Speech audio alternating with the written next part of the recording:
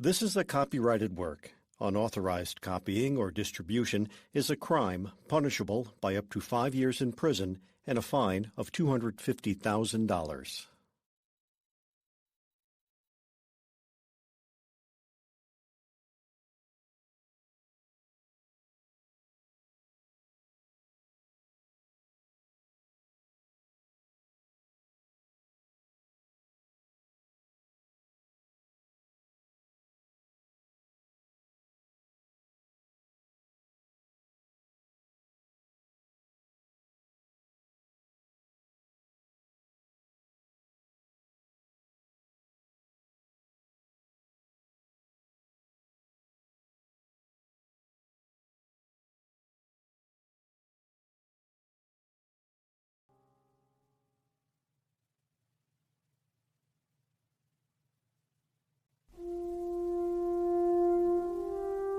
The Dragonette Prophecy. When the war has lasted 20 years, the Dragonettes will come. When the land is soaked in blood and tears, the Dragonettes will come. Find the sea wing egg of deepest blue, wings of night shall come to you. The largest egg in mountain high will give to you the wings of sky. For wings of earth, search through the mud, for an egg the color of dragon blood. And hidden alone from the rival queens, the sandwing egg awaits unseen. Of 3 queens who blister and blaze and burn, 2 shall die, and 1 shall learn. If she bows to a fate that is stronger and higher, she'll have the power of wings of fire. 5 eggs to hatch on brightest night, 5 dragons born to end the fight. Darkness will rise to bring the light. The Dragonettes are coming.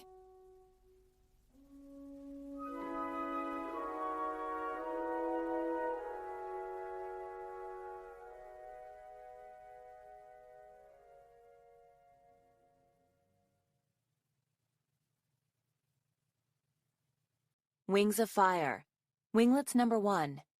Prisoners. Note: contains spoilers for Wings of Fire Book 5, The Brightest Night. This is Pyrrhia, where there are 7 dragon tribes. There were 7 queens. Then came a great war, a prophecy, a volcano. And after the War of Sandwing's succession was over, a shift in the balance of power. Not everyone approves of the new Sandwing Queen. In fact, the only topic more controversial is the new Queen of the Nightwings. Can they hold on to their thrones? Should they? In the dungeon of the Sandwing stronghold, 2 prisoners await. What? A trial? Imminent execution? They're not exactly sure. They are Nightwings, but they cannot go back to their tribe. They are in exile. They are too dangerous to be allowed to return, and yet too complicated to be killed. They hope. So they wait and scheme. Well, one of them schemes. The other one is catching up on sleeping and eating, and they wonder what will happen to them.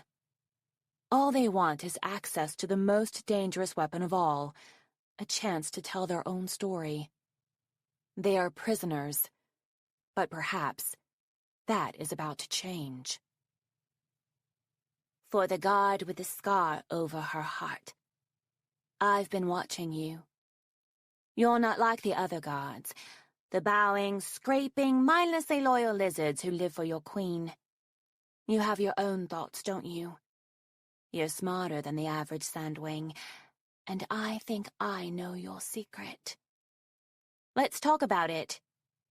3rd cell down, the one with 2 Nightwings in it. I'm the one who doesn't snore. I have no interest in discussing anything with a Nightwing prisoner. Whose idea was it to let you have paper and ink? You should be interested. You're going to need allies for what you're planning, and when I get out of here, I'm going to be a very useful ally indeed. Amusing assumptions. My queen believes you're going to be in here for a long, long time. True. But she also believes she's going to be queen for a long, long time. Doesn't she? An interesting silence after my last note. Perhaps it would reassure you to know I set your notes on fire as soon as I've read them. You can tell me anything, my new venomous-tailed friend. Believe me, Nightwings are exceptionally skilled at keeping secrets. We are not friends. I don't know anything about you, other than what it says in your prisoner file. Fierce teeth, traitor, kidnapper, ringleader of assassination plot. To be held indefinitely, with fellow traitor Strongwings, on behalf of the Nightwing Queen. Oh yes, certainly sounds like a dragon anyone can trust. She's not my queen. You can't be a traitor to someone who shouldn't be ruling over you in the first place. Which might be a thought you've had lately yourself, isn't it? I know some things about you, even without a file. Saguaro, prison guard, schemer, connected to great secret plans. We're not so different, you and I. Particularly when it comes to trustworthiness. Just think, if my alleged assassination plot had worked, the Nightwings would have a different queen right now. Perhaps it would even be me. Well, if at first you don't succeed. I could tell you my story, if you get me more paper to write on.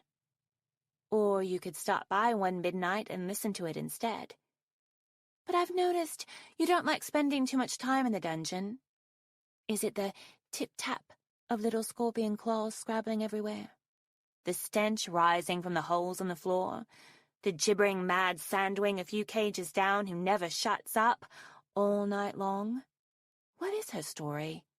Has she really been here since the rule of Queen Oasis? Or is it that you can too easily picture yourself behind these bars? And you know how close you are to joining us. All right, Nightwing. Here's a blank scroll. Go ahead and try to convince me that you're a dragon who even deserves to live, let alone one I should waste my time on. I do enjoy being amused. The dragonette with no destiny.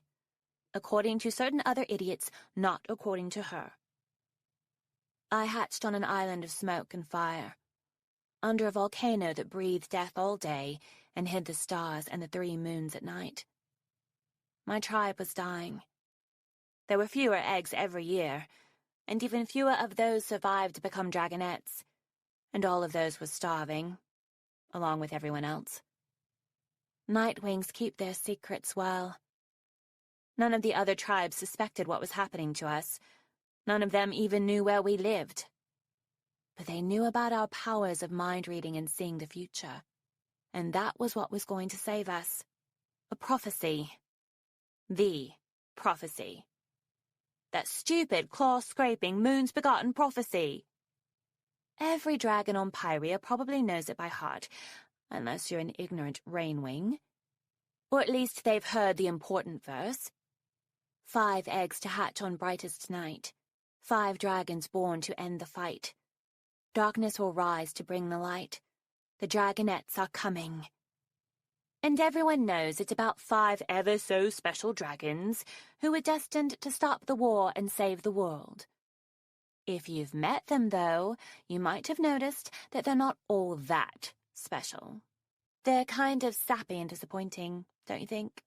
Especially the Nightwing. He's a walking tragedy. You know why? Because it should have been me.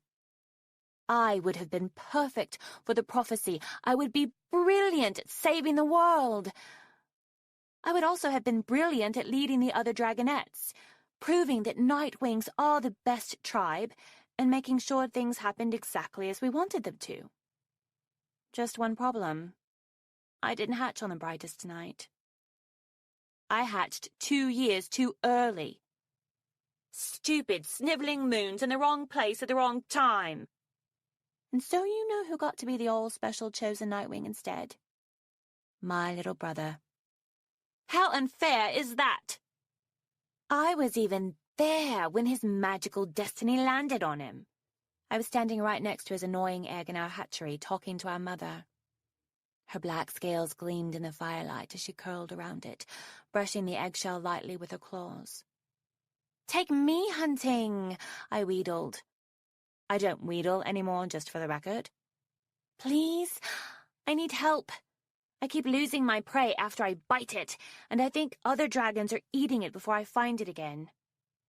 So we're clear, I didn't really need help. I mean, I was as hungry as everyone, but I can take care of myself. What I wanted was for Mother to stop being drippy and boring, and for her to leave that egg alone for even half a second. "I can't, little one," Mother sighed, one of her long, scale-rippling sighs that made her tail flop over. "What if something happens to my egg while I'm gone? It's so close to hatching now." "What could happen?" I demanded. "Do you think it's going to roll away, sprout wings and fly off the island, turn blue and pop out a sea wing instead? It'll be fine. And just staring at it all the time isn't going to make any difference." She fixed her black eyes on it, as if to prove me wrong. "This might be the only time I get to spend with it," she whispered. "The brightest night is coming." "Blah, blah, blah," I shouted. "This might be the only time you get with me, too. I could get exploded by a volcano tomorrow." She winced. "That's not going to happen," she said. "Mastermind says we have a few more years before another explosion is due." "Ha!" I said. "I bet I get blown up before you take me to the mainland. Remember all those promises you made? Or I should say, all those lies you told me?" "Fierce teeth. You're only 2 years old," she said. "You'll get to the mainland one day, and when your little sibling hatches, we'll have plenty of time together as a family." "Yuck!" I shouted. "That doesn't count. I don't want a drooling dragonette following us around." No one else I knew had to put up with this competition for their parents' attention. Yes, it was unusual. Mother was special. Let's all clasp our talons and coo in awe. Here's why. Most nightwings don't have 2 eggs. Thanks to our horrible Death Trap Island home, most nightwings haven't been able to have even 1 egg in the last... I'm not sure, but it's been a really long time. My friend Mighty Claws is the only other dragonette I know with a sibling right now. But I didn't see why Mother needed another egg when she had me. It should have been exciting enough that I was hatched. I mean, it used to be. And then suddenly she was all, another egg is coming. Life is so wonderful." And wasn't she proud of herself and obsessed with it? It was like she completely forgot about her first perfectly wonderful egg and the perfectly wonderful dragonette that came out of it. I think it was stupid Morosia's fault. If you don't know who he is, count yourself lucky. He was losing his mind around then, yelling at everyone all the time. You did not want to stand between him and any lava just in case. See, Morosia was trying to make sure someone had eggs that would hatch at least near the brightest night. He really wanted some choices for his glorious prophecy. Instead, he got only 1 egg with the right timing. 1 blah little egg that was the center of Mother's universe. So Mother had just told me no, she couldn't leave her precious boring second egg to take me hunting, and I was sitting there glaring at it and wondering who I could trick into cracking it for me. It was small for a dragon egg, and black, the color of our scales, so it basically looked like an extra lump sticking off Mother's tail. And then we heard the thump, thump, thump of grumpy talons stomping our way, and in comes gigantic Morosia, all frowning and portentous as usual. "I've come for your egg, Farsight," he said to Mother. That's Morosia. Not exactly a good morning, how are you, nice grim sulfur-smelling weather we're having kind of dragon. But then, neither am I, so I can respect that. Mother clutched the egg closer to her.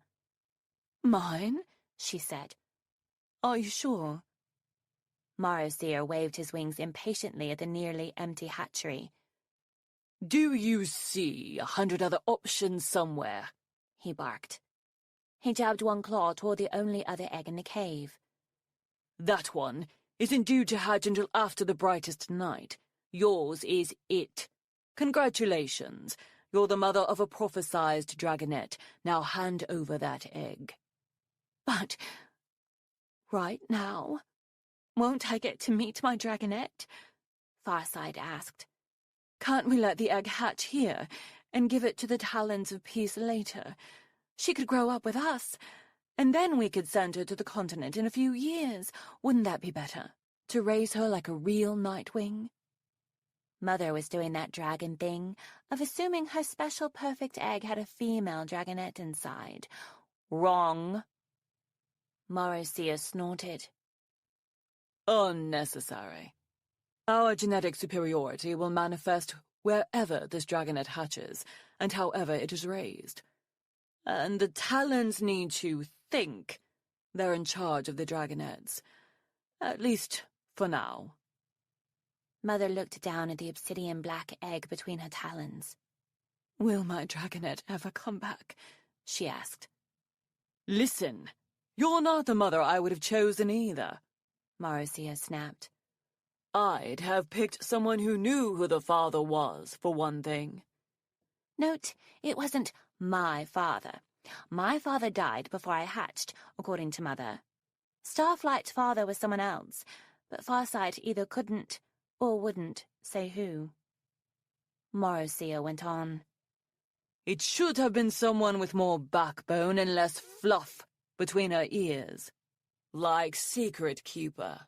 She's got a sensible head on her shoulders, and she'd hand over her dragonette for prophecy in a heartbeat. But she hasn't got a dragonette, and you do. So do your duty and give it to me. He lowered his voice to a growl.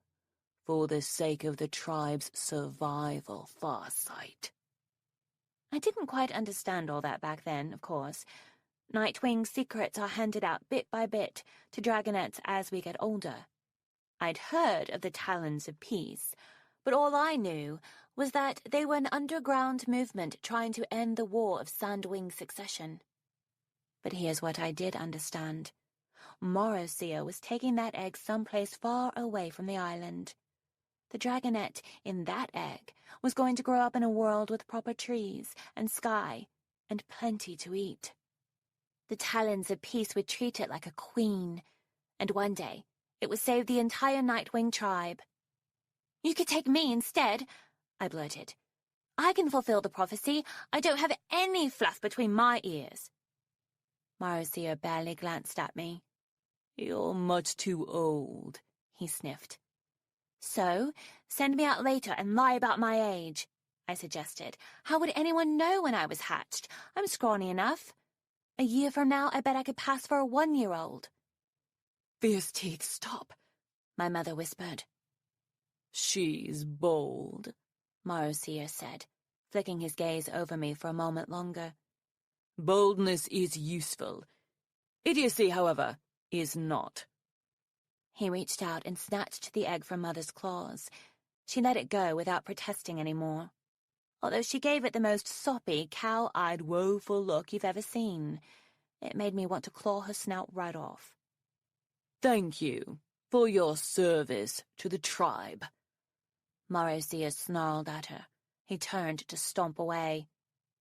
Think about my offer, I called after him. Bad things happen to little dragonettes all the time. If you need a backup prophecy dragon, I'll be right here. He paused in the cave entrance, a shudder rippling down his spine. For a long moment he didn't move, and then he turned his head slightly, just far enough to give the last remaining egg a dark, thoughtful look. And then off he went, with the egg that turned out to contain my brother, Starflight, the least bold and most idiotic Nightwing who has ever hatched in the history of Pyrrhia. Was I thrilled that my competition was gone? Did I welcome my mother back with open wings, ready to be her precious beloved one and only again? I most certainly did not. I wasn't going to be duped anymore. Now I knew how easily she could drop me. I'd seen how shallow her loyalty ran. Maybe if she had begged my forgiveness. But she didn't. Instead, she moped for ages, and it was so boring. You have no idea. So I spent my time and energy on Morosir instead. He was the one with useful connections. He was the one who could get me to the continent and maybe into that prophecy once he realized how completely Nightwing I am. That's another word for awesome, if you're slow on the uptake, Sandwing. I followed him around the fortress. I showed up whenever he was lecturing, even if it wasn't to my class. I happened to be around whenever he needed a message sent to someone. I accidentally ran into him in the island's small patch of forest, and coincidentally drove prey in his direction. In my head, I sometimes pretended he was my father. But did all that work make him like me even one tiny bit? Not as far as I could tell. And did he ever send me to the mainland? Not once.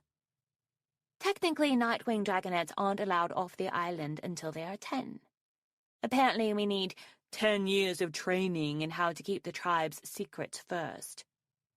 But I was great at keeping secrets, and if my dopey brother could be on the mainland all that time, I didn't see why I couldn't at least visit it.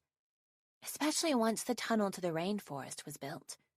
It would have been so easy to let me hop through some night when no one was around. I just wanted to breathe real air and see the stars for a minute. That didn't seem like too much to ask. And I did ask, over and over again, until Morosir called me a pest and banished me to the Dragonet dormitory. My point is that I grew up in the most terrible place in Pyrrhia, but it made me strong. This dungeon is nothing in comparison. Here we get to eat every day, and your queen even lets us out to stretch our wings more frequently than I can believe. But I deserve to be free. Everything I did, all my so-called crimes, were for the good of my fellow Nightwings.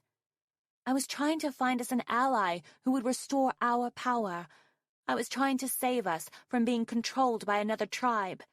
I was trying to make sure we had a real home of our own. And if I had succeeded, I'd be the hero right now, instead of those bleeding heart dragonets of destiny. I deserve to be part of my tribe again, and they deserve a queen who cares about them and understands what they've suffered, not the teeth-grinding mistake they have now. I believe in the separation of the tribes and the importance of maintaining the royal bloodlines, if possible. I suspect you do too. One way or another, I'm getting out of here. If you help me, you'll gain a determined ally who can help you get what you want. If you don't, you'll be just another guard I have to kill on my way out. Fierce Teeth. I see. Quite a tragic tale. What about your fellow prisoner, the accessory to your crimes? Is he a misunderstood hero as well? Is he necessary to your ambitious plans, or do you intend to leave him here to desiccate? Brains and the Beast. Strong Wings is coming with me wherever I go. Forever. That's non-negotiable. I don't care if no one understands why he's mine. It's my heart. I can stick whomever I want in there. But I'll tell you some of his stories since it is late, and I cannot sleep at night anymore, not when there's moonlight pouring in through those small, high-up windows. Also, I enjoy wasting the Queen's lamp oil. And if you are even considering setting me free while keeping him trapped, I will roast your talons one claw at a time. Or perhaps I'll simply betray you. To that six-clawed interrogator who oversees the guards. I bet he'd like to hear about the secret map you've been drawing of the stronghold. Or the way you stand in dark corners and whisper to someone who isn't there. I knew Strongwings from the moment I hatched, although I did not particularly like him at first. He was 3 years older than me, but the Dragonette dormitory in the Nightwing Fortress had more than enough space for the smattering of dragonettes in the tribe, so we all lived there together until the age of 10. Strongwings was a notorious mess, and possibly the slowest dragon in the tribe. He kept leaving bits of carcasses around his sleeping spot, or accidentally stepping on everyone's tails on his way to bed at night. He never spoke in class, unless it was to say something bone-headed to one of the other dragonettes, who always ignored him. Everyone ignored him. I ignored him. I was too busy and ambitious to make friends. Besides, he wasn't the sharpest claw on the dragon, if you know what I mean.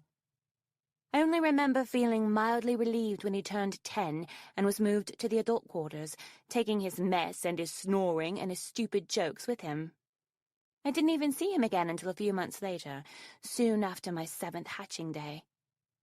It was a miserable day on the island. More miserable than usual, I mean. The clouds were pouring this drippy mix of rain and sleet all over us, so it was cold and wet outside, but stifling inside. And all the ashes in the air was sticking damply to our wings and creeping into our snouts, so it felt as though we were breathing volcano even more than usual. I snuck out of class because I couldn't take one more minute of great and glorious Nightwing history when my lungs felt like mouldering sacks of wet paper. That teacher's nearly blind anyway. He didn't even notice me slipping out the back tunnel. The halls of the fortress smelled like wet dragon. Gusts of damp wind and splatters of sleet kept swirling in through the cracks in our walls, sizzling on the coals and turning the air smoky. I was looking for somewhere as far away from the outside as possible, a corner of the fortress that was completely protected, and I thought of Mastermind's lab. Mastermind was our science teacher, and the tribe's resident genius. If you can believe all the hype about him, I say, if he's such a genius, he should be able to explain stuff in a way that dragons can actually understand. Instead, he showed up once a week, blathered on for hours using the biggest, most made-up words possible, and then slithered back to his lab, leaving all of us even dumber than we were before. He had a whole giant inner room of the fortress for his experiments, and it was well protected from the outside air. Mastermind was obsessive about keeping other dragons from touching his stuff, but maybe I could sit in a corner and... well, maybe he wouldn't be there. He was definitely there. You've ruined it! The whole thing!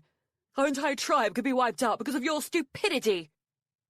I paused outside the door that said Labs and tilted my head, listening. There was an enormous crash and then several smaller crashes. And then scrabbling talons, and I just barely managed to leap back before the door slammed open and a beefy black dragon came charging out, flapping his wings wildly. And don't come back, or I will dissect you alive! Mastermind's voice bellowed as the door swung shut. The dragon flopped over on the floor, panting for breath. "Hello, Strongwings," I said. "Causing disasters as usual, I see." "Oh," he said, sitting up fast. Hi, Fierce Teeth." "What did you do now?" I asked. "I knocked a bottle of, something into a vat of, something else," he said. He scratched his head, looking mournful. "There were bubbles, and some weird gas. I don't know. Sometimes he explains the experiments to me, but that just makes it more confusing." "Kind of an idiot mudwing move, going in there in the first place," I observed. "You plus breakable things and unstable chemical compounds, clearly a bad idea." "That's what I said," he protested. "I didn't want this job. It was Mother's idea. And she's friends with Princess Greatness, so that's, they made it happen. But I told them the dumbest Nightwing ever hatched shouldn't be Mastermind's assistant." There were a few more ominous crashing sounds from behind the door. I realized Strongwings was giving me a funny look. "What?" I demanded. "I was kind of hoping you'd disagree with me there," he said. "About what?" I asked. About me being the dumbest Nightwing who ever hatched. Oh, I said. Sorry, I would have, if I could think of anyone dumber. He actually laughed, which was intriguing. Most Nightwings will try to counter your sarcasm with more sarcasm, as though every conversation is a competition to see whose wit is more biting. No one ever stops to acknowledge that someone else is funny. Oh, well, he said. Perhaps they're right. I'll probably be less trouble here than crashing around leaving obvious trails in the rainforest. You've been to the rainforest. I narrowed my eyes at him. What was it like? Tell me everything at once. He glanced at the door to the lab, then bared his teeth at me in an awkward way, which turned out to be his version of a smile. Or I could just show you. That's not funny, I snapped. I may be half your size, but I can still bite you. I'm serious, he protested. I can distract the guard and take you through. No one will find out, and if they do, what are they going to do to me? Give me a worse job than this? Pretty sure there isn't one. I could think of much worse punishments I'd personally witnessed. Things involving lava, or an extra week between rations, but I didn't bring them up. If this crazy dragon wanted to take me to the rainforest, I wasn't going to talk him out of it. Fine. We should find out who's guarding the tunnel, I said, striding off down the hall. Oh, right now, he said. Yes, right now, of course. That is when we are going. Now, yes, that's what I meant. I ignored his mumbling. I have found that all interactions work better when you only pay attention to the things that are actually said to you, instead of the things you think they're trying to say. Should be Deadly Claws today, I think, he said, catching up to me. He's quite sharp, I said. What's your plan? He said. I glared at him. You do have a plan. I do. I got it. Don't worry. He paced along beside me, flicking his wings and furrowing his brow. I'd never stood this close to him before, but now it struck me that he really was nearly twice my size. He was unusually burly for a starving Nightwing. You could still see his ribs, but they were big ribs, attached to a big back and massive shoulders. He could probably grow to be even bigger than Morrowseer one day. I liked that thought. I liked walking down the hall next to, essentially, a small lumbering mountain. It kind of made me feel as if I had something that would shield me from the lava if the volcano did explode all of a sudden. We left the fortress and flew over the molten landscape in the rain. My wings were instantly soaked and chilled to the bone, but I didn't care. We were going to the tunnel. We were going to the rainforest. I'd hovered outside the cave before, but I'd never been in. No dragonettes anywhere near the secret tunnel. That was the rule. Did I care about breaking it? No, I did not. It was a stupid rule. One that could apply to other dragonettes, but not to me. I was at least as clever and trustworthy as Mr. Fatwings over here. Besides, the nice thing about doing it this way was that he'd get in trouble, not me. Well, so I thought, anyway. Wait here, he said, steering us down to the beach.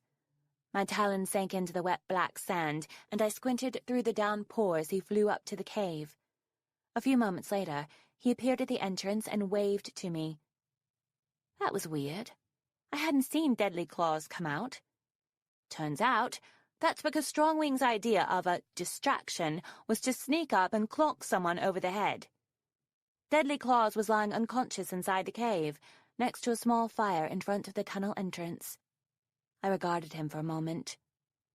He won't wake up for a while, Strongwings mumbled. I see, I said.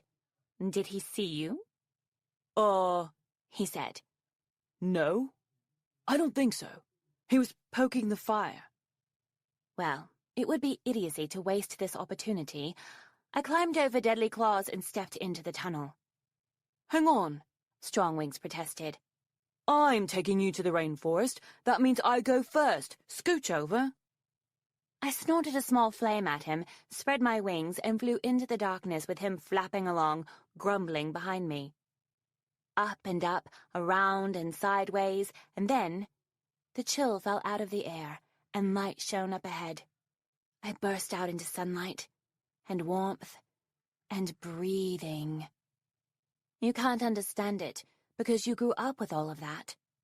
Most dragons don't spend a single moment of their lives thinking about breathing, but for Nightwings, it's an ongoing, horrible experience.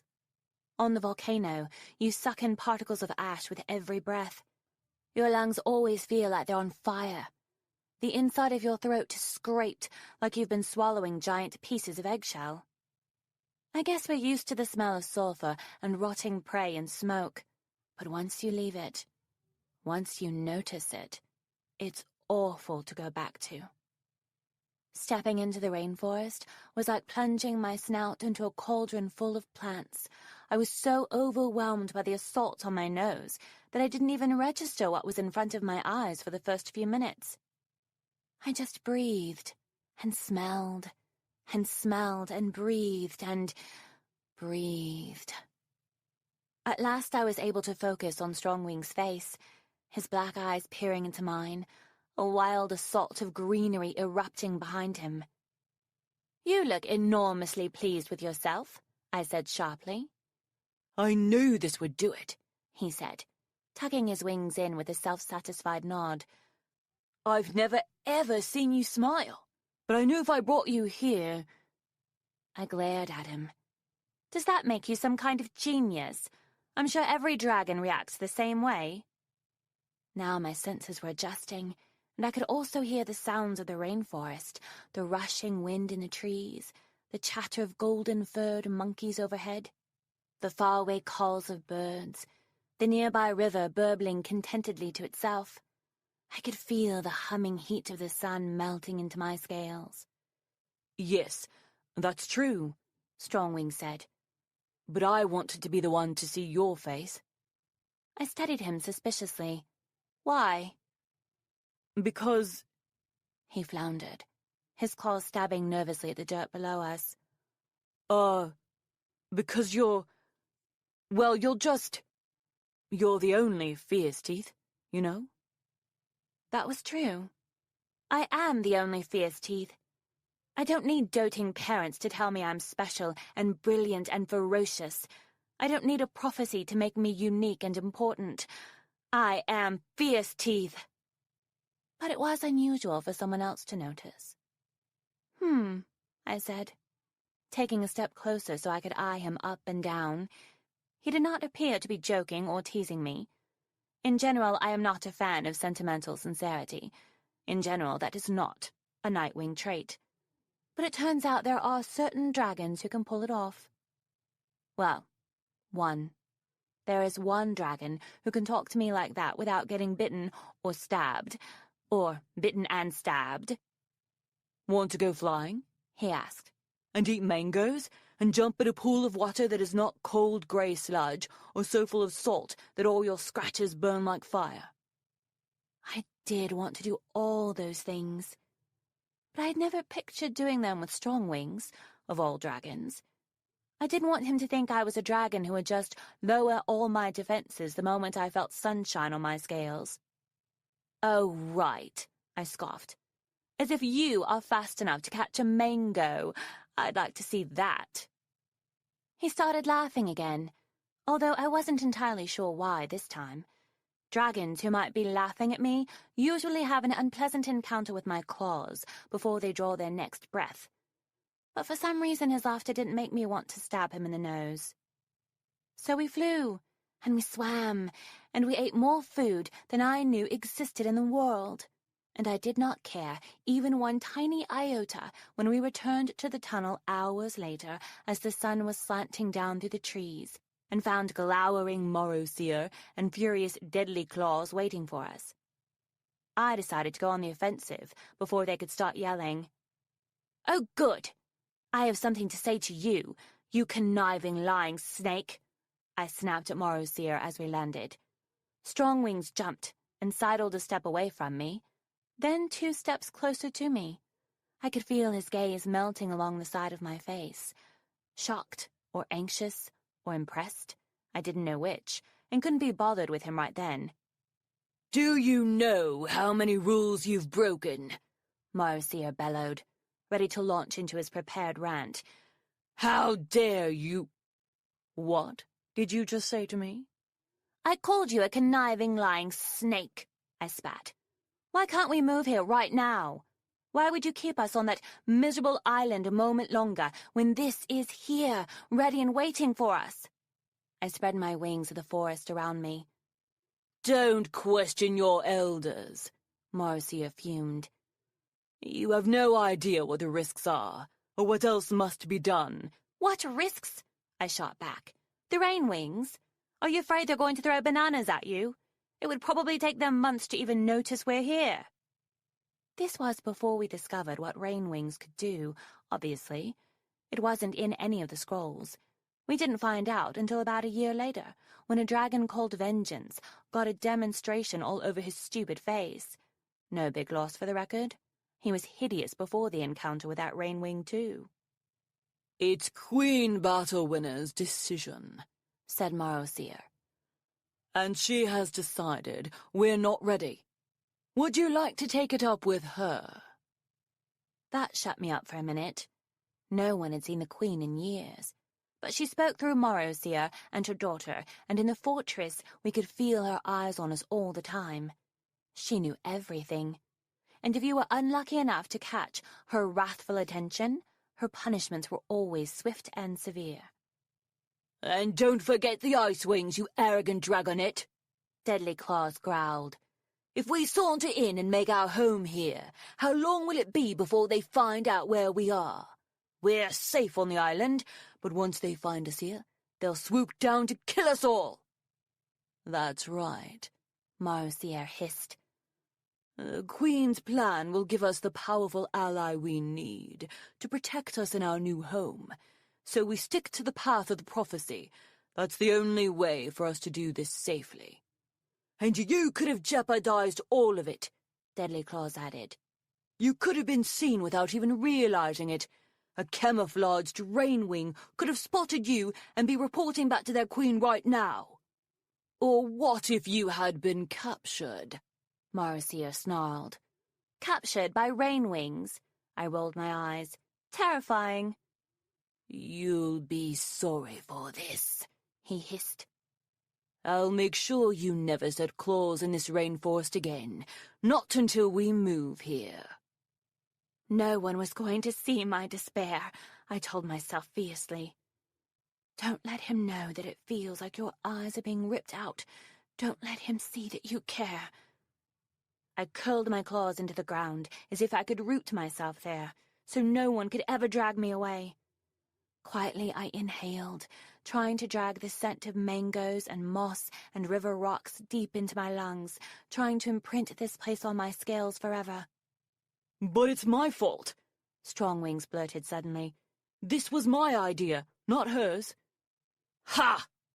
Marcia shot a blast of smoke out of his nostrils. Fierce Teeth has been badgering us about coming here for years. We know what she's like. There's no need to take the fall for her. Whatever your name is. I'm telling the truth, he insisted stoutly. I told her I'd bring her here. I knocked out Deadly Claws. Sorry about that. Deadly Claws snarled at him. She wouldn't be here if it weren't for me, he said. Punish me instead. He was telling the truth, but he didn't have to. I'd already decided not to shove the blame onto him, and clearly Marcia had decided what he wanted to believe too, based on what he already thought of me. So, you're suggesting we ban you from the rainforest instead? Marcia said mockingly. Yes, said Strongwings. Don't be an idiot, I said at the same time. I wasn't supposed to see this place for 3 more years anyway. You're old enough to get put on hunting duty or assigned to a spy mission here. Don't throw that away for nothing.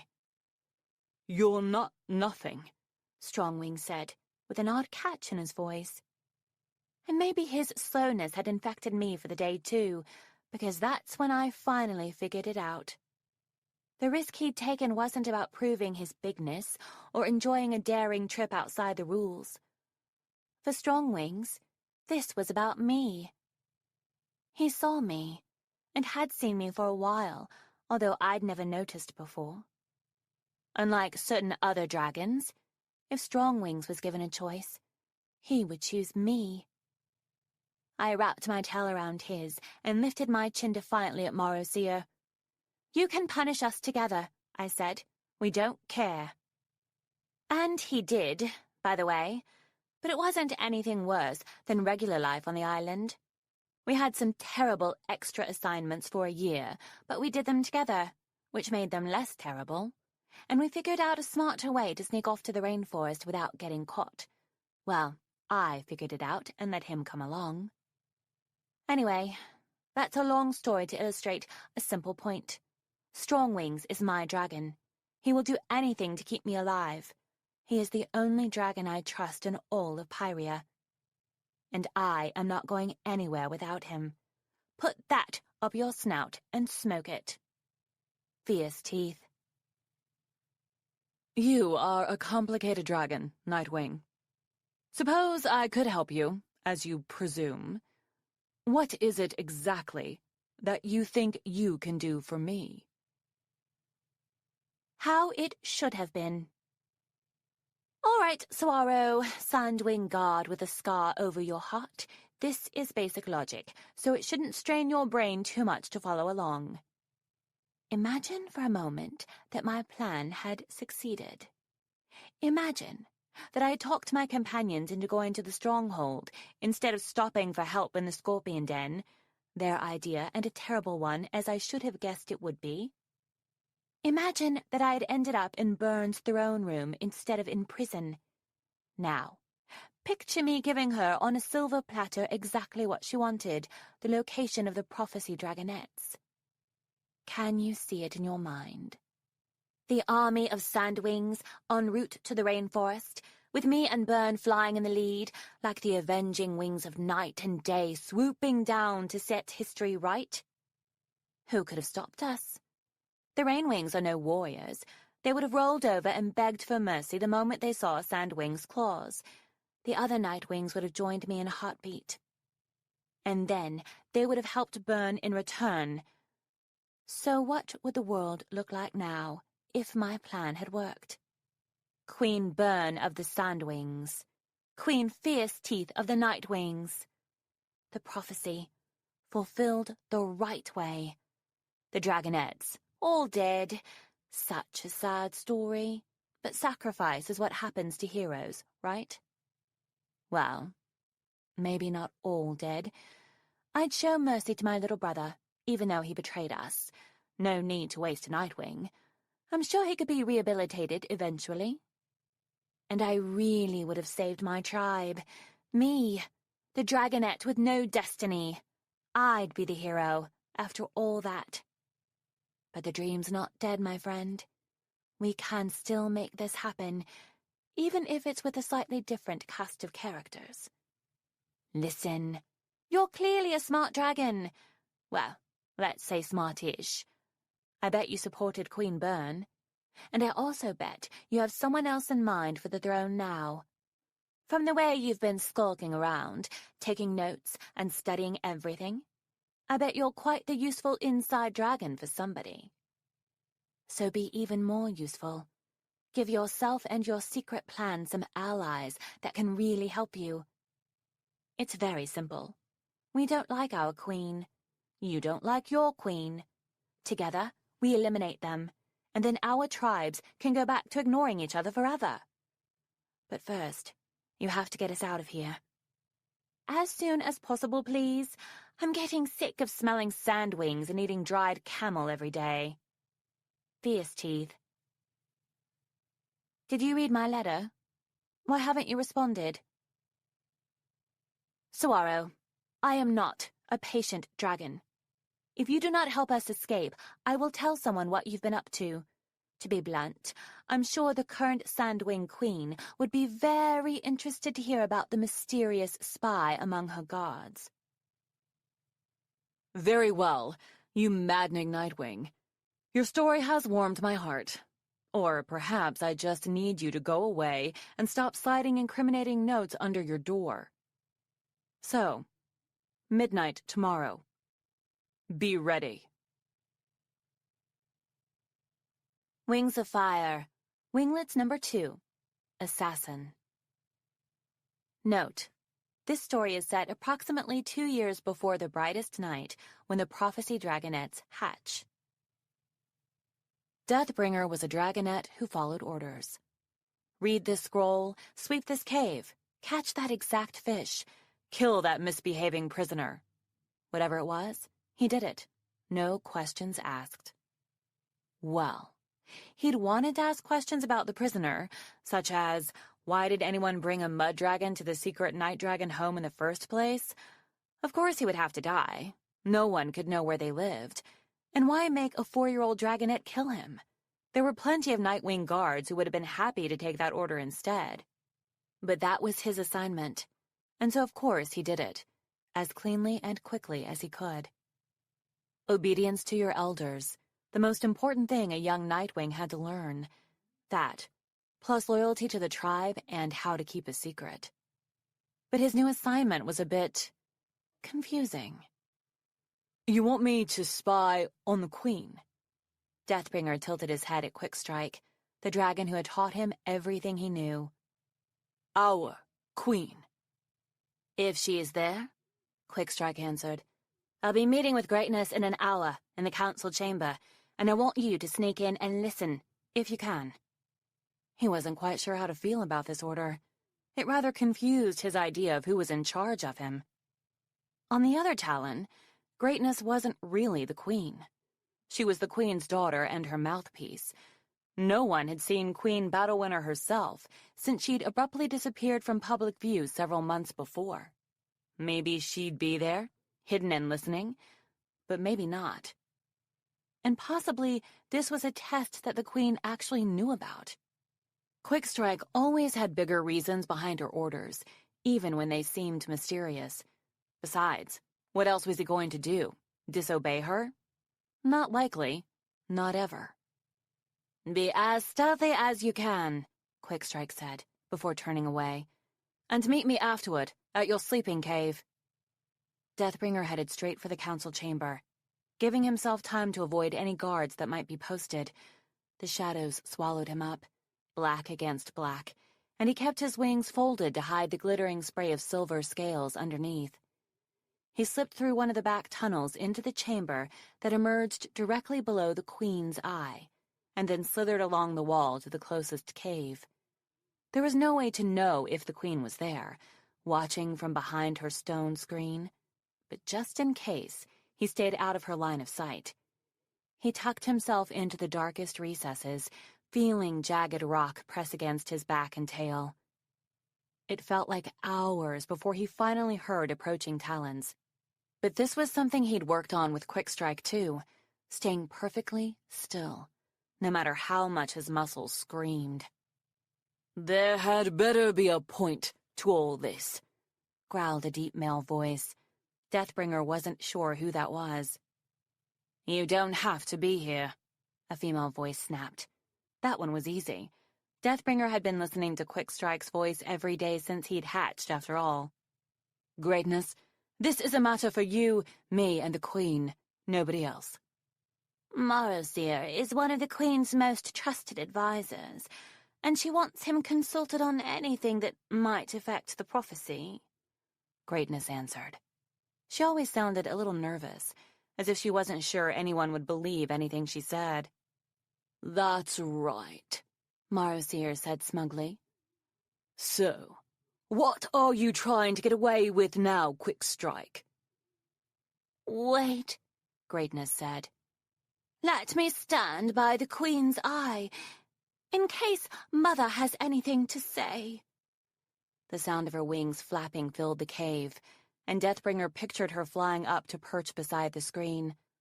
All right, she called. Go ahead. You know I'm being sent to the continent, Quickstrike said, plunging right in. To carry out the Council's new strategy of targeted assassinations, starting with a growing threat from the Kingdom of the Sea. I'm here because I want Deathbringer to be on my team. It took all of Deathbringer's concentration to keep still. He hadn't realized this meeting was going to be about him. The continent. No, Marcia growled. Don't be absurd. You don't get to decide, Quickstrike snapped. The Queen is still the Queen, despite all your pretensions lately, Marcia. It does go against all our rules, Greatness said apologetically. He's just too young, Quickstrike. You know we never let dragonets leave the kingdom until they're 10 years old. Isn't he only 4? Yes, but he's the smartest dragonet in the tribe, Quickstrike said. And if we want to train him to be our next assassin, he needs to start now. He needs to know the geography of Pyrrhia and the way the 7 tribes work. He needs to understand the politics of this war for the Sandwing throne. He needs to learn how to slip into a tent and slice open an Icewing's throat without waking the rest of the army.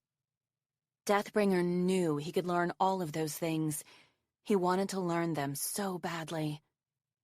Please, let me do this. Don't make me stay here for 6 more years instead. He had heard rumors about this new strategy.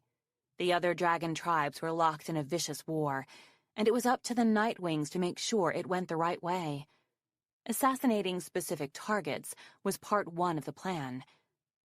But making sure no one ever found out the Nightwings were involved was parts 2, 3, 4, and 5. Secrecy. That was the Nightwing watchword. And also the reason for keeping dragonets away from the other tribes. The older dragons didn't trust anyone under 10 to keep their mouths shut if they were ever captured by, say, the Skywings or Sandwings. He can't learn to be an efficient assassin from here, Quickstrike went on. And if I die on this mission, you'll have no assassin, and no way to train another. Can't you train an older dragon? Greatness said, over Marozir's skeptical snort. Choose someone who's already 10. Like Vengeance, Marozir suggested. Or Slaughter. They would love to practice killing other dragons. Vengeance and Slaughter both have boulders for brains, said Quickstrike. Deathbringer could stab out their eyes and tie their tails in knots before they even noticed he was on the same island as them. I want him and no one else. He can keep your secrets, even though he's young, and I'm not leaving him here to be trained by someone inferior to me. This has nothing to do with him being your son, I suppose, Marozir hissed. I don't treat him like a son, Quickstrike growled. I treat him like a student. He's my apprentice. The council agreed to that when he hatched. That's why he's called Deathbringer. And he's lived up to the name. He'll be the greatest Nightwing assassin of all time, if you let me take him on this mission. Please say yes, Deathbringer prayed. Please, please, please say yes. He's killed 1 Mudwing prisoner, Marozir said. That's hardly a prediction of future murderous greatness. Leave him with me, and I'll make sure. I would never leave him with you, Quickstrike shrieked. Wait, Greatness called, over the 2 dragons shouting. Stop! Shh! The Queen is speaking. Silence fell in the council chamber. Deathbringer had seen this before. Greatness leaning toward the Queen's eye, listening intently to the voice only she could hear. The Queen has a proposal, she said finally. The dragonet must prove himself to be as good as you claim, Quickstrike. If he can kill either Vengeance or Slaughter tonight, in stealth, before the sun rises, then he can go with you. If not, then you must choose one or both of them instead. There was a long pause. Why is she hesitating? Deathbringer wondered. Doesn't she know I can do this? What if one of them catches him and kills him? Quickstrike asked, her voice suddenly much slower than usual. Then we'll know he was all wrong for this mission, Marasier said with a smug chuckle. Tonight, Greatness said. This is his one chance, if you think he's really ready. Or if not, you can choose not to test him. Then you must leave him here when you fly to the continent tomorrow. Tomorrow? Quickstrike was leaving so soon? Deathbringer tightened his jaw muscles. I'm going with her, no matter what it takes. The first step was finding Vengeance and Slaughter, which should have been easy after Quickstrike's training. One of Deathbringer's regular assignments was memorizing the new guard roster and the rotating hunting schedule every week, so he knew that Slaughter was supposed to be on watch, patrolling the outer towers, and Vengeance was not scheduled for hunting.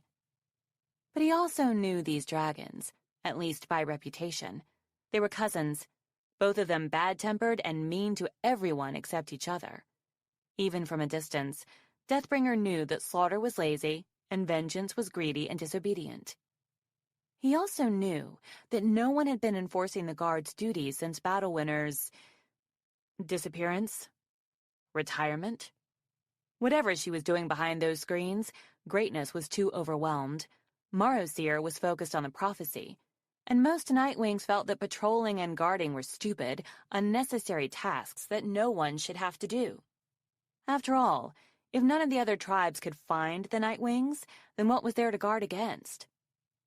So probably the last place he'd find Slaughter was patrolling on the outer towers, and Vengeance could easily be slithering around hunting when he wasn't supposed to be.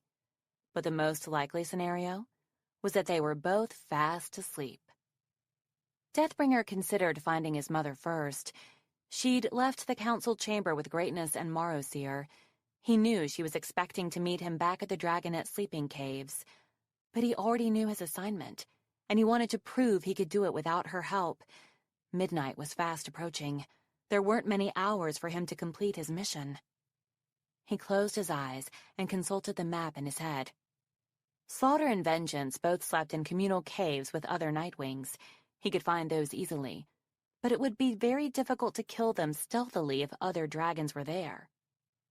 Vengeance's cave was the closest, and Vengeance was in luck, because two dragons were playing a game with bones and tiny skulls in the entranceway. Deathbringer glanced in, acting casual as he went by. He didn't think Vengeance was one of the 3 sleeping dragons in the far niches, but he had no way to make sure without drawing attention. So, Slaughter's cave. Up a long, winding tunnel, past the library, past the throne room, down another tunnel. The hall was empty. No sounds came from the yawning mouth of the cave ahead. Deathbringer crept toward it on silent talons. A faint sound made him freeze for a moment. It came again, and he realized it was a snore, but nothing like the giant snores he heard every night from Strongwings, the noisiest sleeper in the fortress. He waited a moment, then crept forward again until he could see into the cave. 6 sleeping dragons, their black wings rising and falling as they dreamed. He slipped between them, studying their faces in the orange glow from the walls. And there he was, Slaughter, fast asleep, drooling a little. He was too thin, like most Nightwings, and had a twitchy, furious look, even in his sleep. Deathbringer remembered him from a training class in which Slaughter had injured a small dragonette by playing too rough, and then bragged about it afterward. He'd be no big loss to the tribe. And yet, he was a Nightwing. A dragon Deathbringer had actually spoken to, a member of his tribe. The weight of the order suddenly hit Deathbringer like a cave collapsing. Could he really bring himself to kill a fellow Nightwing? In his sleep, no less? Like a coward? Not like a coward. Like an assassin. Stealth is the whole point. This is what I've been training for. The sleeping dragon let out a long sigh through his nose, breathing smoke into Deathbringer's eyes. Deathbringer blinked until he could see clearly again, keeping the rest of his body as still as a stalactite. If I don't do this, I'll be left alone here. His father was dead. He had no brothers or sisters. His mother could be gone on this mission for years, she'd said. What will happen to my training? Will Morrowseer take over? What will he turn me into? I need to go with Quickstrike. Not only that, but going with her would mean leaving the Night Kingdom, which was everyone's dream. The continent was safe, apart from the war, and clean, apart from the other dragons, and there was so much prey there that he'd be able to eat every day. That's where his destiny was. The greatest assassin in Pyrrhia would never hesitate over a small matter like killing one of his own. The Queen herself had ordered this. His claws wavered in the air as he reached for Slaughter's throat. He'd do it to me in a heartbeat. He wouldn't need a reason, just an order. That's the real test. Can I follow orders? Will I do exactly as I'm told, no matter what it is? I can. I will. Slaughter was about to draw his last breath when suddenly there was a scraping noise from the hallway. Deathbringer pressed himself to the floor, out of sight of the entrance. Heavy talons stepped into the room. Deathbringer could hear wingtips brushing the roof and the sound of a growl in the back of someone's throat. He crept backward, away from the rocky niche where Slaughter slept, until he was hidden behind the next sleeping spot and the snoring dragon there. But he could still see the top of the wings that approached Slaughter's bed, and he could hear the whispering voice that woke him. Slaughter, it hissed. Wake up, silently. Come with me. Slaughter let out a long grumbling whine, and then a muffled yelp, as whoever it was wrapped strong claws around his snout. I said silently. Get up. Scrambling noises followed. If Slaughter thought that was silent, then he definitely shouldn't be allowed on any stealth missions. He'd probably get Quickstrike killed, Deathbringer thought angrily. What's happening? Slaughter whispered, as the two dragons began to pad out of the cave. Someone is coming to kill you, the other dragon growled. But we're going to prepare you to kill him first. Morrowseer. Deathbringer had guessed it from the moment he heard the talon steps. Morrowseer was sabotaging his chances of completing the mission. Fury gripped Deathbringer in its powerful claws. Breathe through it.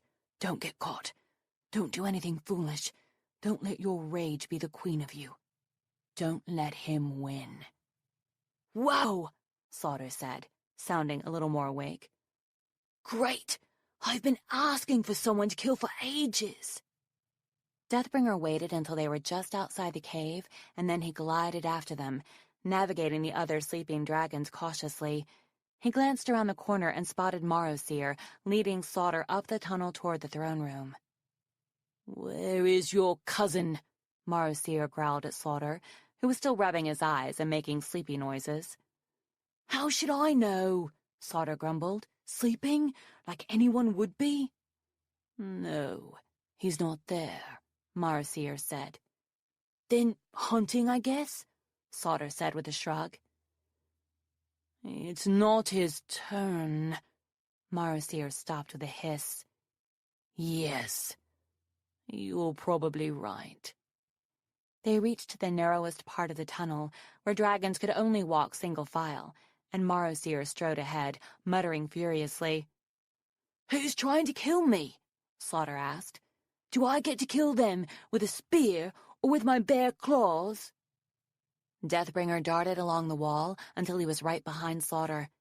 In a pouch around his neck, deadly silver discs thumped against his chest. He'd only started training with them last week. Normally, he'd be more comfortable with his claws, but the discs were faster and quieter. He'd only have one shot to get this right. Carefully, he slipped one out and palmed it. A dragon net with an inflated sense of his own abilities, Morrowseer called back. He's been told that he will be a great assassin one day, and the Queen has decided. As the huge dragon kept speaking, Deathbringer leaped onto Slaughter's back, clamped his snout shut, and slid the serrated edge of the silver disc neatly from one ear to the other. across Slaughter's throat. There was a soft, bubbling sigh from the wound, and then a gentle thud as Deathbringer lowered Slaughter's head to the floor. Both were muffled by the echoing sound of Marosier's voice, waxing on about impertinence. By the time Marosier turned around, Slaughter was dead, and Deathbringer was gone. Quickstrike was pacing in front of the dragonette sleeping caves, her forehead furrowed with anxiety in a way Deathbringer had never seen before. "Deathbringer!" she cried, when he appeared from the shadows. "Where have you been? Why didn't you follow my orders?" "I did," Deathbringer said, surprised. "I was there. I heard your whole meeting with the Queen." But I didn't sense you there." She eyed him with distrustful, glittering eyes. "Are you lying to me?" "I wouldn't," he said indignantly. "I hid myself well, just like you taught me. I was listening the whole time. You're leaving for the continent tomorrow, and I'm going with you." "No," she said. "You're not. You have to stay here." "Not according to what I heard," he said. He held out his talons, still coated in Slaughter's blood. "See? Mission completed. We can leave at sunrise." She stared down at his blood-soaked claws. What did you—" "Exactly what you've been training me for," he said. He'd expected a slightly more delighted reaction, he had to admit to himself. "Slaughter is dead, no thanks to Marosier, who tried to warn him, which is pretty rude, don't you think?" "You did it?" she whispered. "You really killed Slaughter?" He described the kill to her, the way she'd described her kills to him many times, using precise, swift language to capture the fight in as many heartbeats as it had taken to complete it. "Why do you look so worried?" he asked when he finished. "I was following Queen Battlewinner's orders." "I was going to tell you not to do it," she said, rubbing her forehead. "Because it was too dangerous." "Oh," Deathbringer said. "But it worked out, so yay?" "It's still dangerous," said Quickstrike. "Marosier will want to punish you. He won't be pleased that one of his pets is dead." Deathbringer shrugged. "He agreed to the deal. He should have known what would happen. He could still cause trouble for us, or he could force us to bring Vengeance along as well, who will hate you and try to hurt you for what you did to his cousin." Deathbringer wasn't concerned. He knew he could take Vengeance as easily as Slaughter, even if both of them were more than twice his size. Quickstrike thought for a brief moment, then sighed a curl of smoke. "There's only one thing we can do. Leave right now," she said. "If it's already done, no one can stop us. Do you need anything?" "No," Deathbringer said, feeling as if all his blood had been replaced with lightning. He could fly all the way to the sun if she told him to. "I'm ready. Let's go." Moments later, they were aloft. The Night Kingdom was fading away behind them, and Deathbringer's great future as an assassin was spread out before him like the sunrise. 2 weeks into their expedition, they paused on the east coast of Pyrrhia, a short flight north of the Diamond Spray Delta. Here the forest crowded up toward the ocean, leaving only a strip of pebbled beach populated by arrogant seagulls and befuddled seals. "Our first target is a sea wing." Quickstrike spread her wings for balance as waves lapped the rock below her. In 2 weeks of training and scouting, so far, no Nightwings had found them. Deathbringer kept dreaming of black wings descending from the sky, with talons clutching a scroll that commanded his return so he could be punished for murder. He wasn't quite sure where these nightmares came from. During the day, he didn't worry about that at all. He knew he'd followed his queen's orders. He'd earned his place on this mission. And it was glorious to be here, flying through snowy mountains and thick forests and over the beautiful sea. They'd avoided all other dragons carefully. Nightwings weren't supposed to be seen, if they could help it, so mostly they'd been keeping to untouched parts of the continent, full of prey that could be caught and eaten as easily as picking fruit. Quickstrike had been running new training exercises with him every day, under blue skies, in wind that smelled like a million possibilities. Deathbringer had never been so happy. If Nightwings came to take him back, he thought sometimes that he just wouldn't go. He'd run off and live alone in the forests instead. Not really, of course. He'd follow orders, as he always had. But if they couldn't ever find him to give him those orders, that would be fine by him. "What Sea Wing?" he asked, circling over her head. "First, tell me who they're allied with," Quickstrike ordered. Deathbringer landed on the beach, not far from the boulder where she was perched. He started writing in the sand with one claw. "There are 3 sisters who want the empty Sandwing throne," he recited. "The oldest, Byrne, who has control of the main Sandwing stronghold. At the moment, she's got the Skywings on her side, probably by offering them territory along the Great Five-Tail River. Next, Blister, the smartest sister. She's allied with the Sea Wings and the Mudwings, and nobody knows where her base or her Sandwing followers are. Finally, Blaze, the youngest and reportedly not the sharpest claw on the dragon. She's hiding with the Ice Wings, but slowly winning support from Sandwings who have fled the desert due to Byrne's cruelty." "That's right," Quickstrike said. "As of now, Blister is the most powerful, to the point where we are worried that she could win the war in the next few months. She's smart and devious and pays her soldiers very well, and her allies cover a vast swath of territory. We need to slow her down." "Because we don't want her to win," Deathbringer said. "Because we don't want anyone to win for another 10 years, said Quickstrike, her black eyes glittering. "I see," said Deathbringer, watching a pair of green crabs march obliviously across his claws. "So, our mission is to drag out the war." "There's a plan in place," said Quickstrike.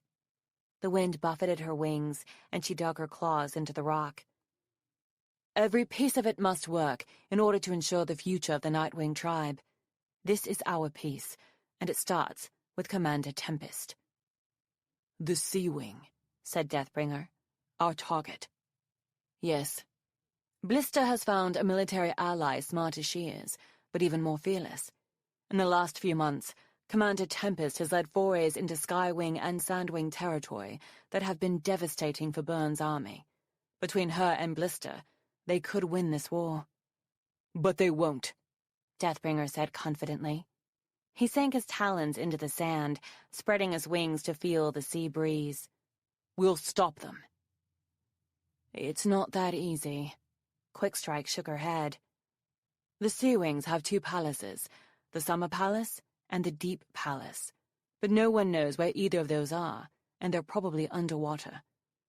You're very talented, but I haven't noticed you sprout gills lately." "What if we kill Blister instead?" Deathbringer suggested. "She must be out on land somewhere, right?" "Absolutely not," Quickstrike snapped with sudden ferocity. "You must not kill any of the 3 queens. It would ruin everything. Leave them alive at all costs. Do you understand?" Deathbringer blinked up at her. He didn't understand at all, but he could see that he wasn't supposed to. He was supposed to follow orders and let the plan unfold according to someone else's master agenda. "All right," he said. "But Blister and Tempest must meet somewhere to discuss strategy. Somewhere where Blister can breathe. If we can find that place, we can kill Tempest." "Exactly." She regarded him for a long moment, her wings outlined by the sun behind her. "And what's the most important part of our mission?" "Don't be seen," he said immediately. "Don't get caught.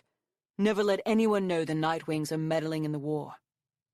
Quickstrike nodded, looking faintly pleased, which was the most pleased she ever managed to look. "Very good.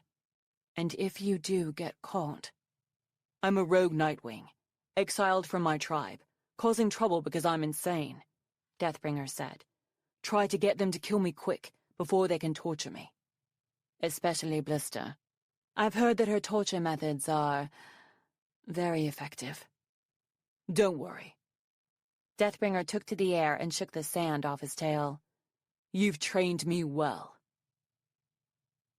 The Bay of 1,000 Scales was circled by a spur of land that resembled a dragon's tail, getting narrower and narrower as they flew toward the end of it. They searched along the coastline first, looking for any signs of a secret encampment that could hide an entire Sandwing army.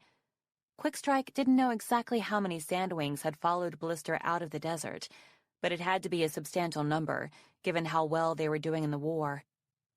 Usually they searched at night, when their scales were camouflaged by darkness. Deathbringer had found his night vision growing stronger the longer he was away from the Night Kingdom, and they were lucky to have 2 of the 3 moons nearly full. Their silver light illuminated any movement on the beaches and cliffs below. On the second night, they flew over a spot where several fires glowed, and Deathbringer was sure that was it.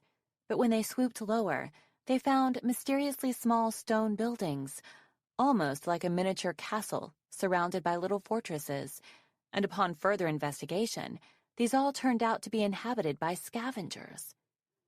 A few of the little 2-legged creatures looked up from the battlements as the dragons flew overhead, and one even shot flaming arrows at them, which was pretty adorable. I didn't know scavengers could build castles, Deathbringer said to his mother. I'm sure they can't, she said. I'm guessing they found that den the way it was, and infested it. But who else could have built it? He asked. It's too small for dragons. She shrugged, uninterested, but Deathbringer thought about it for the rest of the night. Finally, they gave up on the coastline and began to search the islands, which was no small task, given that there were at least 1,000 of them as far as Deathbringer could see. He offered several ideas on how to lure the dragons out of hiding, but Quickstrike shot them all down. Impatience is not a useful quality in an assassin, she said sternly. Neither is taking 3,000 years to complete a mission, he retorted. They were taking a rest on a small sandbar. Overhead, ominous gray clouds gathered, mumbling about their nefarious plans for the night. Nightwings play a long game, she informed him. We use our superior intelligence to tilt events our way, but we must never do it so obviously that the other tribes notice. I just want to set one palm tree on fire and see who comes to check it out, Deathbringer argued.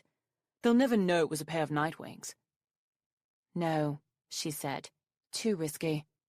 Bah, he said, but didn't press the point. Obey your elders.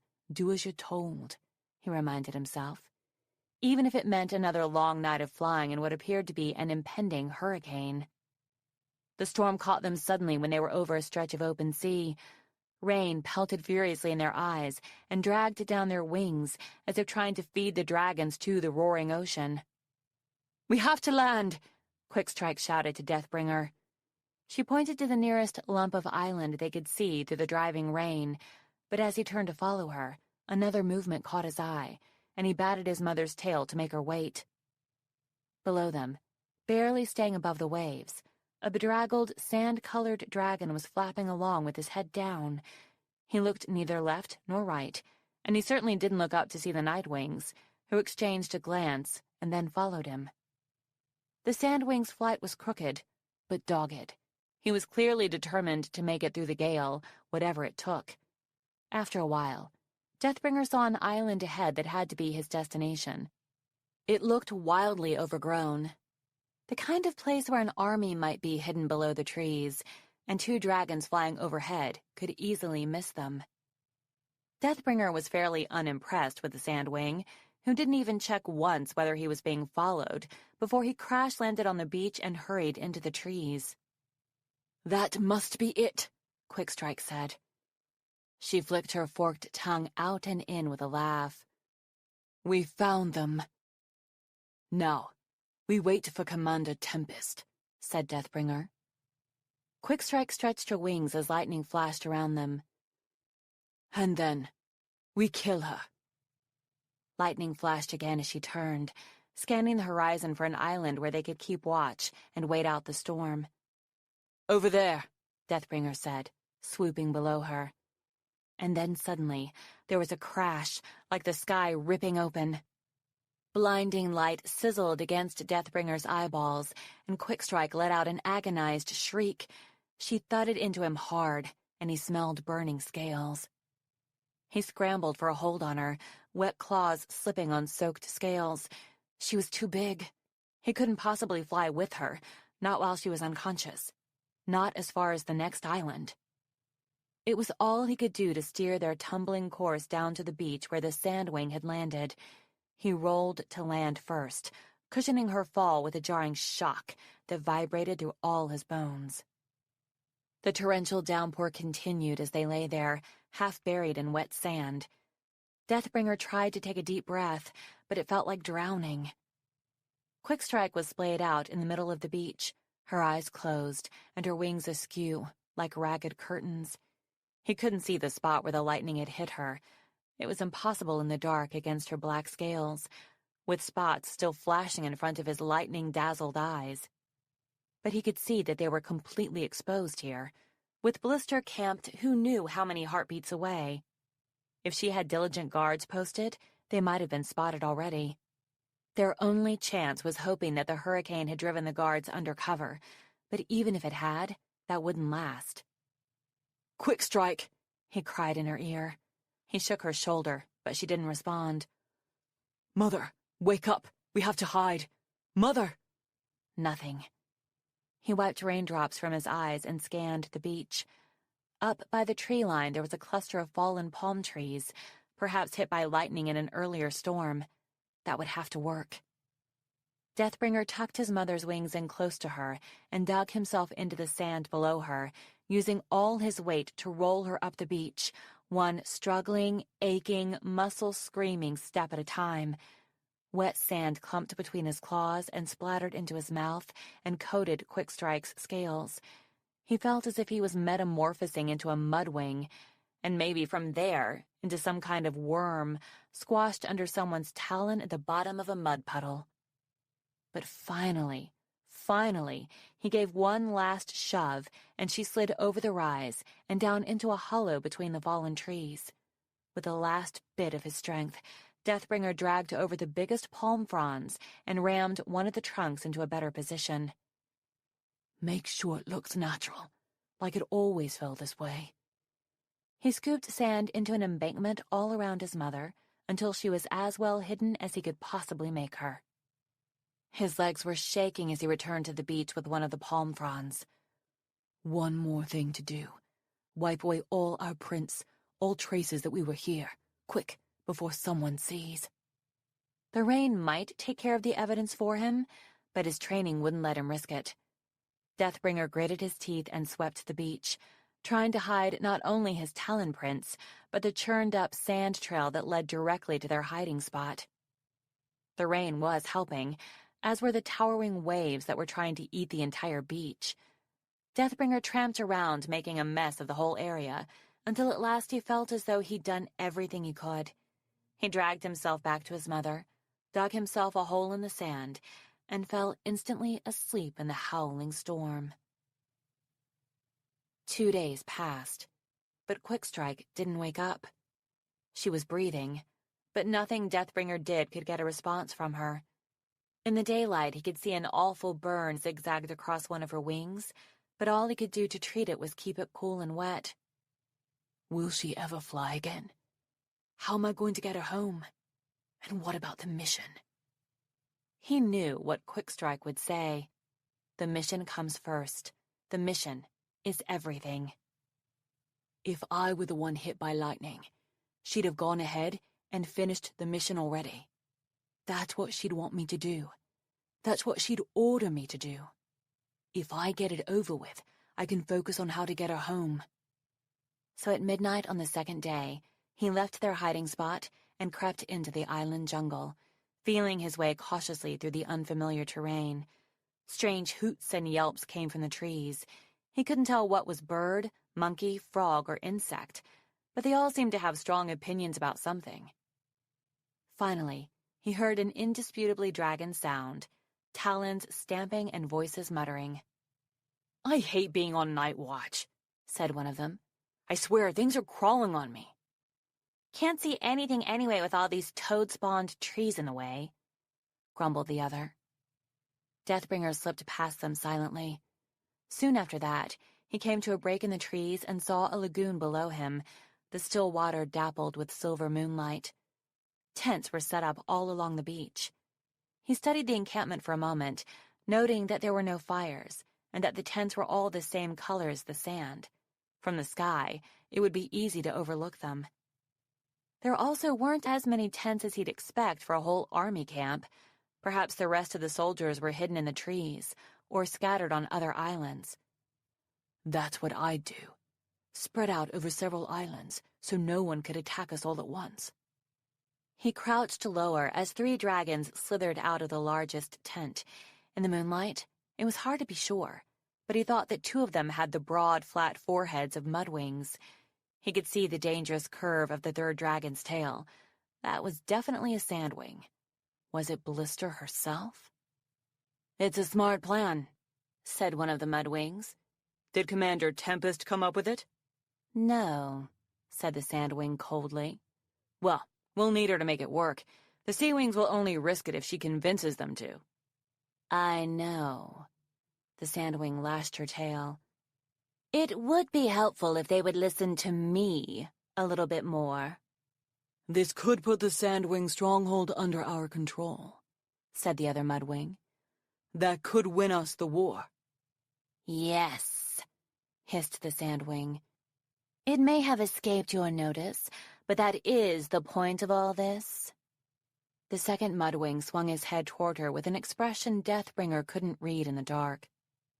The point for us, he said, is to keep our tribes safe. You promised Queen Morin that an alliance with you would protect us from an invasion by the Sea Wings. She only agreed because she knew Commander Tempest could be a serious threat.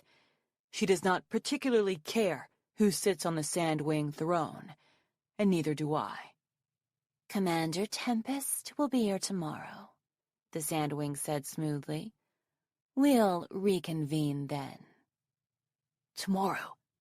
I could kill her tomorrow and be done with the mission. Then what? Fly home, report my success, and get help? Could anyone get here in time to save Quickstrike? Deathbringer wanted to go back and check on Quickstrike, but he thought he shouldn't risk moving around the jungle too much, especially since then he'd have to return during the daytime. So he found a shadowy tree with a good view of the biggest tent and curled onto one of the higher branches to wait. The next morning was unusually cold, the kind where setting something on fire would have been very helpful. But of course, he couldn't do that. Deathbringer rubbed his talons together as quietly as he could. His eyes felt tired, as if someone had rolled heavy boulders up against the back of his eyeballs. One thing he had noticed since leaving the Night Kingdom was that his sleep patterns seemed to be shifting. In the fortress, he'd always lived on a regimented schedule of morning training, but both he and Quickstrike had found themselves staying awake longer and longer each night, and then sleeping later and later each morning. The brighter the moons were, the more wide awake Deathbringer felt. He didn't mind the change, although he had to admit it made early morning assassination watch a lot more painful. The morning crawled on, and the sun scraped slowly up the sky, which remained empty of dragon wings. Nobody arrived. Nobody left. Dragons poked their heads out of their tents or patrolled along the edge of the lagoon. Most of them were sandwings, with a few mudwings here and there. Deathbringer got the feeling that everyone was waiting, exactly as he was. Finally, his attention was caught by an enormous splash off to his right. He lifted his head to look and saw a small whale come surging out of the water, thrashing and twisting. A moment later, sharp blue claws sank into the whale's sides, and it was dragged back under, disappearing in a cloud of red bubbles. He stared at the spot intently and realized that there were ripples extending far out from that spot, as if a parade of sea dragons were swimming their way. Sure enough, a few moments later, an enormous blue-green sea wing emerged from the water, shaking her wings vigorously. She was powerfully built, as big as Marrowseer, with broad shoulders and gleaming teeth and a healing burn scar on her neck, and she had a trident longer than Deathbringer strapped to her back. Holy Mother of Lava, Deathbringer thought. I'm supposed to kill that? Commander Tempest was followed by 2 more sea wings, a big green male dragon with dark green eyes and gold bands around his ankles, and a wiry female with small eyes and dark gray-blue scales.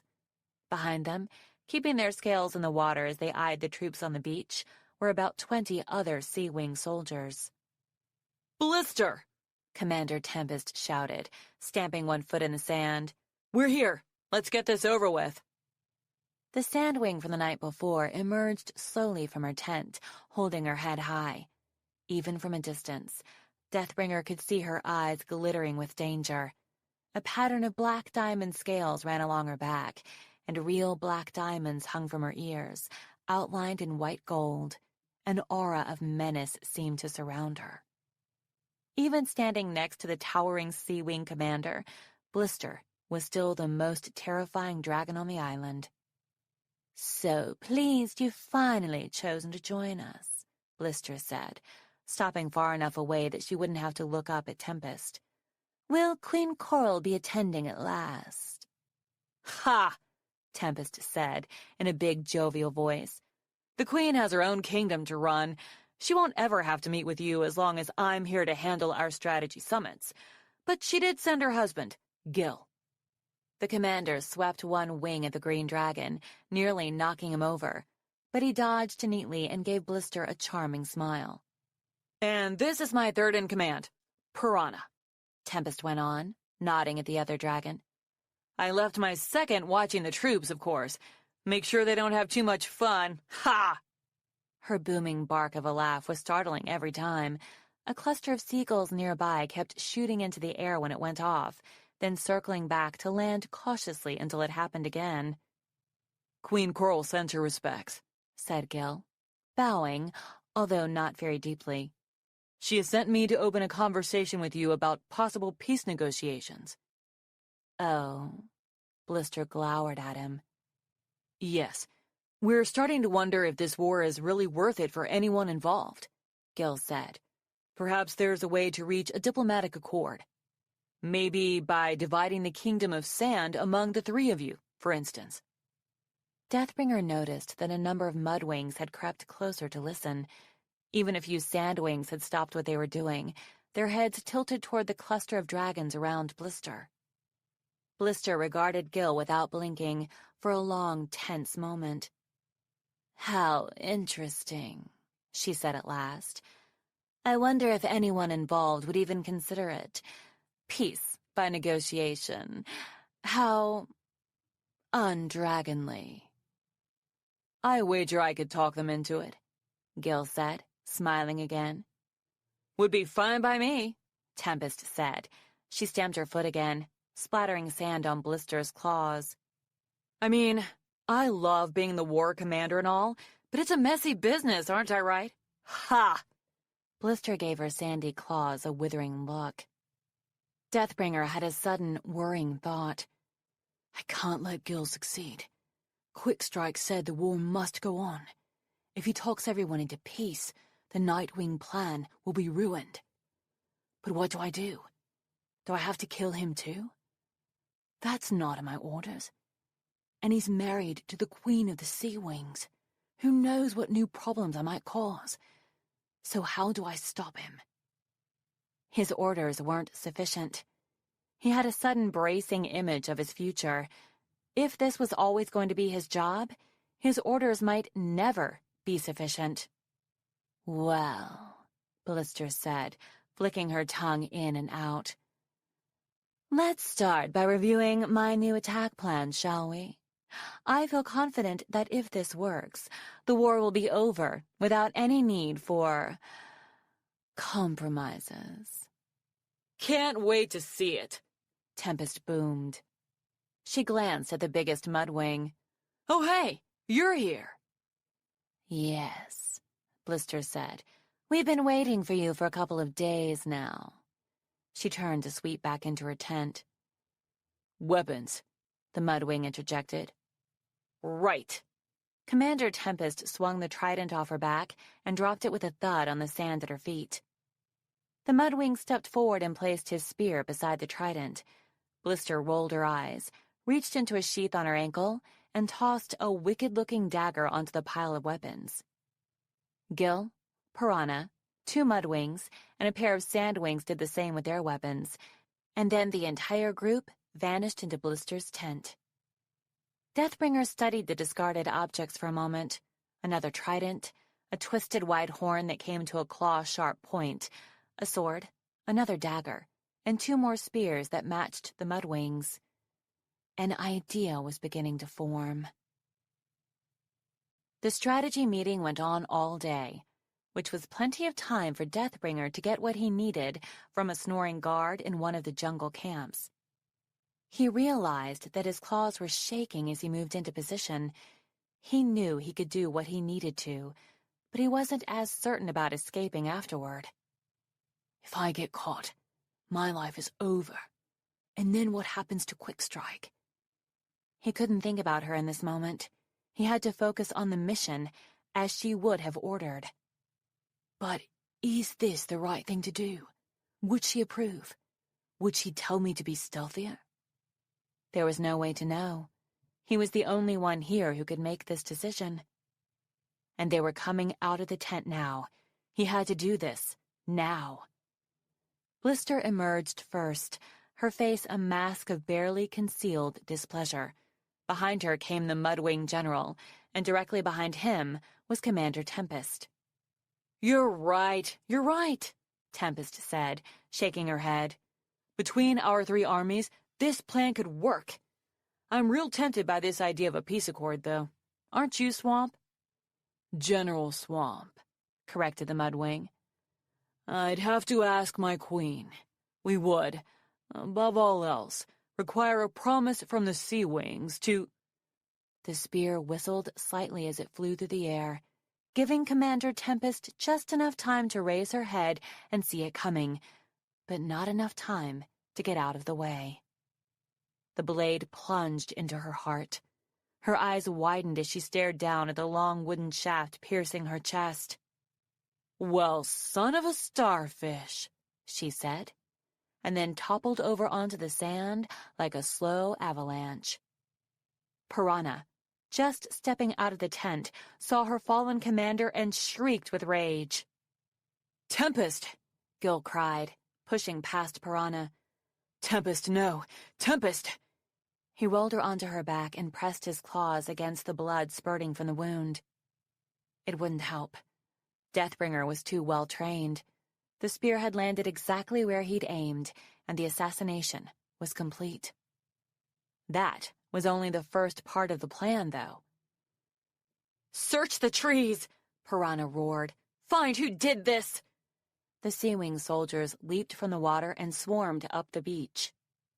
Deathbringer drew his wings closer and froze, a shadow among shadows in the upper branches of a tree, concealed by several large birds' nests, a wild structure of branches constructed by monkeys, and a giant spiderweb.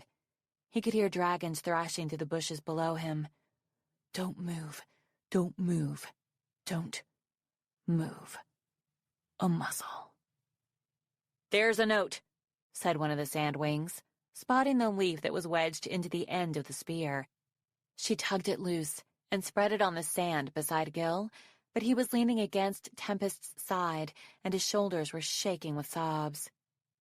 "Stop feeling guilty," Deathbringer ordered himself. "You're an assassin. This is what you do. You followed orders. It's for a greater cause. Would be nice to know what that greater cause is, though." Blister snatched the note out of her soldier's talons and scanned it rapidly. "This is what we think about your secret deal with Blister. Stay in the water where you belong. The coast of the Mud Kingdom is ours." For an anxious moment, Deathbringer thought that Blister might set the note on fire, but Pyrrhia seized it first. "What?" she sputtered, staring at the words on the leaf. She whirled to stare at the weapon. "That's a Mudwing spear! One of your dragons did this!" She stabbed a claw at General Swamp. "Why would we do that?" he shouted. He grabbed the note from her and read it. "What secret deal? What secret deal?" "There is no secret deal," Blister said. "Someone is trying to break up this alliance, obviously." Ooh, Deathbringer thought, impressed with her calm. "Have you promised the Sea Wings part of our land?" General Swamp roared. "Did you have our commander killed to stop us from getting it?" Pyrrhia snarled back. "Aha!" he bellowed. "You admit it!" "We don't want your stupid land," Pyrrhia shrieked. "But we're certainly going to take it now." Gil looked up, his face streaked with tears.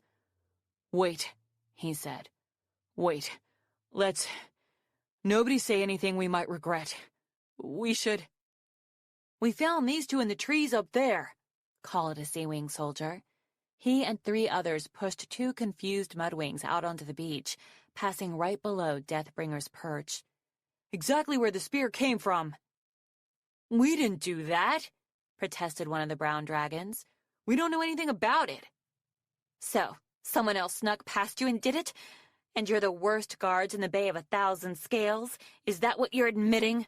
Pyrrhia barked. "Listen, wet-nose," the guard snapped back. "You don't know anything about guarding on land, so take your sanctimonious—" "I demand that these murderers be executed!" Pyrrhia roared. "Pyrrhia," Gil tried to protest. "It wasn't a Mudwing," General Swamp roared back. "It was probably her!" He jabbed one claw at Blister. "She never liked Tempest. When you weren't here, she was always complaining about how loud and smelly she was, or how everyone always worshipped her like pathetic big-eyed manatees." "That's rather inaccurate," Blister protested, raising her voice slightly. "I've never compared anyone to a manatee in my life."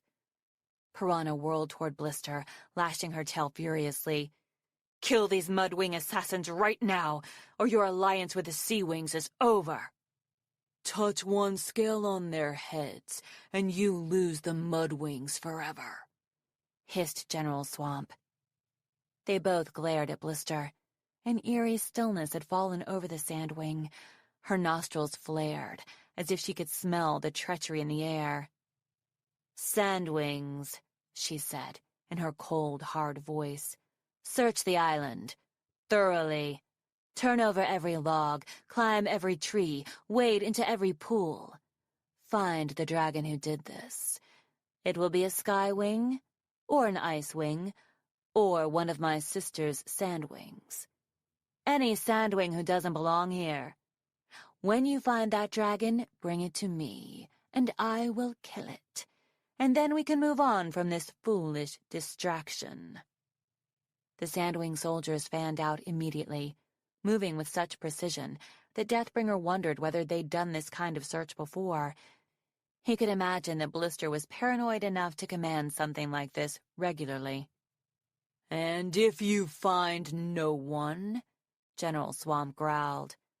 "Then," Blister said, "it must have been one of your Mudwings. Don't you agree?" "I do not," he snapped. "What are we going to do without her?" Gil said mournfully. He folded Tempest's wings in gently and closed her eyes. "She's only one dragon," said Blister. "We'll still win the war. Bring me Queen Coral and I'll explain how." Gil didn't answer. Silence fell over the small group on the beach. Deathbringer had never been so still for so long. The shadows lengthened, stretching toward night, as Sandwings tore through the bushes below him. One even climbed his tree, peering horribly intently at Deathbringer's frozen outline, but when one of her wings got caught in the spiderweb, she started cursing and climbed down again. In the gray twilight, Blister's soldiers began to gather on the edge of the lagoon in front of her, reporting one after another that the island was empty of enemy dragons. The last pair of soldiers that came in bowed deeply, and then one of them said, "We found someone." Blister tensed, her tail poised as though she could cut the air around her. "What did you do with them?" They exchanged a glance. "It's not what you think, Your Majesty," said one. "It can't be the assassin you're looking for. This one's a Nightwing, and she's been hit by lightning, and she's unconscious." "Half dead, I'd say," agreed the other soldier. "Stupid, stupid, stupid." Deathbringer wanted to rip off his own ears. He should have gone back and hidden her better before carrying out this plan. He should have known Blister would search the island so carefully. "I was so wrapped up in the mission, I completely forgot about protecting Quickstrike." "Could someone have been with her?" Blister asked. "Doubt it," one of the soldiers answered. "Didn't see any other Talonprints around her. Looks like she got hit, crashed on the beach, pulled herself to shelter, and lost consciousness. Probably in that storm a couple nights back." "A Nightwing. Out here," Blister mused. "How curious. Did you try waking her up?" Yes, Your Majesty, but I doubt she'll ever wake up again. Barely breathing at all, you know?" "Fine," Blister snapped. "This is clearly irrelevant. Make her completely dead and then come back." They nodded and flew away. Deathbringer's life was falling through his talons. "Go after them," his heart screamed. "Stop them. You can kill them easily. Save her." But then my cover would be blown. I could never get her out of here without being caught. They'd know I was the one who assassinated Commander Tempest. They'd know I'm not a rogue Nightwing acting crazy. They'd kill Quickstrike anyway. They'd kill me. They'd all swear vengeance on the Nightwings, and their alliance would be stronger than ever. All of this would be for nothing. Silent tears slid down his snout, but he kept his position. He did not move. He followed orders. "But this will never happen again," he vowed. "If I ever find someone else to care about, I will not let my mission come first. I will break any order. I'll endanger my own tribe if I have to. I will make up for this somehow. Someday." The good news was, a Nightwing messenger was waiting in the agreed-upon spot, at the exact agreed-upon time, midnight, 1 month after Quickstrike and Deathbringer had left the kingdom. The bad news was, it was Morrowseer.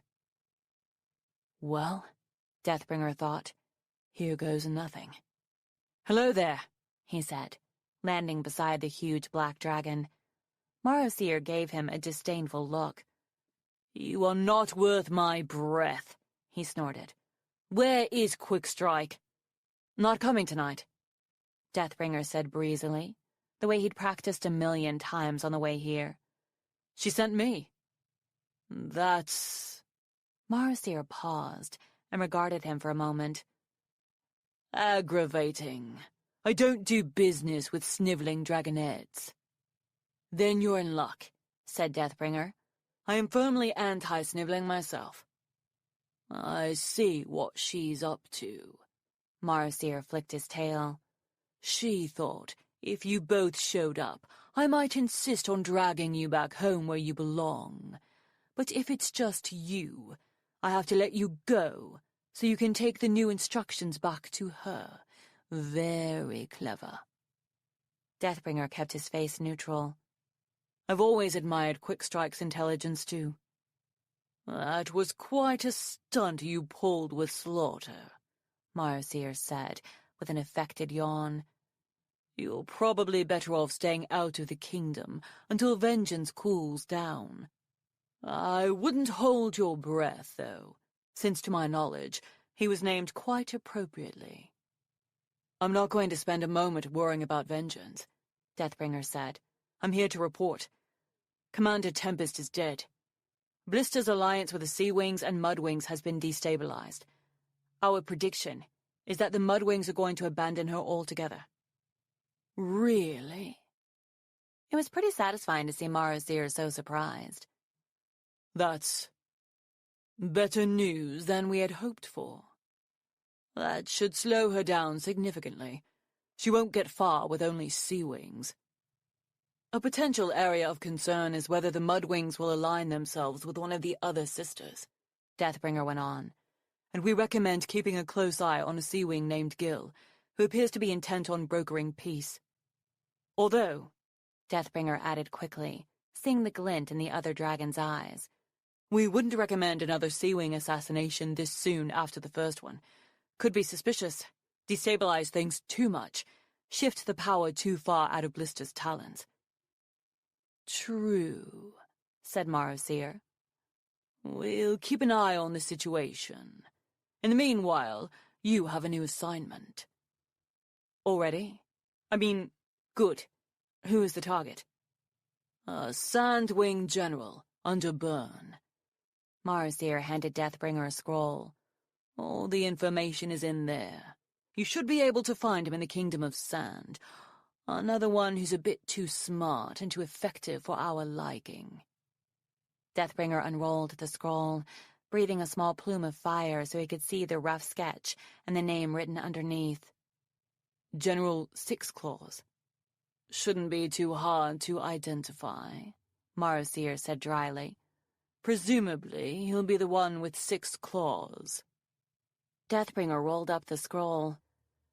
And meet back here in a month, he asked. I'm giving you 3 months for this one.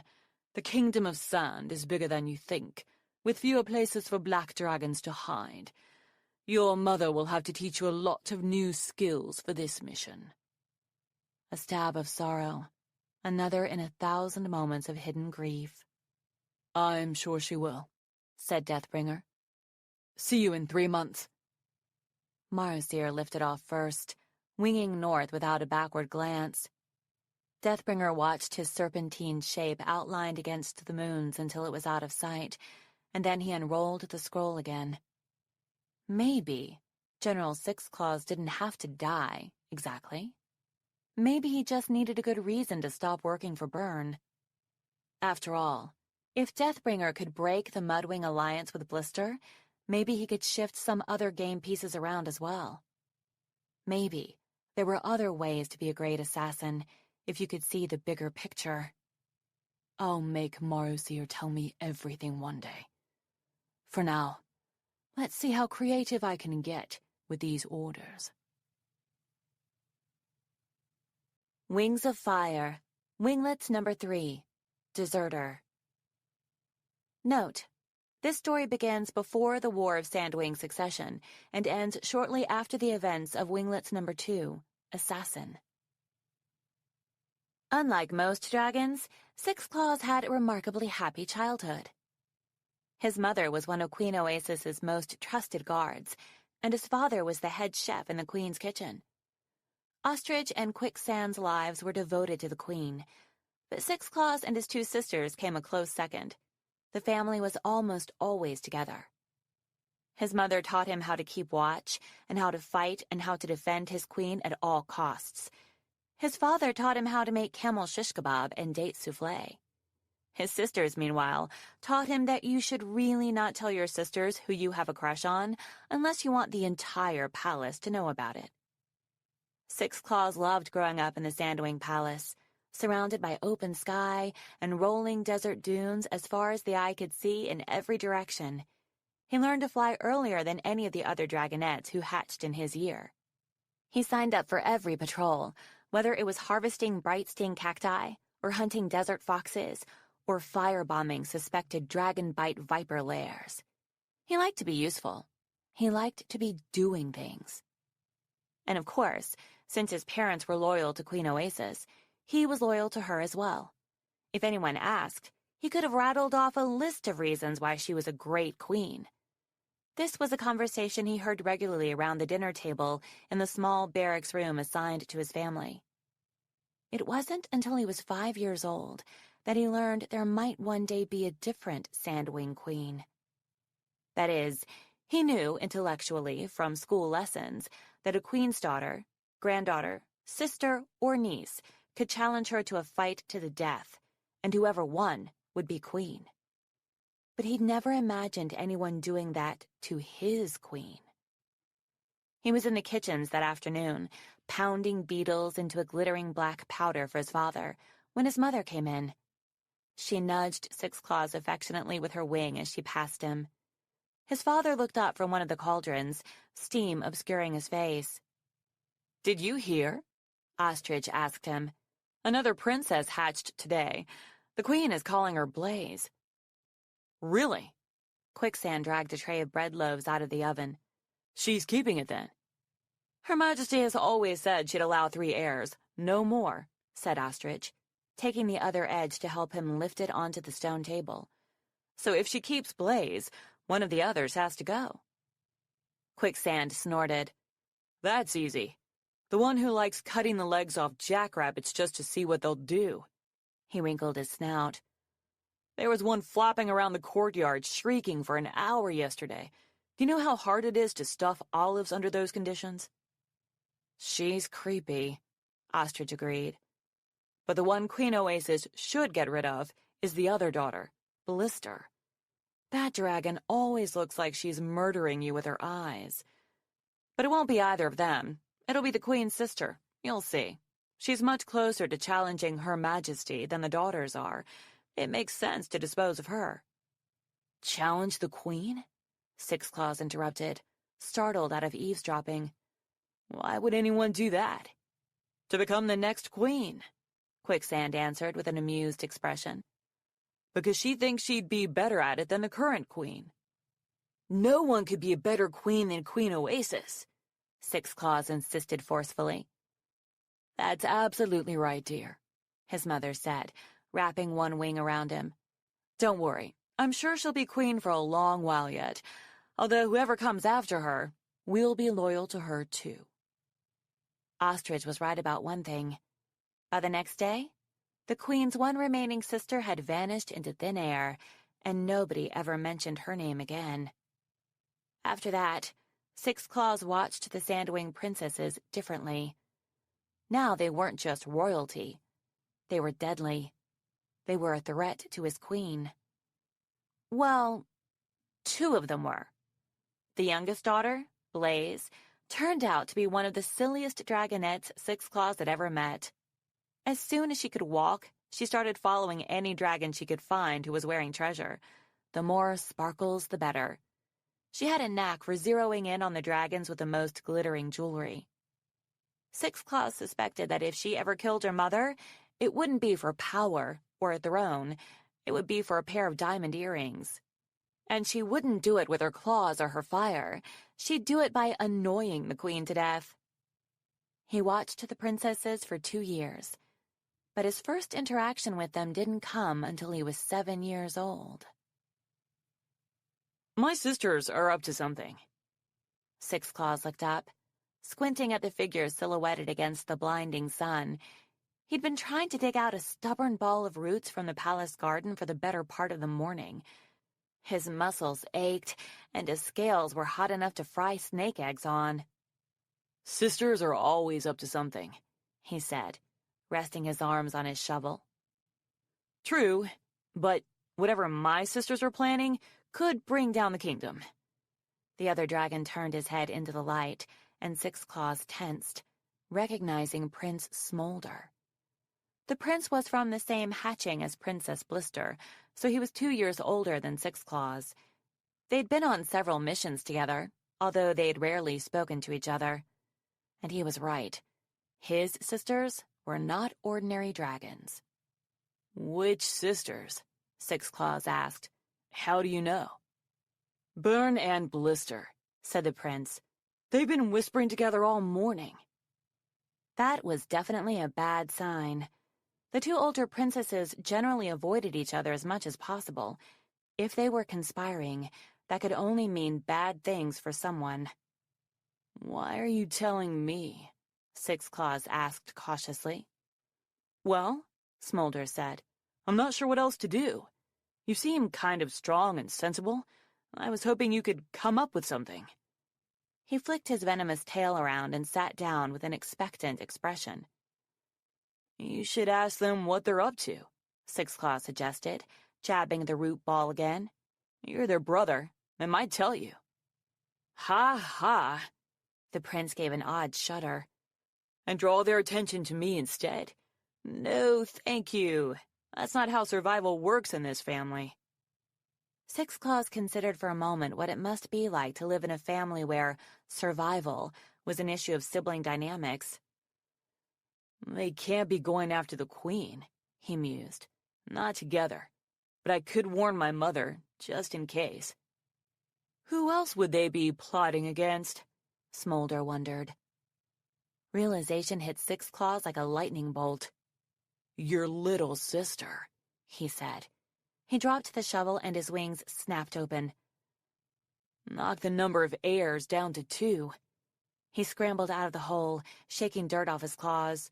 Where's Blaze? How would I know? Prince Smolder jumped out of the way of the cascades of dust coming off Six Claws. So, you'll take care of it? Aren't you going to help me? Six Claws frowned at the prince.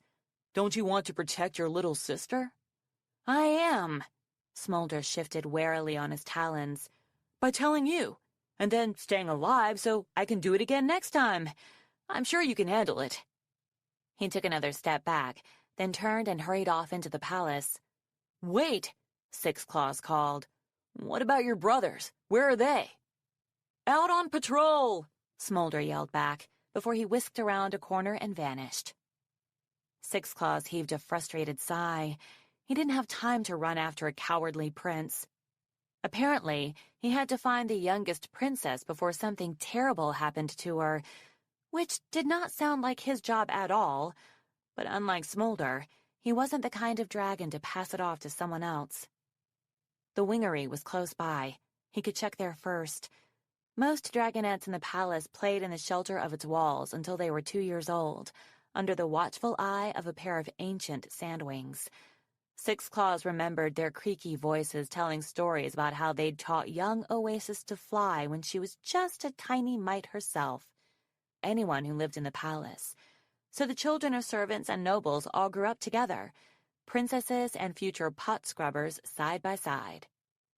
With no time to waste, he hopped onto the wall of the garden and flew there, instead of taking the cooler indoor passageways.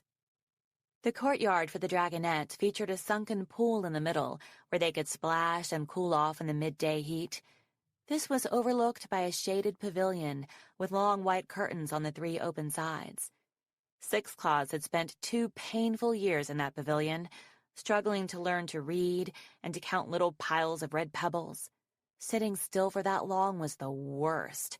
That was not his idea of doing something. That was just torture. The rest of the courtyard was set up to help the dragonettes learn to fly.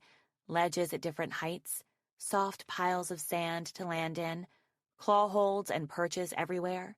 And of course, in one corner, a first aid station stocked with lots of bright sting cactus, which was the only antidote to the venom in a sandwing's tail. The venom didn't come in until a dragonette was closer to 3 years old, luckily for everyone.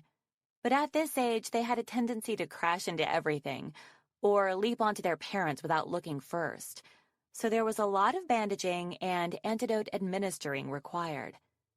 The young dragons also spent a lot of time practicing how to be aware of their tails and everyone else's, so they could eventually be safely released into the rest of the palace. Six Claws flew down into the courtyard, scanning the pool and the flying stations. No sign of Blaze. She had just turned 2, so she might consider herself too old for the wingery now, but he couldn't think where she might go next. He stuck his head between the curtains of the pavilion, and an entire class of sandwing dragonettes twisted around to stare at him. Yes, snapped the wizened old dragon at the front. Is Princess Blaze here? Six Claws asked. The teacher snorted. Do you see anyone drawing tiaras in the margins of their history scrolls? Then no. Do you know where she might be? My guess? Drooling over a pile of gems, or sharing adoring sighs with a mirror somewhere, he snapped. Stop interrupting our lesson. I can help you look, offered the dragon beside the teacher, and Six Claws noticed him for the first time. He was older than the other dragonettes, probably about 4 years old, with powerful sandy yellow wings and flashing black eyes. Your mother said to stay here and learn the job, the teacher growled. "Oh, but this sounds very important," the other dragon answered, practically leaping over the little dragonettes between him and Six Claws. "I'm sure I'll be back soon." He seized Six Claws by the arm and muttered, "Let's go, quick." Six Claws backed out of the pavilion and jumped to the nearest balcony. The young dragon followed him, ignoring the wheezing shouts of the teacher, and then they both soared up to one of the higher palace towers. The wind tugged at their wings with unusual strength, and when Six Claws glanced up, he realized the sky was darker than it should be for midday in the desert. "Thank you for getting me out of there," the dragon panted as they landed.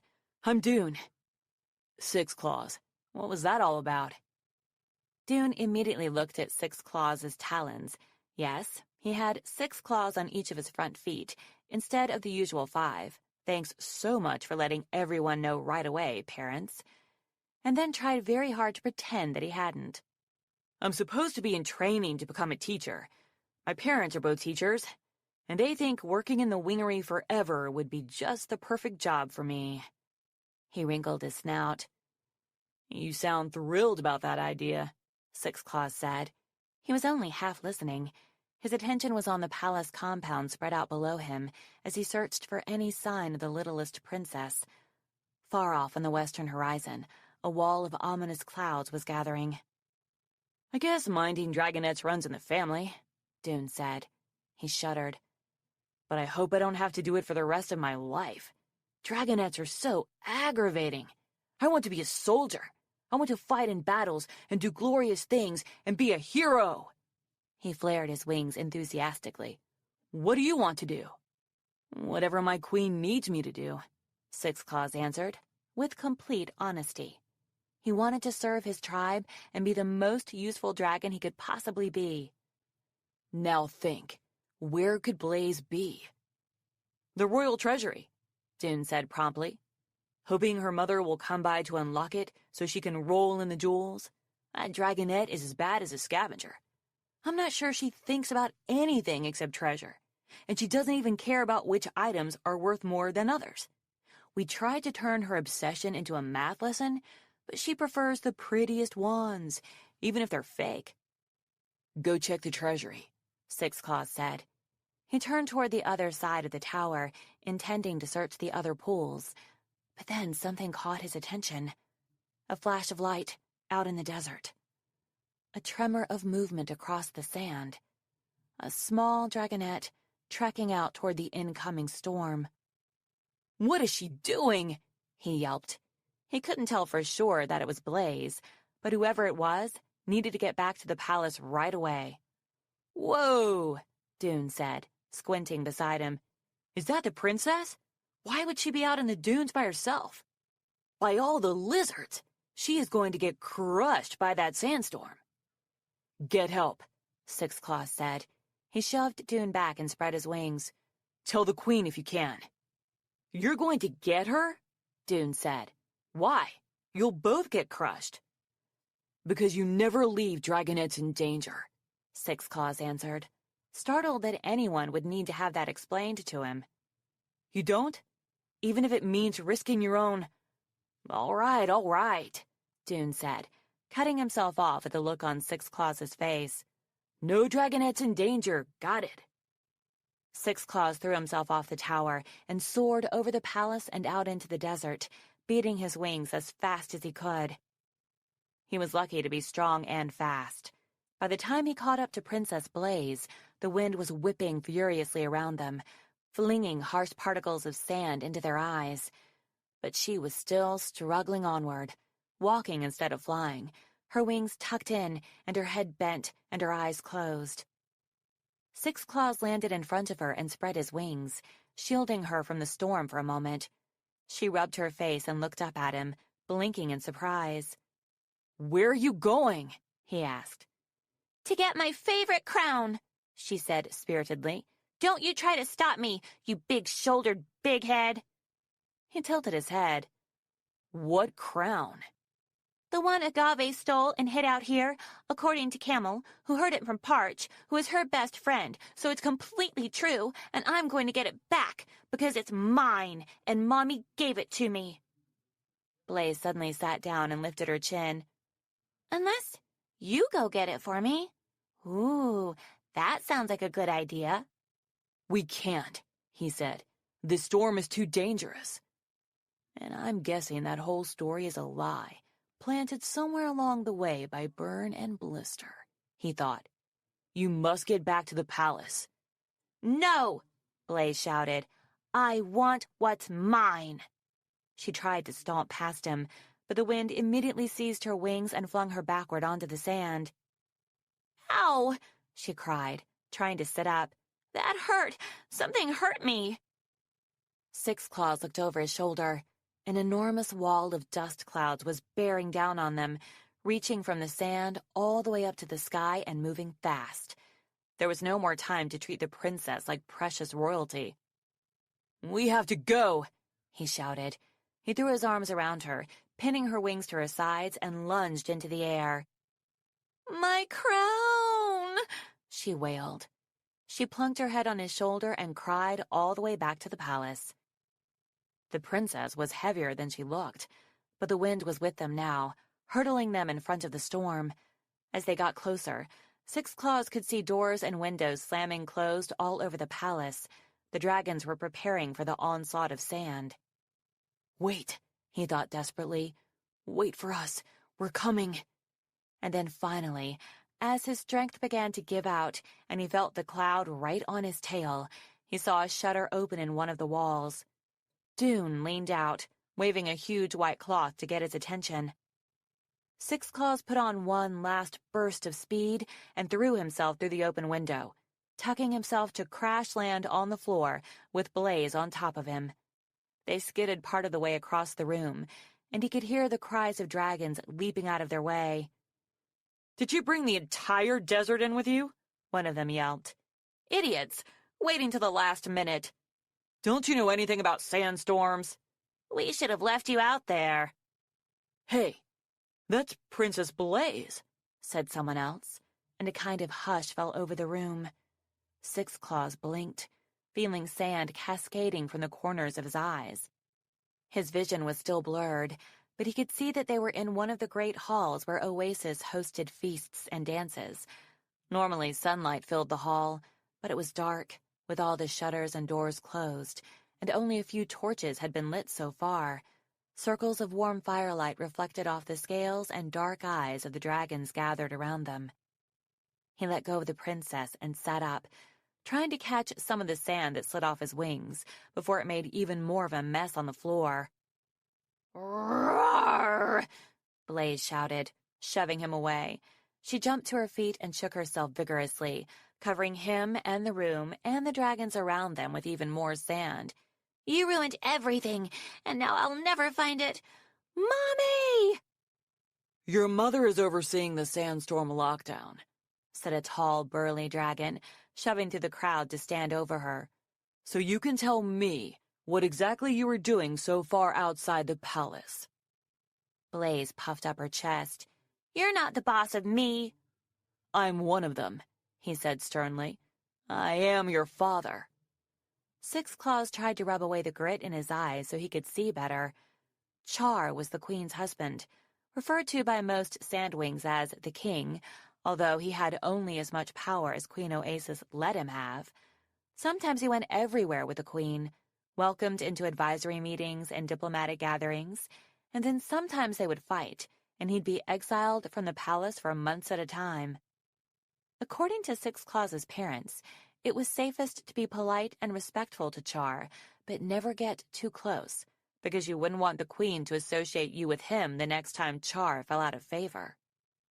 As Blaze launched into a long, complicated story about her friends and her stolen crown, Six Claws turned and found Dune behind him, wide-eyed. That was alarming, Dune said. I thought you weren't going to make it back. Six Claws shrugged. Oh, we did. I'd better go shake off this sand in one of the baths. Father, said a cold voice, slicing through Blaze's breathless narrative. Shouldn't we ask the name of the dragon who took our little sister out into such terrible danger? A chill like midnight in the desert slithered down Six Claws' spine. He watched the crowd part around Princess Blister as she stepped forward. Her obsidian black eyes raked over Six Claws. He could practically see her mind analyzing him and fitting him into a category. Something like irksome nuisance or idiot who ruined my plan. "He didn't take her out there," Dune said, raising his tail defensively. "He saw her out there alone and rescued her. That's what he did." "Ah," said Blister. Her tail rattled softly on the floor. "Really? What a hero." "Right," said Dune, subsiding. "That's what he is. His name is Six Claws. And I'm Dune, by the way." "Six Claws?" Blaze interrupted. She wriggled out of her father's arms and flounced over to inspect Six Claws' talons. "Ew! 3 moons! You really do have 6 claws on each foot. That's so weird. I can't believe you touched me with those." She leaned closer to stare at the extra claws, then jumped back quickly when he pulled his talons into his chest. Six Claws felt as if his face was burning. No one had made fun of his odd talons in years, not since his first month in the wingery. He'd always worked hard to prove that it made no difference. He was as valuable as any other dragon. It didn't change anything about what he could do. It just looked odd. "Yee!" Blaze said scornfully. She held out her own perfect, beautiful talons, decorated with 3 glittering rings. "I'm so glad I have the right number of claws." Right then, deep in his heart, Six Claws decided that he sincerely hoped Blaze would never be Queen of the Sandwings.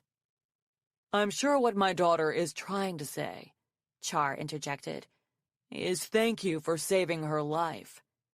He gently steered Blaze away from Six Claws, toward the mirrors across the hall. The little Sandwing took one look at herself, gasped in horror, and stormed off toward the baths, radiating outrage. "We should reward such a brave hero," Blister purred, slithering an inch closer to Six Claws. "I can think of a few missions he'd be perfect for." "A few missions I'm not likely to come back from," Six Claws thought with a shiver. "I have a better idea," Char said, cutting her off. Blister narrowed her eyes at him, but he didn't seem to notice. "Brave and strong, and a swift flyer for your age. How would you like to join the army, Six Claws? We could use a soldier like you. You could make your way up to captain pretty fast. Maybe general one day." "If that's what the Queen wants, sir," Six Claws said. It was probably safer than whatever Blister had in mind for him. His mother would approve. And soldiers were useful, weren't they? Even in times of peace, like now, there were always skirmishes going on with the Sky Wings or Ice Wings. "I'll see to it," Char said with a nod. Something jabbed Six Claws in the side, and he whipped around, tail up, before realizing it was Dune, with a very meaningful expression on his face. Six Claws said. My friend Dune helped too." "Oh, yes?" said Char. "Would you like to join the army as well, Dragonette?" "Yes, please, sir," Dune said eagerly. You're a bit young, but we can put you in basic training for now. I'll have you two assigned to the same battalion." Char nodded again, looking pleased with himself, and wandered away. Outside, the wind was howling and rattling the shutters with enormous fury. Six Claws had a feeling he'd be sweeping sand out of every crevice in the palace tomorrow. Except he wouldn't be. If Char did as he'd promised, he'd be in soldier training instead, set on a path to a new future. With a new best friend, apparently. Dune was beaming from ear to ear, as though Six Claws had saved him instead of Blaze. He felt eyes watching him, and when he turned, he saw Blister fix a malevolent glare on him before she slipped out of the room. "I mustn't forget I have a new enemy now, too. And a new reason to hope that Queen Oasis lives for a very, very long time." The night Queen Oasis died, Six Claws and Dune were off duty. That is, they were not scheduled for any soldier's duties, but they were on duty in a different way, watching over a weeping prince to make sure he didn't do anything regrettable. "She's gone," Smolder sobbed, plunking his head on his arms and flopping his wings over the table. Several glasses of cactus cider went crashing to the floor and shattered around their talons. "I'm never going to see her again." Smolder's two brothers exchanged an exasperated glance over his head. "That's your own fault," said Singe. He nudged a shard of glass away from his feet and beckoned for Dune to sweep it up. "If you hadn't made it so serious, Mother wouldn't have had to intervene." "You know how she feels about any of us getting married," Scald agreed. "You've always known it." "Yeah, it's a simple policy," said Singe. "No marriage, no dragonettes, no extra heirs causing problems. As long as we follow the Queen's rules, she leaves us alone." "Couldn't you keep it casual, like the rest of us?" Scald added. "I have 3 girlfriends right now, and everyone's perfectly happy and not serious and safe." He lifted his claws as Dune swept around them. Six Claws slid another pitcher of cider onto the table. "But Palm was different," Smolder cried. "I loved her.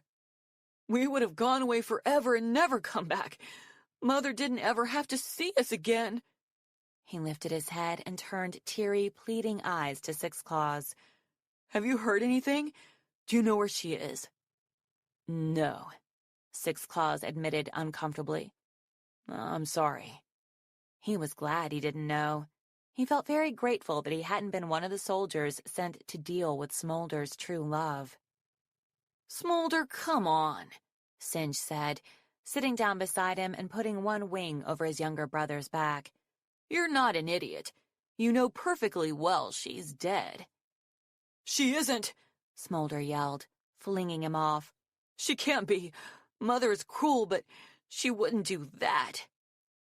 "Of course she would," Scald said.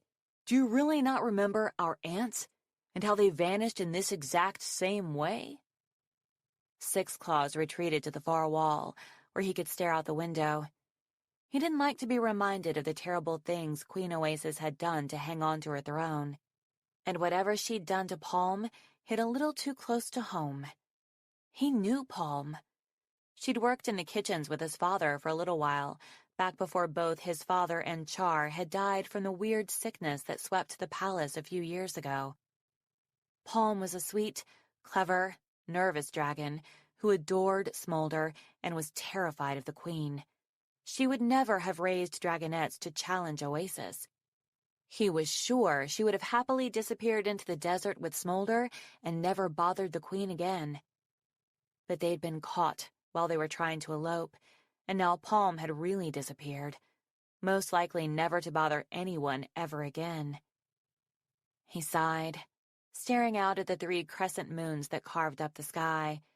A shadow flashed overhead, huge and moving fast. Was that the Queen? Flying out of the palace at this hour of the night? That was strange. "Why doesn't she just kill me too?" Smolder wailed. There was another thump, and another crash of glass splintering. Dune sidled up beside Six Claws. "Hey, did you hear what General Needles said about me today?" "Something admiring, I assume?" Six Claws smiled at his friend. After all these years, they were still paired together by everyone, for everything. Six Claws had risen to colonel in the Sandwing Army, and Dune was always a few steps behind him. A captain at the moment, but sure to become a major any day. "She said I have more promise than any officer she's ever seen." Dune lifted his chin, glowing with pride. "She said I have extraordinarily strong wings for a Sandwing. Almost like a sky wings. She said I'd be commanding armies of my own in no time." "She's right," Six Claws agreed. "Do you smell something weird?" "No," said Dune, sounding ruffled. "Can we get back to talking about how amazing I am, please?" Six Claws stuck his nose out the window, sniffing. "It smells like mammal, but Not one of the usual desert animals. Suddenly, a fierce roar tore through the night. A blast of fire lit up the sky beyond the palace wall, followed by more roaring, wild and agonized, as though someone was being murdered. "What is that?" Dune cried. In the room behind them, all three princes were on their feet, blinking and startled. "It sounded like Mother," said Scald, "but I thought she was asleep." "Let's go find out." Six Claws darted out of the room with the others behind him.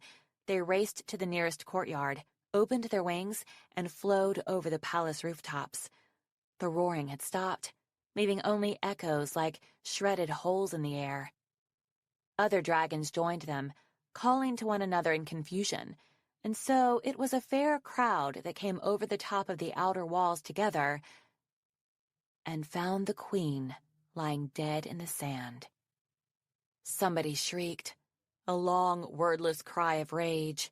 It might have been Scald, or it might have been Six Claws' mother, Ostrich, now pushing past everyone to crouch beside the body. It might have been both of them, or himself, or everyone together. "Who did this?" Ostrich yelled. "Who killed our queen?" "Was there a duel?" another dragon asked. "Did I miss it?" "I didn't hear about a challenge," Singe answered, looking around blankly. "In the middle of the night? Out here? With no witnesses?" Byrne suddenly landed with a violent thump on the sand, knocking two dragons over. She stormed forward and glared down at the queen's corpse, quivering with rage. Ostrich swallowed and took a step back, dipping her head to signal cautious respect. Byrne just stood there, breathing heavily. After a moment, Ostrich ventured, "Was it you, Your Highness? Are you now our queen?" Byrne growled, low and deep in her throat. "No," she snarled. "I didn't kill her." Ostrich started to raise her head, and Byrne snapped, "But it wasn't Blister either. I just saw her." "Was it Blaze, then?" someone in the crowd asked. There was an awkward pause as everyone tried to imagine the queen's spacey daughter successfully attacking her. Six Claws looked around and realized Blaze wasn't even there. She probably slept right through all this noise, wearing jeweled earplugs or buried in expensive pillows. "It wasn't any of us," Blister's voice said icily from a shadow near the palace wall. She stalked across the sand, flicking her tail menacingly. "Mother wasn't killed by any of her daughters." She faced Byrne across the queen's body, each of them sizzling with coiled tension. Byrne was older and bigger than Blister, with more battle experience and the scars to show for it. But Six Claws knew that Blister was smarter, and that made him truly unsure who would win in a fight. "So," Singe asked carefully, "if none of you killed her, then, who's our next queen?" Blister hissed, dragging one claw through the sand. "I was going to challenge her soon," she said. "So was I," Byrne snapped back. Six Claws wondered if that was true for either of them. As scary as they were, he couldn't imagine either of them defeating Queen Oasis. But clearly someone had. Why would anyone murder the queen? Unless it was to get her throne. Revenge, his mind whispered. Beyond his sisters, lit by the pale moonlight, Smolder's eyes were shining. He was nothing but happy to see his mother dead. But Six Claws had been with Smolder when they'd heard the roars. Even if Smolder had wanted to kill his mother for what happened to Palm, he couldn't have done it tonight. "Maybe you two should fight right now," Scald suggested to his sisters. "Whoever wins gets to be queen. That seems fair, right?" Blister shot him an unreadable but unpleasant look. "Not exactly fair to Blaze, though," Singe pointed out, and got his own withering glare from both sisters. "Yeah, all right, I know. You two duke it out." The idea made sense to Six Claws. A simple fight to the death, the way it had always been, with an obvious winner. The Sandwings needed a queen. They should get it over with. Years later, Six Claws would often try to imagine how history might have turned out if the sisters had fought that night. He could never decide if it would have been better. No 20-year war. Or worse, one of these two as Queen of the Sandwings, unchallenged and unstoppable. Byrne curled her talons, ready to lunge at her sister. "This hardly seems like the time or place," Blister said calmly, taking a slight step away from Byrne. "I mean, priorities, my dear brothers. Surely first we must find out who did this to our poor, beloved mother." She tilted her head at Byrne and whispered, "Besides, we don't have the Eye of Onyx." Not many dragons heard her, but Six Claws was close enough to catch her words. He didn't understand them, though. There was an Eye of Onyx in the treasury, but what did that have to do with dueling for the throne? "Right," Byrne said, slowly opening her claws again. "Of course. Who killed our mother? That's what we need to figure out," she said, raising her voice to address all the gathered dragons. "Admit it now, whoever did this. Don't make us start gouging out your eyes." A shuffling flutter ran through the crowd as everyone stared at everyone else, searching for a guilty expression or bloody talons. Bloody talons, Six Claws thought. How did the queen die? He looked down at the sand around the body, searching for clues. He noticed that the odd mammal smell was stronger out here. And then he saw for the first time that there was a small spear sticking out of the queen's eye. He crouched, peering closer. It wasn't a dragon-sized spear. It was only about as long as his foreleg, and so thin he could probably snap it between his teeth. Was this what had killed her? This tiny thing? He scanned the rest of her body for other wounds and discovered the strangest thing of all. Someone had cut off her venomous tail barb. 3 moons, he said. Who would— "Search the area," Byrne commanded. She seemed to be swelling to twice her normal size, her wings flaring, and her voice suddenly ringing like a queen's. "Whoever did this can't have gotten far. We will find them and punish them." The Sandwings immediately spread out and started shooting flames into all the shadows, or poking the dunes with their tails. Their shouts and growls filled the night, and Six Claws thought he would not want to be the murderer, hiding somewhere nearby. Even anything that wasn't the murderer, like a desert rat, was liable to get stomped by a crusading dragon tonight. He stared at the small spear again. Everything started to click into place in his brain. That scent. The spear was too small for dragons. But there was one other animal that was rumored to use spears. An animal notorious for trying to steal treasure from dragons, no matter how often they got eaten in the process. "Hey!" Smolder shouted, digging in a sand dune several feet away. "I found something!" Byrne's head snapped up. "What is it?" she barked. "It's—" Smolder stopped and looked up, confusion written all over his face. "It's a scavenger." The next few years passed in an exhausting blur. Six Claws was one of the dragons who chased down the scavengers that had escaped with the queen's tail barb and the stolen treasure. He was there when Byrne set their dens on fire and burned all the scavengers' homes to the ground. He helped to hunt through the ashes, and then, when they found no treasure, flew back to the palace behind Byrne, only to discover that the Sandwing treasury had been completely emptied.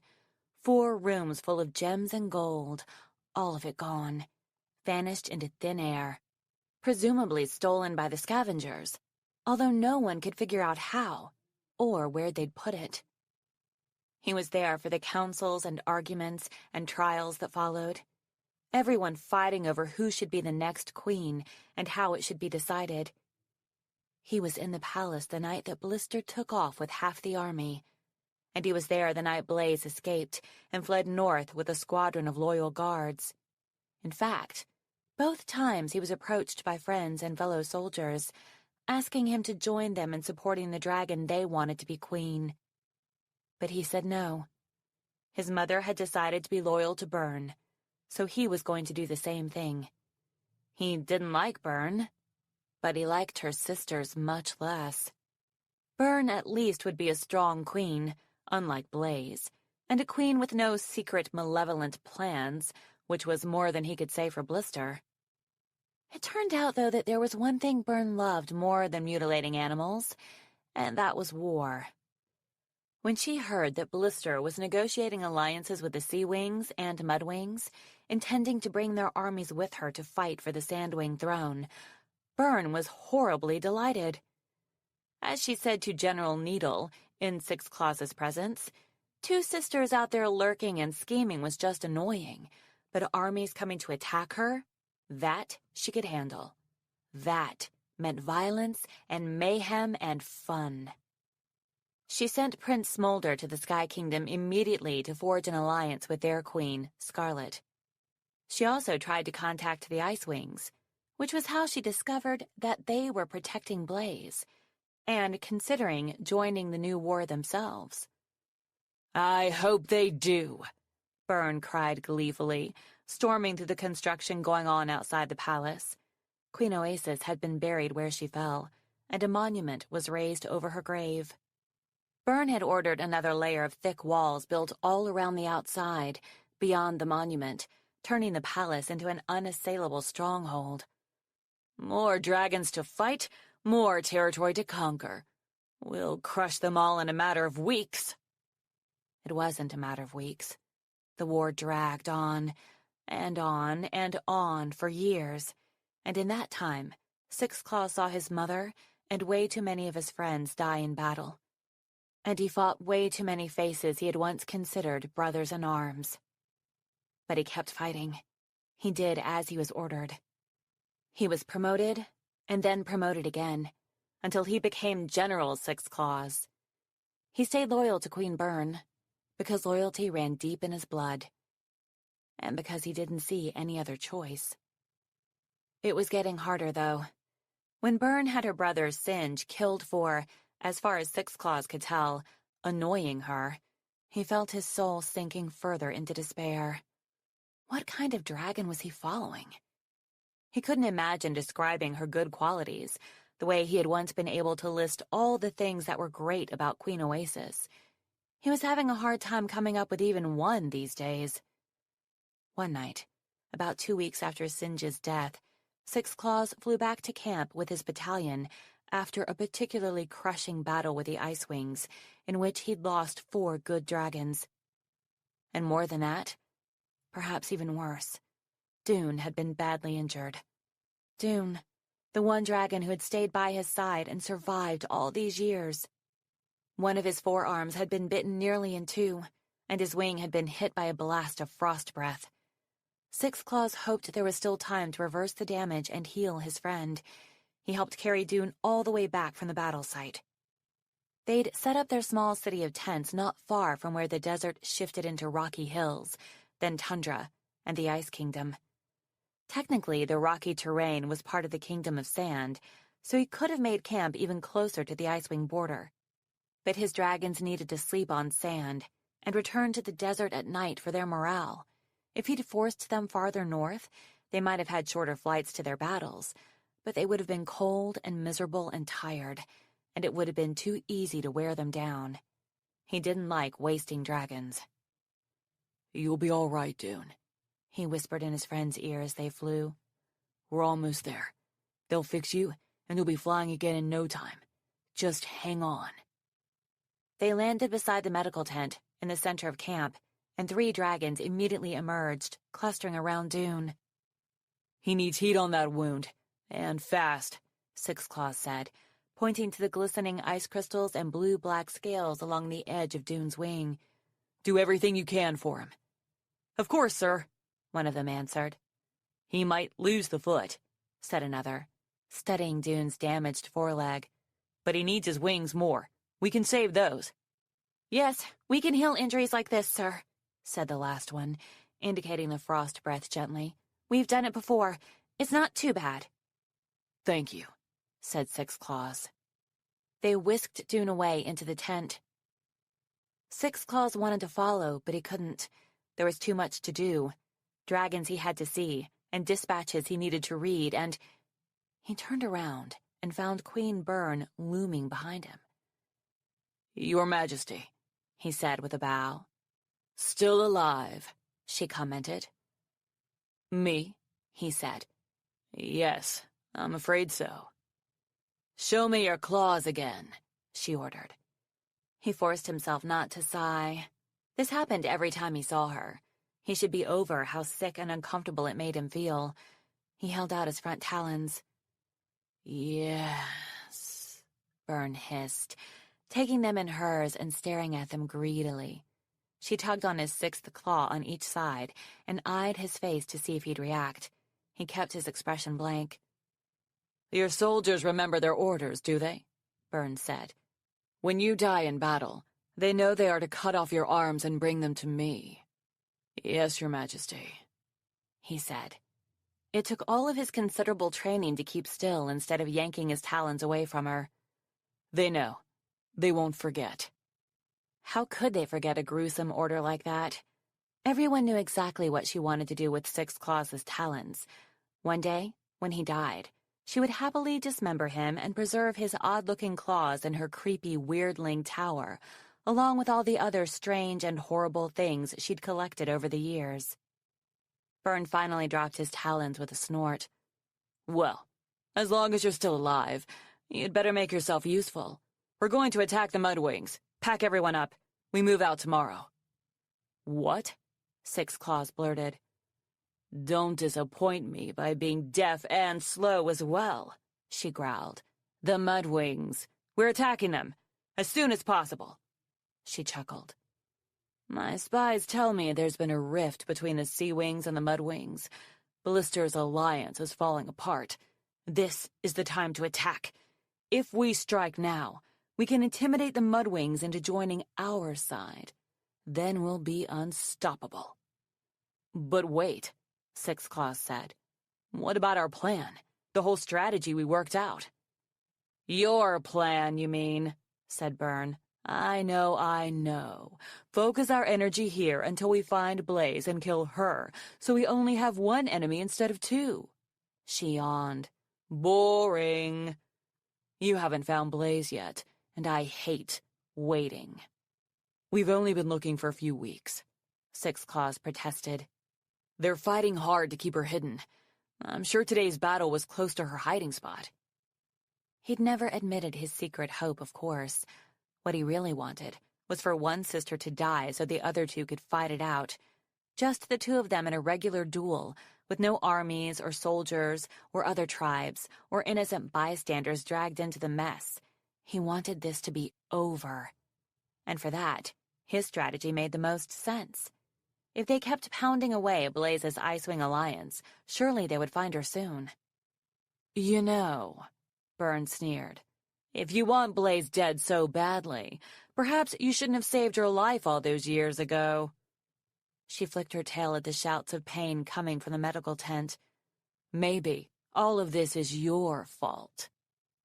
Six Claws clenched his talons, trying not to reveal that he'd had that exact thought himself over several sleepless nights. Your Majesty, he said, as calmly as he could, I strongly believe that we should stick with our current strategy. Well, I strongly believe that we should go kill some Mudwings, she said, and I am your queen, so that means I always win. Can we discuss this? He asked. He didn't want to sound as though he was begging, but maybe that was what she wanted him to do. I can show you the maps, our deductions, our next steps. We have it all worked out. You disloyal worm, Byrne snarled. I can see you need a little extra persuasion. She pushed past him and shoved her way into the medical tent. He started to follow her, but suddenly there was a hiss from the shadows beside the tent. Who's there? he said, pausing. It was impossible to see past the light of the torches, but he could tell there was a dragon hiding in the dark. A pause, and then an unfamiliar voice said, "Someone with your best interests at heart." "Show yourself," Six Claws ordered. Perhaps it could be one of his soldiers, but he thought he'd recognize all their voices. Was it someone sent by one of Byrne's sisters to attack her? If so, it was bad. It was very, very bad that a part of him was tempted not to stop them. "You don't have to follow Byrne," whispered the voice. "She doesn't deserve it." "Who should I follow instead?" Six Claws asked. "I suppose you have someone in mind. Blister?" "Dear snakes, no," said the hidden dragon, with what sounded like genuine amusement.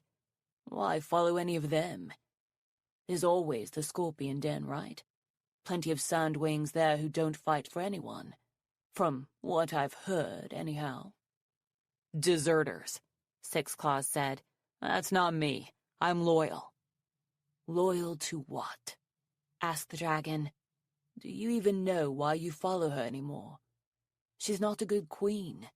You are helping a viper and making her stronger and more poisonous. Can't you see that?" He paused. "If you can't, you will soon, I'm afraid." "Six Claws!" Byrne roared from inside the tent. "Get in here!"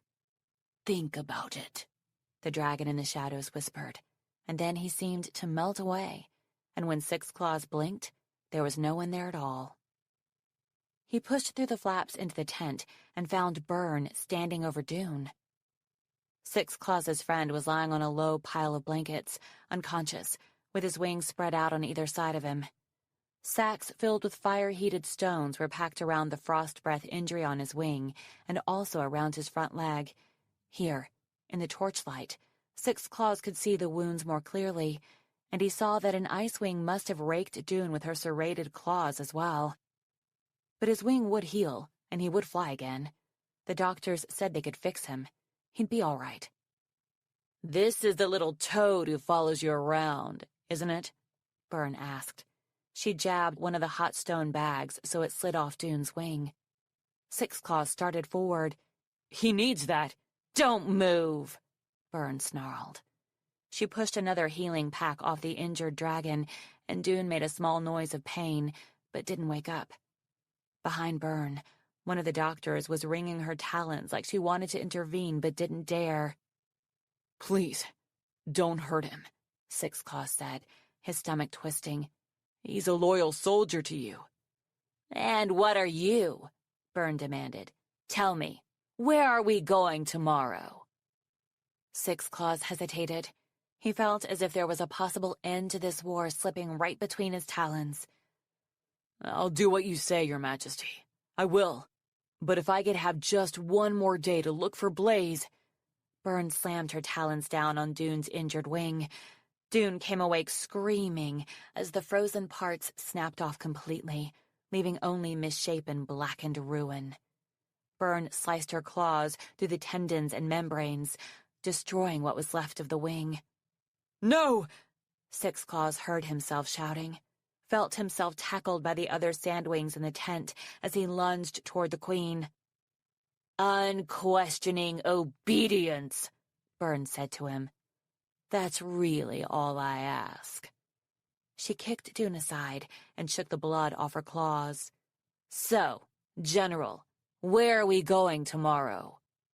There were at least 3 dragons pinning him down. Six Claws took a deep breath, forcing away his guilt and fury and disbelief.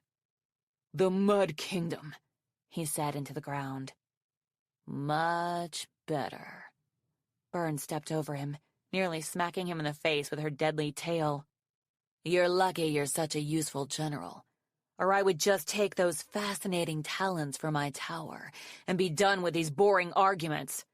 Oh, and Six Claws." She stopped in the opening of the tent and looked back at him.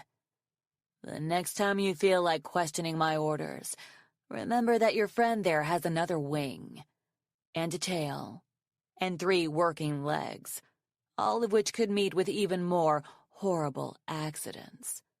Understood? Yes, Your Majesty. Six Claws couldn't look at her.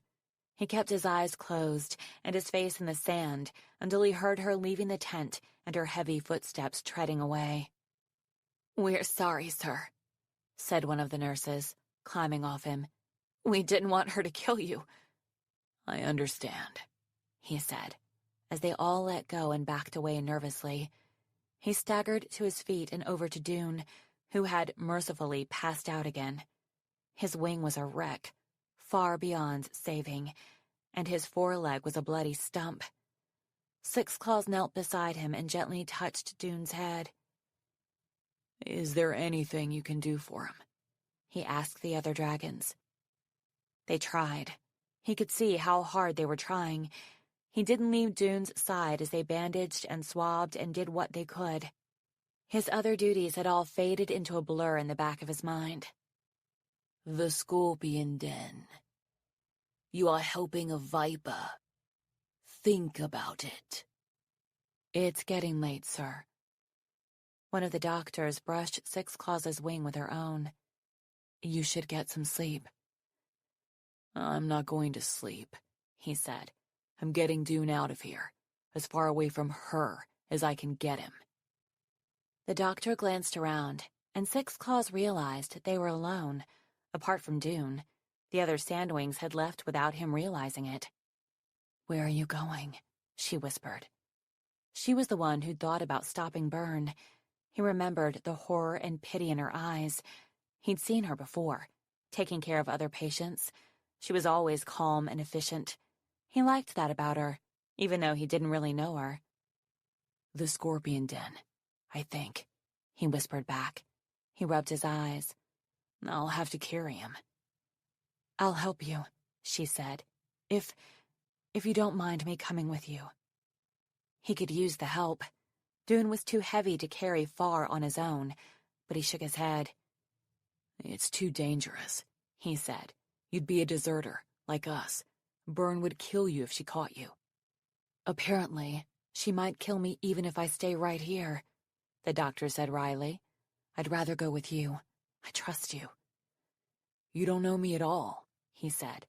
"Of course I do," she answered. "You're General Six Claws."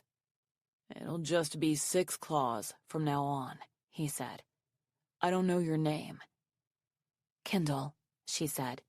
"Let's go now, before anyone comes back." They wrapped Dune in blankets and lifted him between them as carefully as they could. Outside, the temperature had dropped to almost freezing, and most dragons were huddled in their tents. No one questioned Six Claws and Kindle as they carried their burden to the outskirts of the encampment. "General, sir," said the dragon on guard duty, snapping back her wings as they approached. "We're taking this dragon back to the stronghold for more advanced medical treatment," Six Claws said. "Do you want me to take him?" the soldier offered. "You should rest, shouldn't you, sir?" "I'll be fine," said Six Claws, "but thank you." "Yes, sir," she answered. "I hope he's all right." Kindle took one side of the blankets and Six Claws took the other, and with Dune slung between them, they lifted off into the night sky. "I'm sorry to leave you," Six Claws thought, at the soldier on guard duty, at all the soldiers he had to leave behind. He felt like the lowest snake in the sand pit, abandoning his position and all the dragons who'd counted on him. But the dragon in the shadows was right. Six Claws was helping a monster rise to power, and he couldn't do it anymore. Especially not if it meant Dune would have to live in constant danger. He'd try to find a way to save the others. Maybe he could get more of them out. Anyone who wished to be free of Byrne or the other two sisters. Maybe together they could make the Scorpion Den a safe place for dragons who wanted no part of this war. Dune shifted in the blankets, and Six Claws had to adjust his wing beats to the way his weight rolled. He glanced down and saw Dune looking up at him with bleak, haunted eyes. Not at Six Claws. At his wings, powering steadily through the air, the way Dune's never would again. "I'm sorry, Dune," Six Claws said. Dune didn't respond for a long time. Finally he asked, Where are we going? To the Scorpion Den, Six Claws answered. I'm taking you somewhere I hope Byrne will never find us. Byrne. Dune let out a bitter laugh. You always said it was so important to be loyal. I guess we've learned something about loyalty, haven't we? Six Claws beat his wings in silence for a moment. Yes, he agreed at last. That it's stupid, Dune said. And we were stupid for being loyal in the first place, and now we're paying for it. I'm paying for it. There's no point to any of this. No, that's not it, Six Claws said. We were loyal to the wrong dragon, that's all. I see that now. Oh, good, Dune said sarcastically, stuffing his nose into the blankets. Just in time. We'll be more cautious in the future, Six Claws said. The sun was starting to rise off to his left, casting dazzling sunspots in the corners of his eyes. We'll find a dragon we can truly trust and respect, and then we'll have a reason to be loyal. I believe that dragon exists. You'll see. Wonderful, Dune muttered. Can't wait. Six Claws glanced over at Kindle. She was blinking away tears, outlined by the halo of the rising sun. I hope you're right, she said. Me too, he said, and they flew on together, south toward the Scorpion Den, toward an uncertain future, toward that tiny thread of hope. Wings of Fire, Winglets number 4, Runaway. Note: the events of this story take place immediately after the prologue of Wings of Fire, Legends, Darkstalker, thousands of years before the events of Wings of Fire Book 1, The Dragonette Prophecy. Snow speckled the black dragon's wings and shoulders. Small chunks of ice were caught between her claws, and she shook her talons to knock them loose before stepping into the tunnel. The smooth, curved channel led to a vast dome made of blocks of more ice, ice upon snow upon frozen ground. But she wasn't cold. Foeslayer touched the diamond earring in her ear. An enchantment just for me. A dragon who doesn't think I'm a total waste of space. He'd gone in ahead of her, for the sake of appearances. Her eyes found him immediately as she entered the dome. Even in a crowd of ice wings, he glittered the brightest. Not even his mother, Queen Diamond of the Ice Wings, could outshine him. Moon globes floating near the ceiling cast a cool, pale light that made the ice wings look polished and silvery, but turned the visiting black dragons dull and greenish. Prince Arctic seemed to be listening raptly to his mother's lecture, but his gaze flickered to Foeslayer for a brief moment. A moment of, I see you. A moment of, this is torture, but I can survive it now that I've met you. A moment of, you are the only other dragon in the world. It took her breath away. The Nightwings in her own kingdom never took Foeslayer seriously. She was too scatterbrained, too likely to blurt whatever she was thinking. She got too passionate over things nobody else cared about, like the way visiting merchant Rainwings or Mudwings were sequestered from the Nightwings instead of being invited to their parties and festivals. Her friends sniffed that it served the Rainwings right for the exorbitant prices they charged for their fruit, and that Mudwings weren't smart enough to be interesting anyway. No one had ever looked at Foeslayer the way Arctic did, as though being different and a little weird was a good thing, as though it made her fascinating rather than annoying. Where have you been? Her mother was suddenly there, blocking her view of Arctic, briskly brushing the snow off Foeslayer's scales. You look frightful, and you must be freezing. I told you the prince was coming. Didn't I say to stay put in your corner? We're in a dome, Foeslayer pointed out. It doesn't have corners. Prudence narrowed her eyes at her daughter. Foeslayer, don't be a toadstool right now. I don't need your smart mouth ruining everything. She flicked Foeslayer's ear with one of her claws, then stopped and peered at it sharply. Foeslayer winced in anticipation, half a second before her mother's claws closed in, pinching the diamond and sending a burst of pain through all the nerves of Foeslayer's skull. "Where did this earring come from?" Prudence snarled. "Ow, ow, ow!" Foeslayer tried to pull away, but her mother forced her back into a crouch. "It was a gift, that's all. Stop hurting me!" Prudence let go suddenly with a hiss and jumped back, shaking her talon as though she'd been burned. Maybe she had. Foeslayer felt a glow of heat spreading from the earring. "It's enchanted to keep me safe from danger, too, even from Mother." "You cannot steal things from the Ice Wings," Prudence hissed. "This is shocking, even for you, Foeslayer." "I didn't. An Ice Wing gave it to me," Foeslayer protested. "Which Ice Wing?" Prudence growled. "I told you not to talk to any Ice Wings." Is everything all right here? Oh, it was bad. A bad, bad, terrible thing that her heart leaped at the sound of his voice. Too bad this earring isn't smart enough to protect me from my own heart. Prudence whirled and found Arctic standing regally behind her, his eyes cold and unfriendly. He must have almost flown across the dome to get there so quickly. The Icewing Queen and a small entourage of aristocrats were hurrying after him.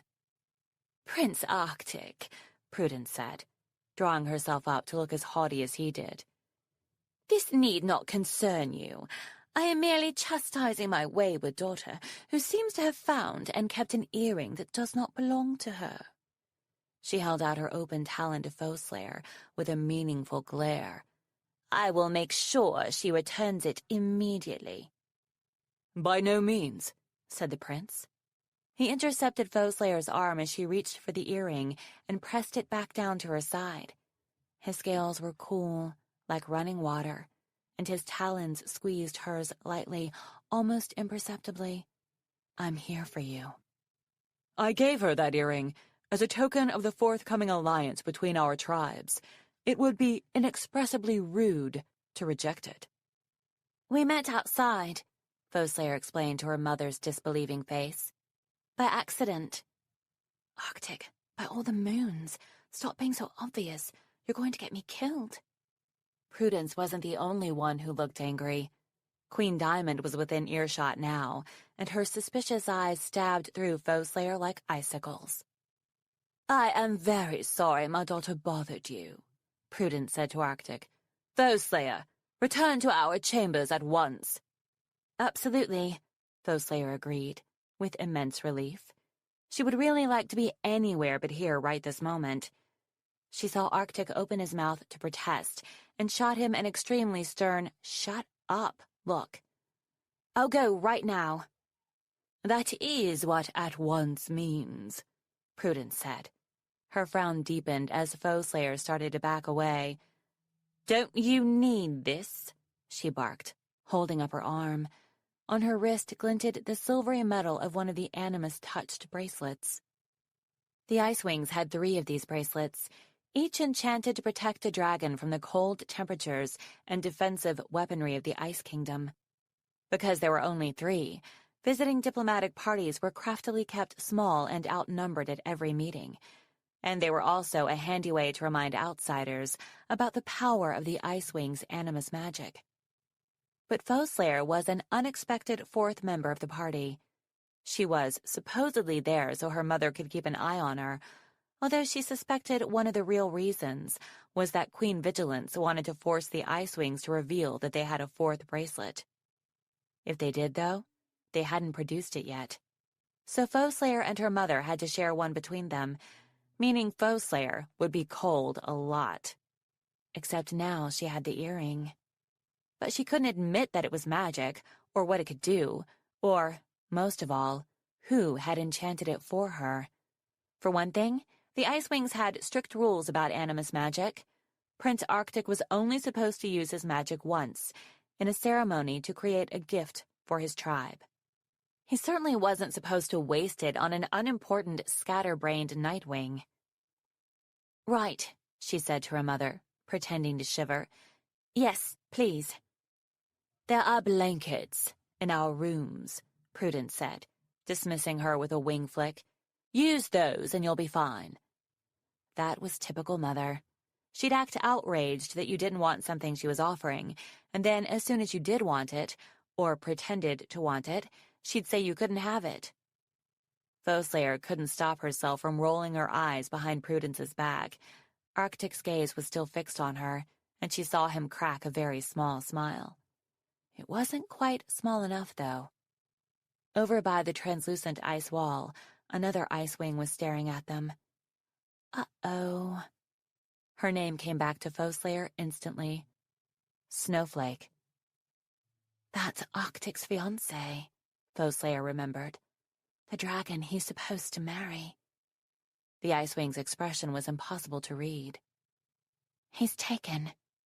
It was the first thing Foeslayer had learned about the prince, and yet she'd managed to forget it completely in the magic of meeting him, and in the actual, literal magic of him enchanting an earring for her. He's going to marry someone else. But he never could have been mine anyway. She bowed, turned her back on all the ice wings, and ducked into the tunnel. So why did I agree to meet him in secret later tonight? Am I still going to? A smart dragon wouldn't. A smart dragon would keep her head down and make it home to the Night Kingdom instead of risking an intertribal incident. She stepped out into a blizzard that had quietly crept up on them, icy puddles blocking out the sky and sea. Near the entrance, she could still see the impression in the snow where Arctic had been standing during their conversation. Yes, but that smart dragon sounds perfectly miserable.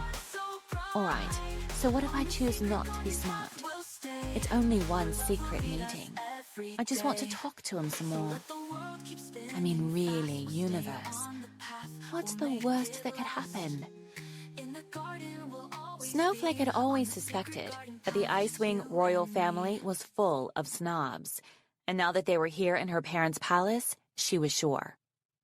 Queen Diamond said everything in a superior, condescending tone, peering down her snout as though your ignorance was a grave disappointment to her. She kept making snide comments about the state of the palace and how it could be improved. She never spoke to anyone below the first circle, and she had clearly chosen Snowflake as her son's fiancé because she thought Snowflake was the quietest option. Snowflake knew this because the queen had said it directly to her face. "You're a dragon who knows how to keep her mouth shut," Diamond had mused, gripping Snowflake's chin in her talons to inspect her cheekbones. "Either you understand that I'm not interested in your opinions, or you don't have any, which would be preferable. I suppose I'll be able to tolerate your presence in my palace, so long as you make equally silent brats." Frankly, Snowflake had no desire to live in the main Icewing Palace, but soon she'd have no choice. The only time she'd ever been there, she'd spent the entire visit in a whirl of tests, competitions, and yet more tests to prove she deserved her place in the first circle of the Icewing hierarchy. It was infuriating, particularly since many of the tests had been subtle and deliberately unfair. Secret traps set by the queen so she could assess Snowflake's strength, poise, diplomacy, and ability to come up with witty rejoinders whenever someone insulted her. That last wasn't Snowflake's strength. She could do an excellent icy look of disdain, but all the cutting comebacks she should have said only came to her during the night, much too late, while she lay on her ice shelf, fuming. The truth was, she spent a lot of time fuming. It was a little surprising to her that Queen Diamond couldn't sense the rage under her scales. All those years practicing her cool exterior must have paid off. Her parents had certainly drilled it into her over and over again. Freeze over your anger. Never let anyone see it. Nobody wants to hear about your feelings. Calm and collected on the outside. That's all that matters. She wasn't sure how long she could keep it up, though. Especially around her future husband, Prince Arctic, who was the most arrogant, entitled, patronizing, obnoxious, preening, fat-headed son of a walrus she'd ever met. He acted as though she were barely seventh circle, as though she had an obligation to entertain him when he was bored, and as though she had no brains in her head whatsoever. How can I possibly marry him? How am I supposed to look at his smug, pretentious face every single day for the rest of my life? How am I going to last even a month without stabbing my claws through his superior eyeballs? It was supposed to be such an honor to marry into the royal family. Her parents were ecstatic that all their work on her had paid off. Such glories lay ahead. Her dragonettes might inherit animus magic. Her daughters would be directly in line for the throne. First in line to get killed by their horrible grandmother, that is. But there was nothing Snowflake could do to change her fate. She obviously couldn't disobey her parents and her queen. She couldn't even hint to them that she might not be interested in their plan for her life. She had to be polite to Arctic and bow deeply to his mother. She had to wear the mask of the perfect daughter, apparently forever. Forever. Until they store my frozen head on the wall of dead royal family members and slide my corpse into the cold ocean. Forever trapped in the main palace with Arctic and Diamond. Unless I can find a way out. She drew back against the wall of the dome, watching Arctic's face as the loud-mouthed Nightwing left. She'd noticed the dazzled look in his eyes the moment he saw Foeslayer, and it was still there. He'd dismissed Snowflake, his moon's forsaken fiancée, as though she were an inconvenient dragonette underfoot. And then, it must have been only moments later, he'd given Foeslayer his diamond earring. His earring. Of all the sappy nonsense. Only characters in very bad, very sentimental scrolls did stuff like that. He probably thinks he's very romantic. With the wrong dragon, you moron. Not that she'd accept any jewelry from him if he offered. The rest of the tribe might find animus magic perfectly wonderful and useful, but Snowflake didn't trust anyone with that kind of power. My, said a voice that slithered like seals worming across a patch of ice. Wasn't that an interesting interaction? Snowflake swiveled her head around to face the approaching Icewing. Female, slightly older than Snowflake, not from this palace, wearing a first circle necklace. She was white, with a scattering of gray-blue scales that looked like rippling shadows across her wings, and she moved like a confident predator. Snowflake dipped her head in a polite half-bow, wondering where their names each ranked on the wall and whether she should be bowing deeper. "Please, accept my apologies, for I do not recognize your face," she said. "I hope I am not bringing great dishonor upon my family." That was one of the stock phrases she'd learned very young, designed to help dragonettes wriggle out of awkward situations. "No, we haven't met yet," said the new dragon, nodding back in a way that suggested her rank was higher. "I'm Snowfox." Oh, thought Snowflake. Queen Diamond's niece. She'd certainly heard of this dragon, currently the only living heir to the Icewing throne. Snowfox smiled, and tiny embedded gems glittered from her teeth. Snowfox and Snowflake. We're either destined to be great friends or terrible enemies, aren't we? Let's avoid any confusion. You may call me Fox. Certainly. As long as you never call me Flake, Snowflake said, smiling back. Fox laughed. I'm sure you're anything but, she said. It must take a very cunning dragon to ensnare the talons of Prince Arctic. Her dark blue eyes cut toward the remaining Nightwings, her brows lifting innocently. I promise you, the only cunning dragon involved in this plan is the Queen, Snowflake answered, ignoring Fox's implication. I take no credit for the match. Then true love with a handsome prince just fell into your talons, Fox said slyly. You must be the happiest dragon in the Ice Kingdom. I am so lucky, Snowflake agreed, letting the faintest whiff of sarcasm creep into her tone. He is very charming, They both watched Arctic for a silent moment.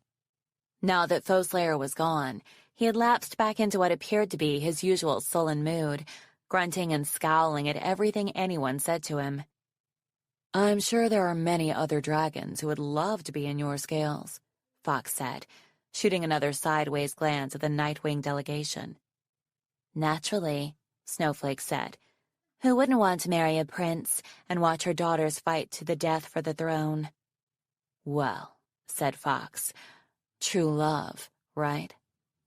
"Indeed," said Snowflake. "True love." Arctic snatched the last bright green drink from a passing tray and stared into it gloomily. "He's contemplating his noble reflection in the ice cubes," Snowflake observed. Fox clapped her talons around her own snout, but couldn't hold back a snort so loud that several dragons turned to wrinkle their foreheads at her.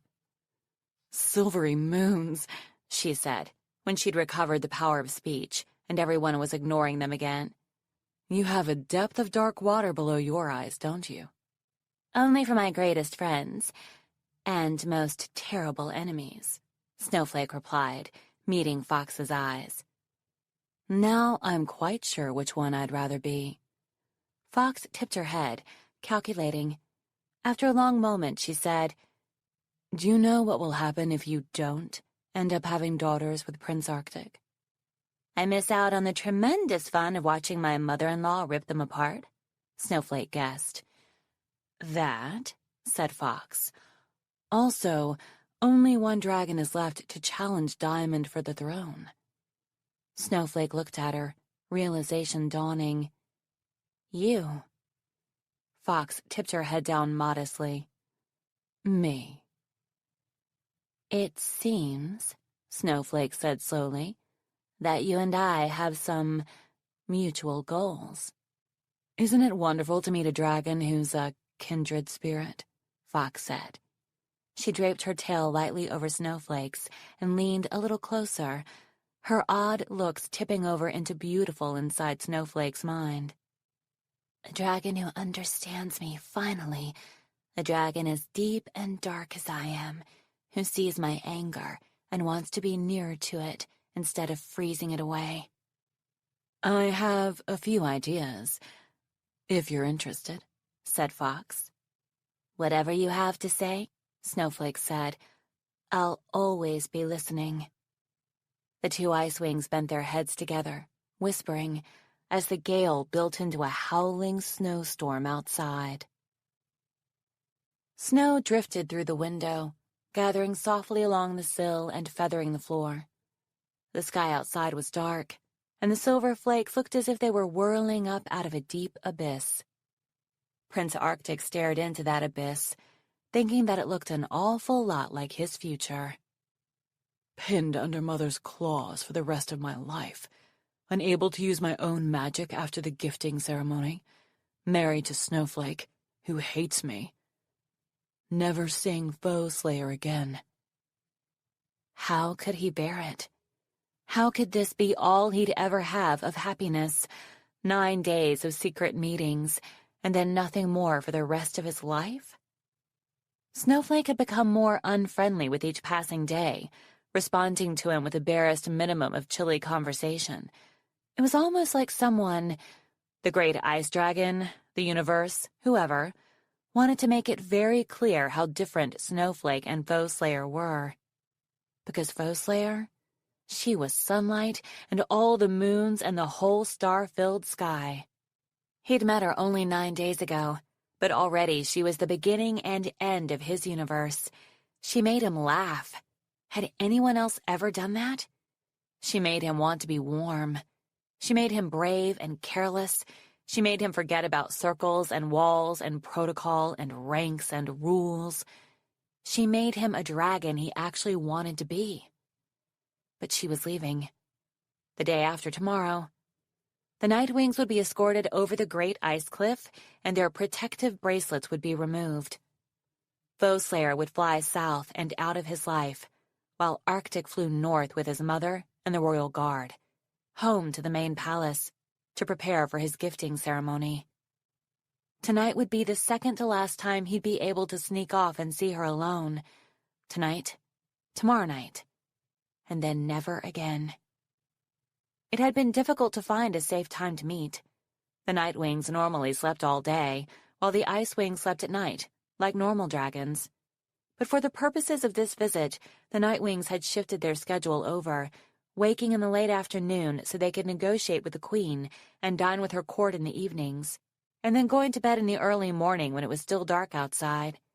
So there was a small window of time when everyone, except the Night Watch guards, was asleep. And that was when Arctic and Foeslayer met, in the stolen moments before dawn. Arctic brushed a tiny pile of snow into his talons and stared at it, thinking of how snowflakes like these melted when they touched Foeslayer's scales. A strange feeling crept over him, a crawling sensation between his wings, a sense of being watched. He whirled around. His mother stood in the doorway, filling the frame like a glacier that had swept in from the mountains, crushing everything in its path. Ice-blue diamonds cascaded from her ears and around her neck and all along her tailband, but none of them glittered as sharply or as dangerously as her eyes. Arctic wanted to ask how long she'd been standing there, but of course, instead, he bowed deeply.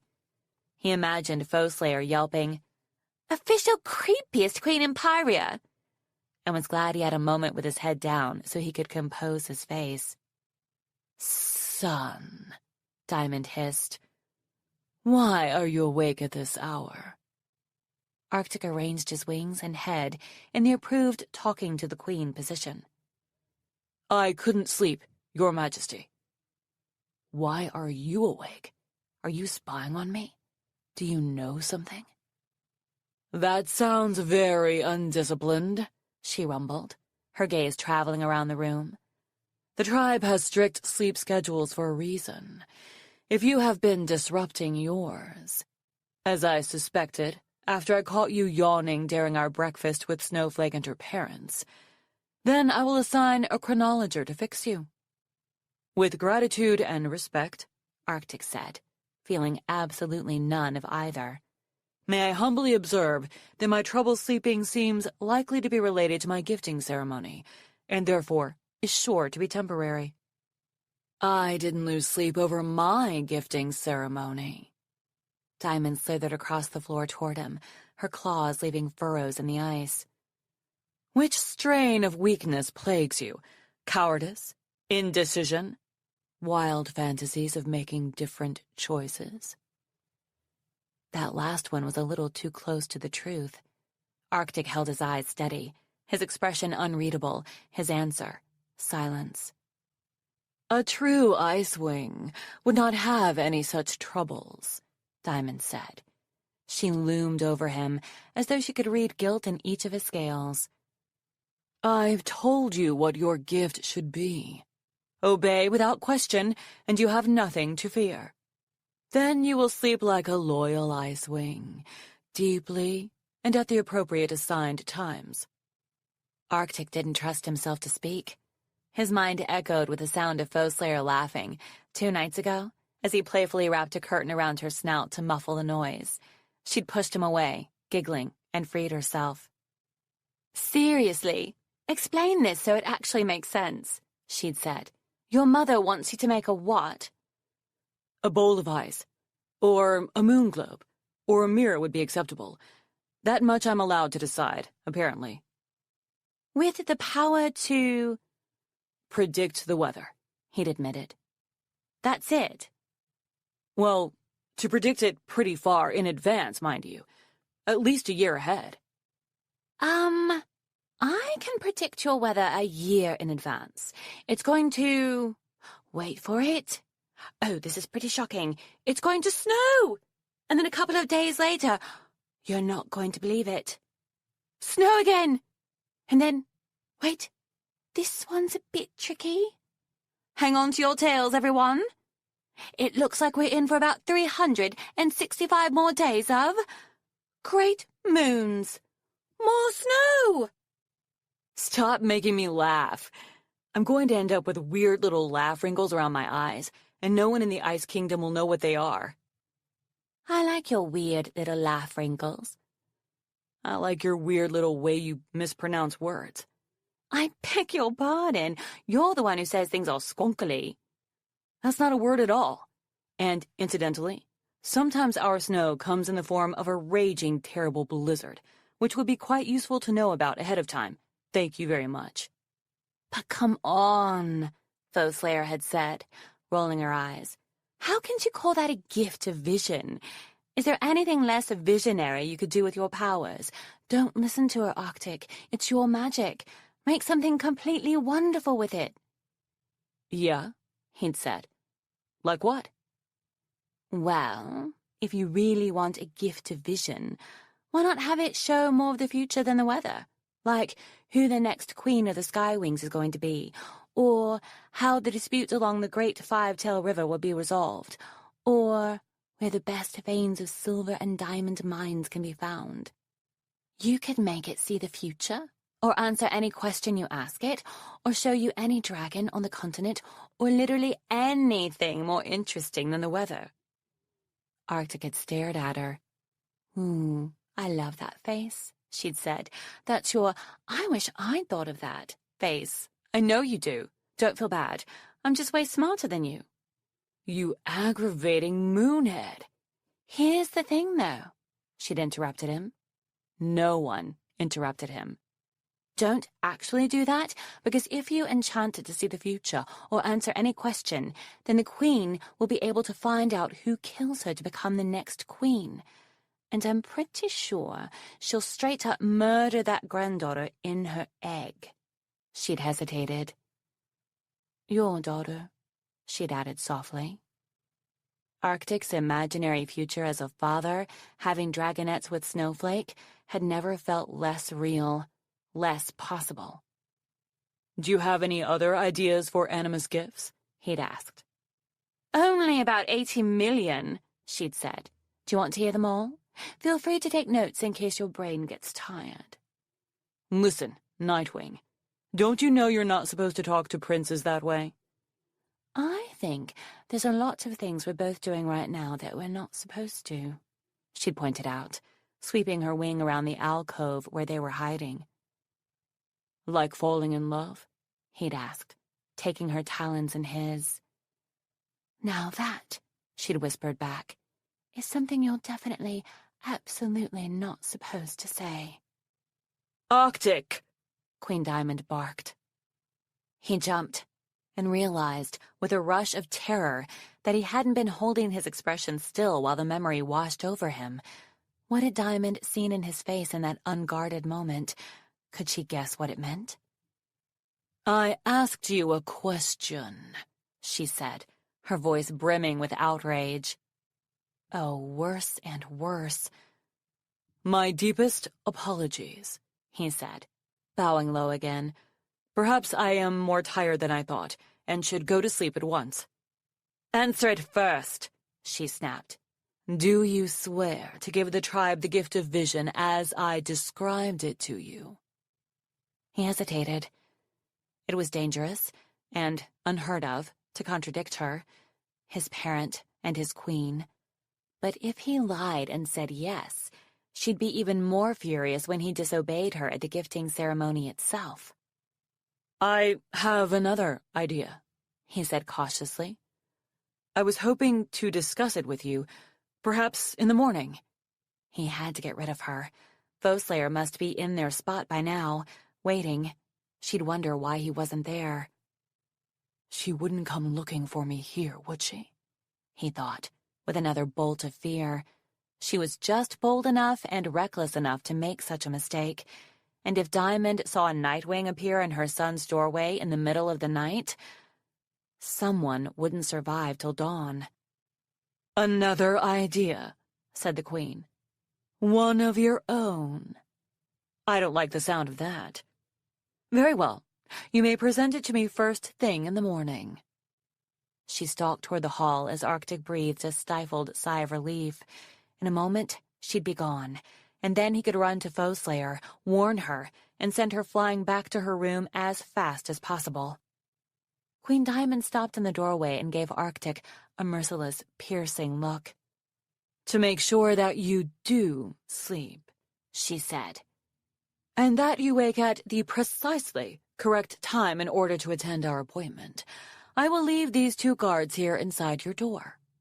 She flicked her tail out into the hall, and 2 large Icewing soldiers slipped inside, big, burly, stone-faced, not to be argued with, bribed, or tricked.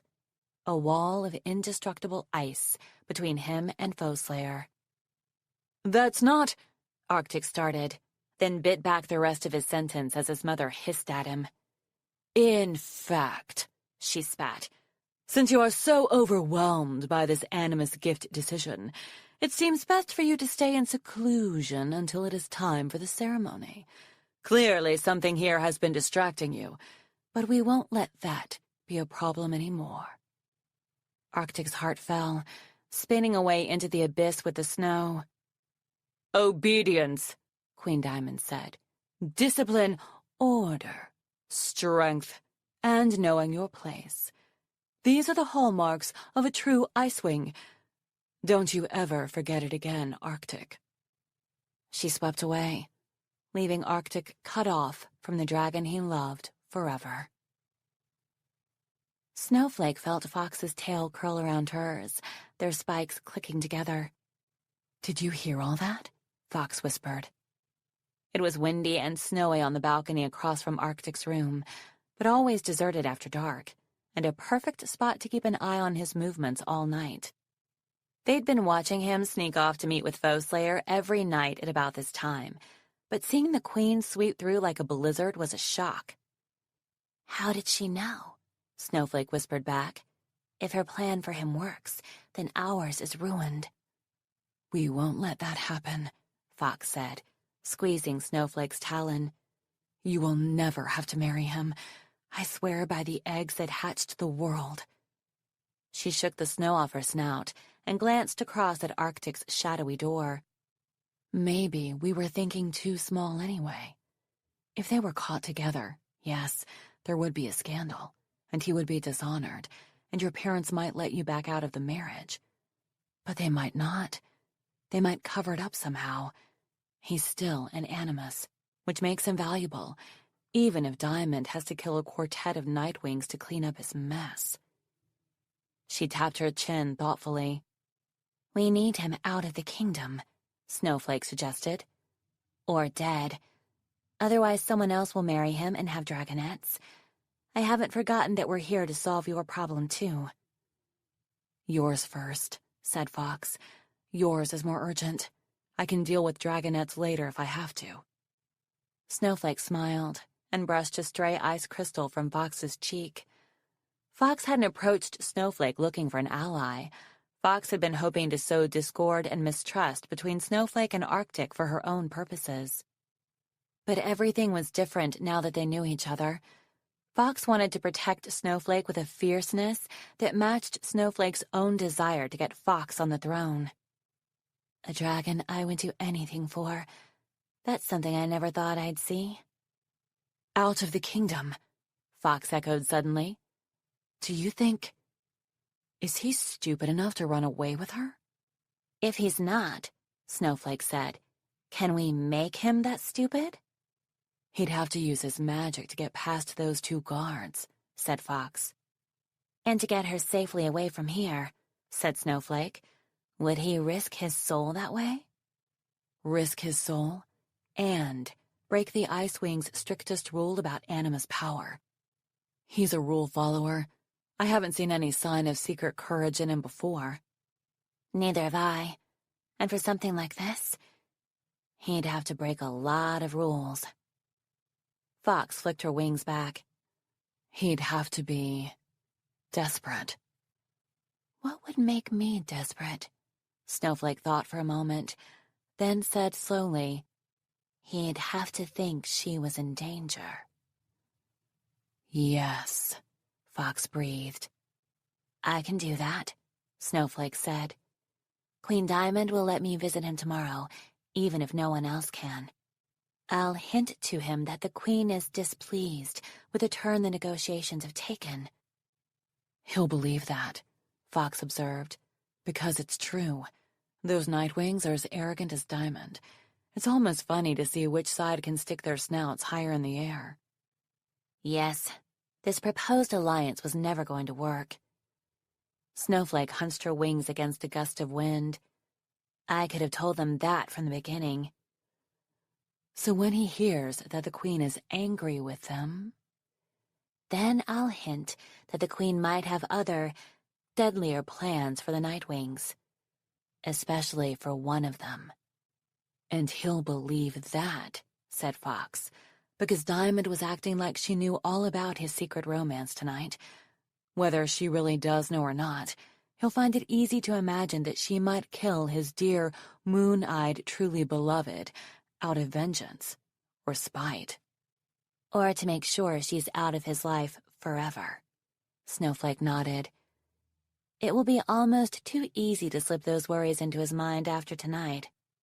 You're brilliant, said Fox, tossing her wings wide and spinning on the balcony, letting the snow whirl around her. And meanwhile, I'll spread a rumor among the guards that something strange might be happening tomorrow night. If they see Arctic trying to escape with the Nightwings, he won't be able to change his mind and slither back. He'll have to keep flying. Don't let Queen Diamond find out, though, Snowflake said. She needs to sleep through it, or else she could use her magic to stop them. No fear, said Fox.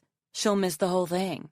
In fact, I might have a sleeping potion I bought from a rainwing once that could be useful. You're brilliant, said Snowflake. I hope the guards won't be cowards, Fox said, looking out at the whirling snowflakes. I want to make sure Arctic doesn't get past us without a fight. I want to be there too, said Snowflake.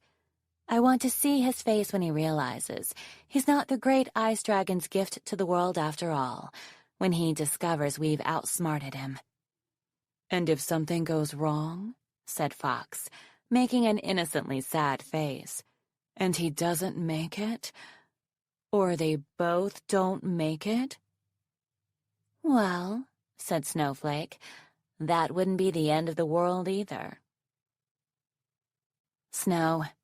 Endless snow. Snow as far as the edge of the universe. Snow forever.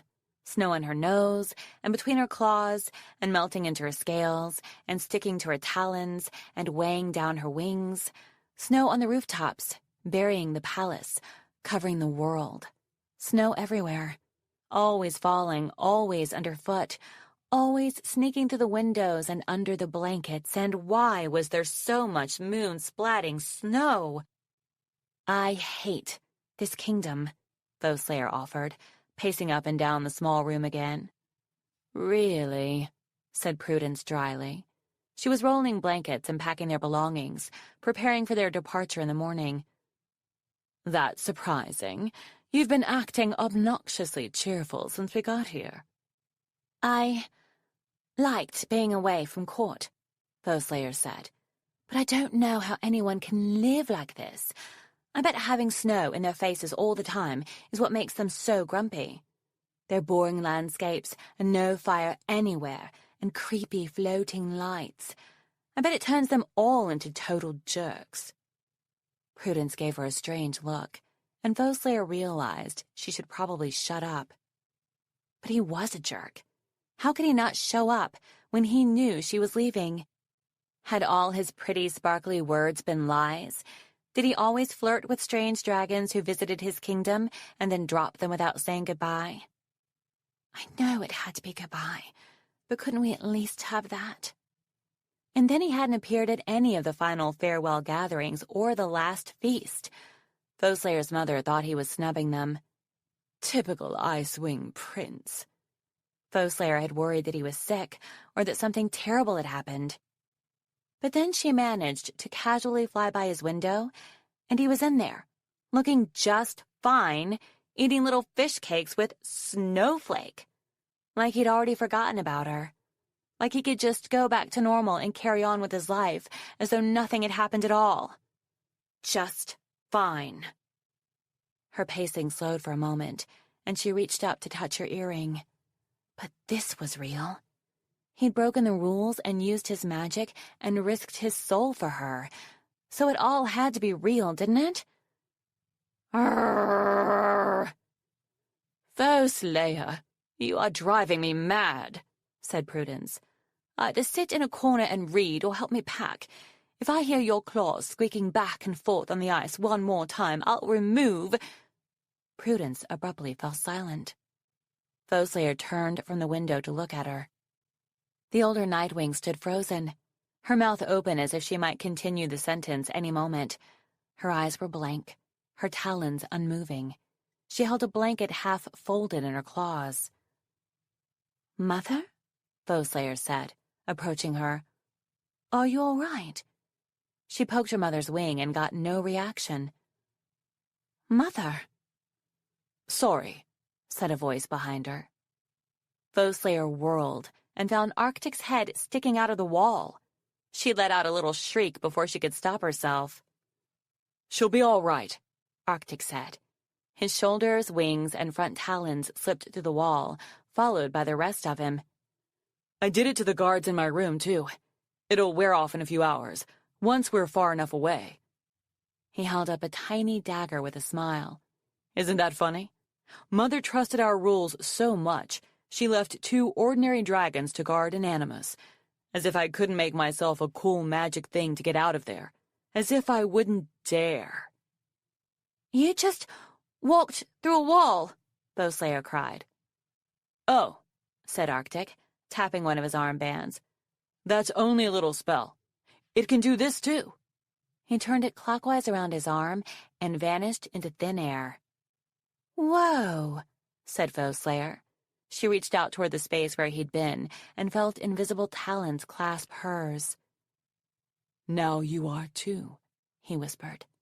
She looked down and realized with a shiver that she couldn't see herself anymore. "That's a lot of magic," she said, glancing over at Prudence. "You shouldn't have wasted your magic just to come say goodbye to me. I mean, I'm glad you did, but—" "I'm not saying goodbye," he said. "I refuse to say goodbye to you." Foe Slayer's traitorous heart leaped. "But you have to," she said.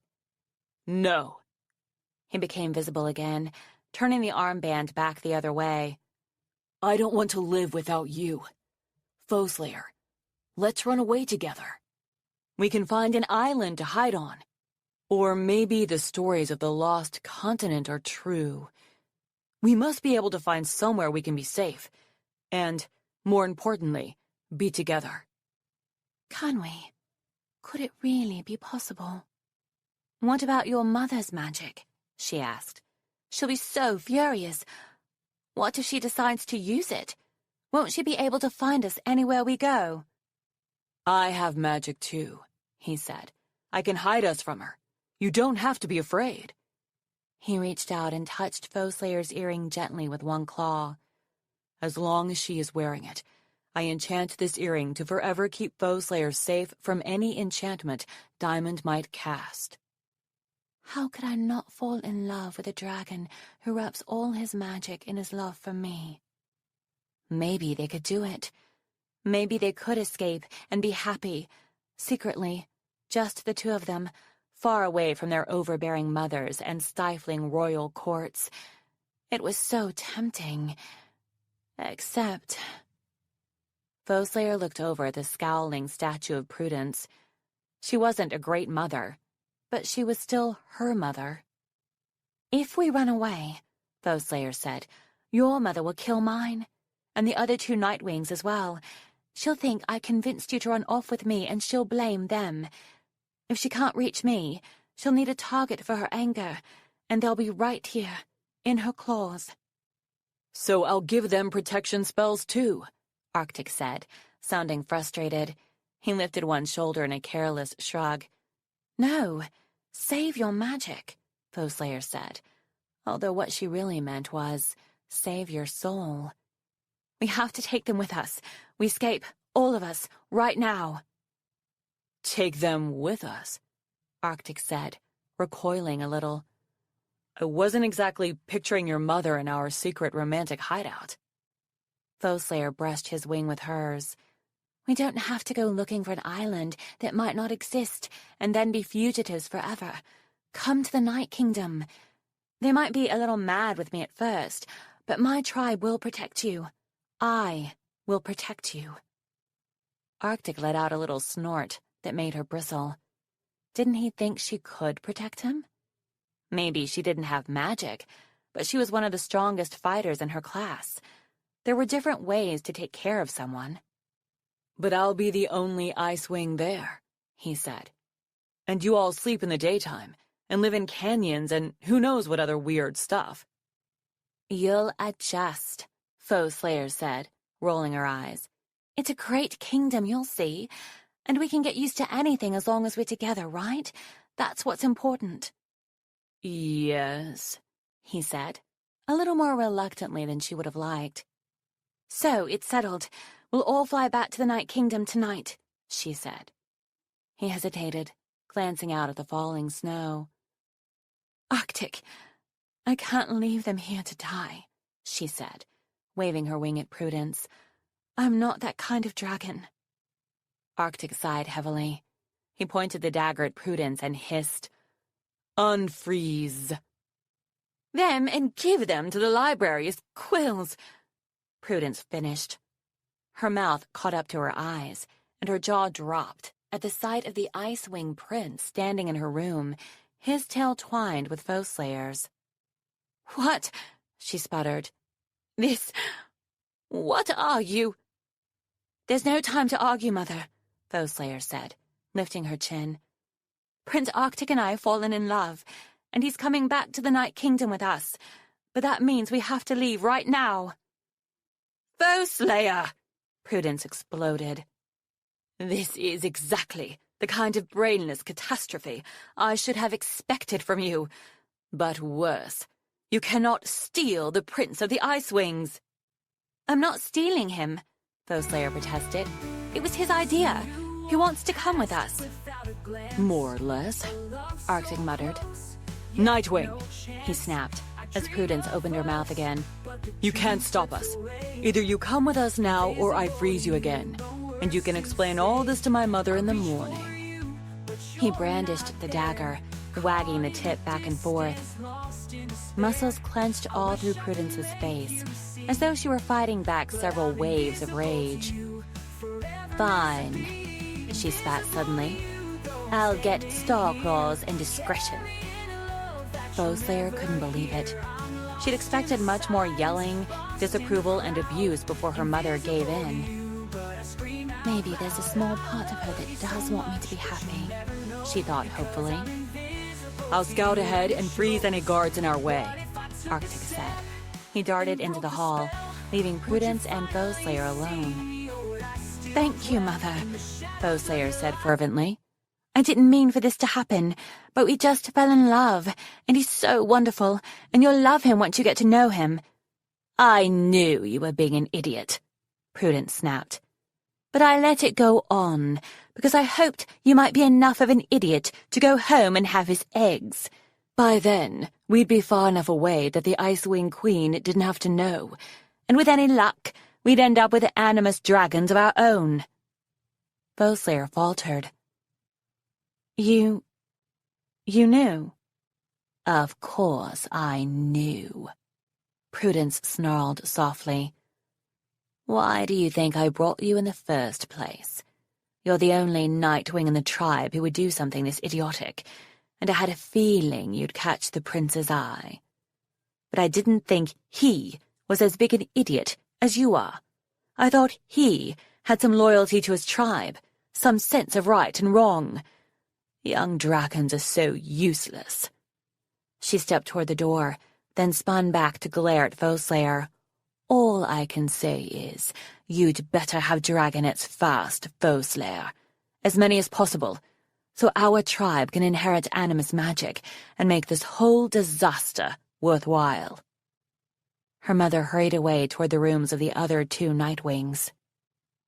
"I thought I was doing this great, daring, magical, romantic thing, but instead, I was walking straight into one of my mother's traps."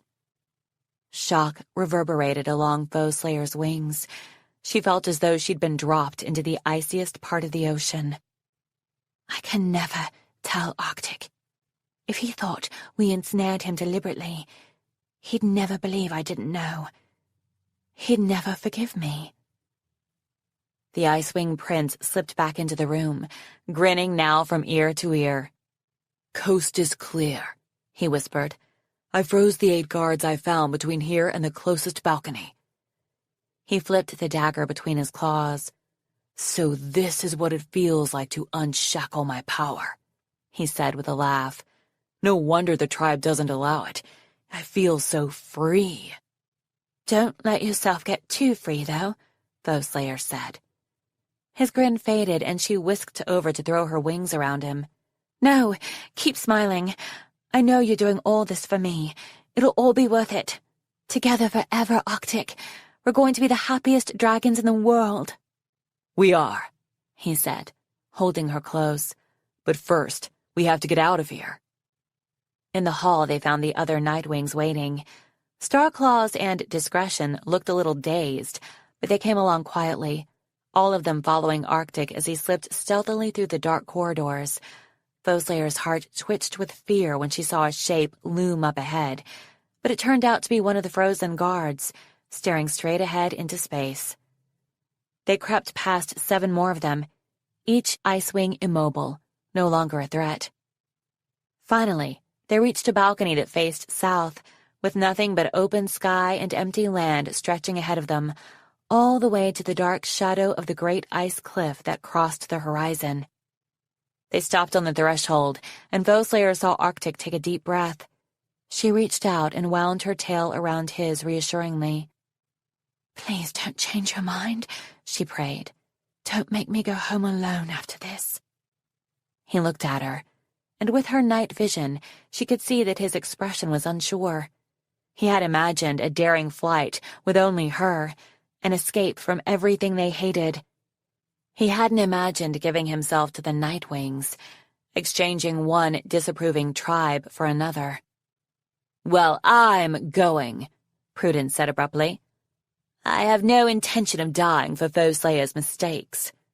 She pushed past Foeslayer and Arctic and launched herself off the edge. Starclaws and Discretion leaped after her. "Together," Foeslayer said to Arctic. "Forever," he said slowly.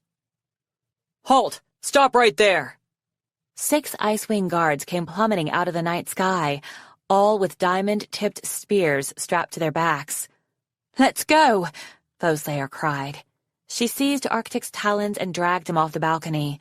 Their wings tangled for a moment, and then they righted themselves, beating furiously as they lifted away. Foeslayer felt the rush of wind swoop past as the Icewings missed them, twisted in the air, and gave chase. "Prince Arctic?" one of the guards called, confusion weaving through his voice. For a moment, Arctic faltered beside Foeslayer. "I know that guard," he said, when she tugged him forward again. "He was my trainer. He taught me everything I know about weapons." "It's the Nightwings!" screamed a voice from the parapet above them. "They're stealing our prince! Stop them!" Foeslayer glanced back and saw 2 more Icewings launch themselves from the parapet. The one that was shouting had odd, shadowy scales rippling across her pure white wings, and the other— No, that couldn't be Snowflake, could it? Whoever it was, the guards were listening. Their wing beats got stronger, more powerful, and they all drew weapons. "Keep flying," Foeslayer said breathlessly, pushing Arctic forward. An arrow shot by her snout, barely missing her ear. "Leave us alone!" Arctic shouted at the guards. "Go back! Let us go!" Another arrow nearly nicked Foeslayer's wing, and she yelped with fear. "The earring will protect me," she reminded herself, trying to calm her racing heart. "It won't let them hurt me. Just keep flying, Arctic. We just have to stay ahead of them." "Stop shooting at her!" Arctic roared. "We'll save you, Prince Arctic," called the voice of his teacher. This time it was a small hail of arrows, but they swerved around Foeslayer's scales. "I'm all right," she shouted. Arctic, just keep flying. Perhaps Arctic didn't hear her, or perhaps he'd forgotten about the earring's protection, or perhaps he was too upset by the sight of Bowslayer in danger to think clearly. Whatever made him do it, Arctic spun in the air, flung his wings open, thrust his front talons toward the pursuing guards, and shouted, "Spears! Stop those guards!"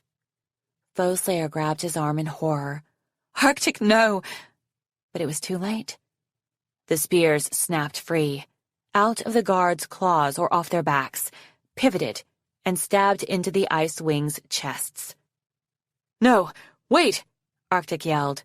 "Don't kill them!" He shook his talons frantically and tried to point at the guards again. "Don't kill them! Just stop them! That's all I meant! Leave them alive!" It was too late.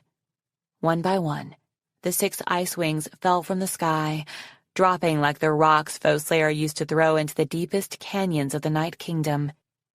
"No!" Arctic cried. "Go back and leave them alive! I take it back!" He turned to Bowslayer, clutching her arms desperately. "I didn't mean to. I just wanted them to leave us alone." "I know," she said. I know, Arctic, but we have to keep flying. You can't go back now, and those other 2 are still right behind us."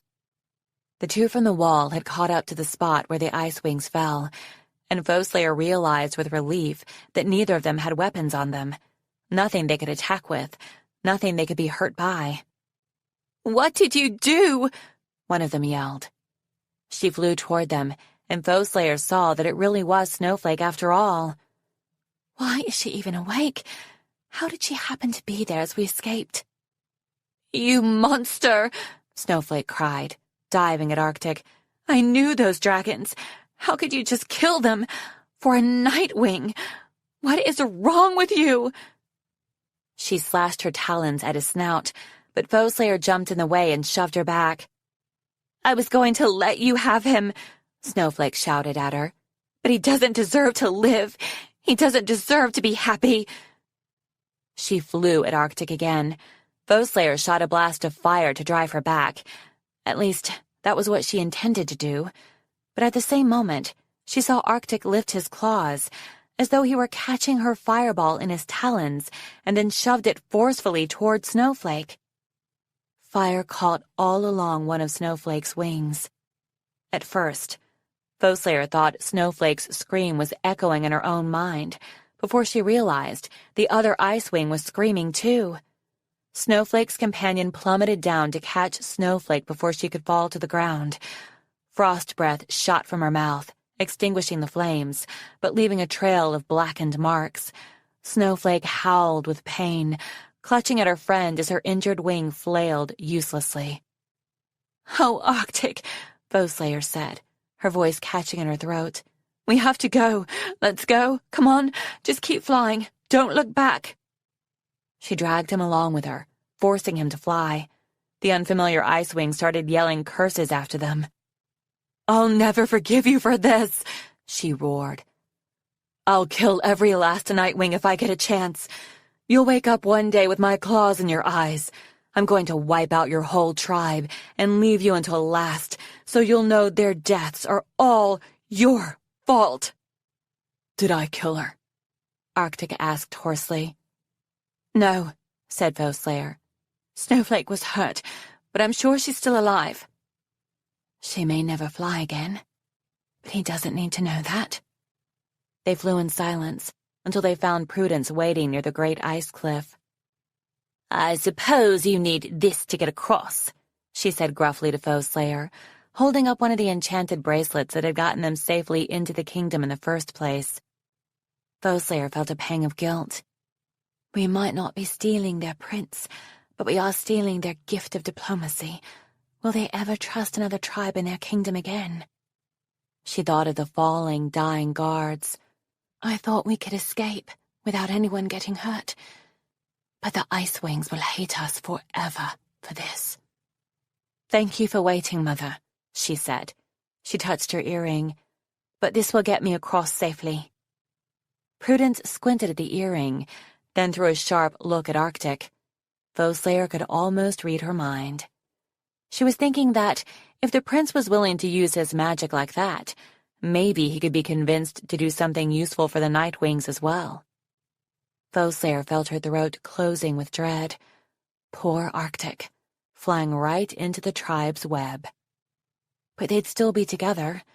That would make up for whatever any other dragons did to them, or how hard life might be, wouldn't it? They soared over the cliff and joined the other two Nightwings on the far side. Together they flew south, dipping into the dark clouds that were gathering up ahead. Foeslayer and Arctic flew near the back, close together, but he didn't say anything for a long, long time. Foeslayer risked a glance at Arctic's face. He looked as though he'd been stabbed through the heart himself. "Are you all right?" she asked. "Obviously not," he snapped back. She blinked. "I mean, I know you're upset, but I meant, how does your soul feel? Is it okay?" "My soul is none of your concern," he hissed. Yes, it is," Foeslayer retorted. "If I'm going to marry you, your soul is very much my concern." Arctic let out a growl and turned his head away from her. At the same moment, Prudence turned to glance back at them, and the look on her face was so smug that Foeslayer wished she could claw it right off.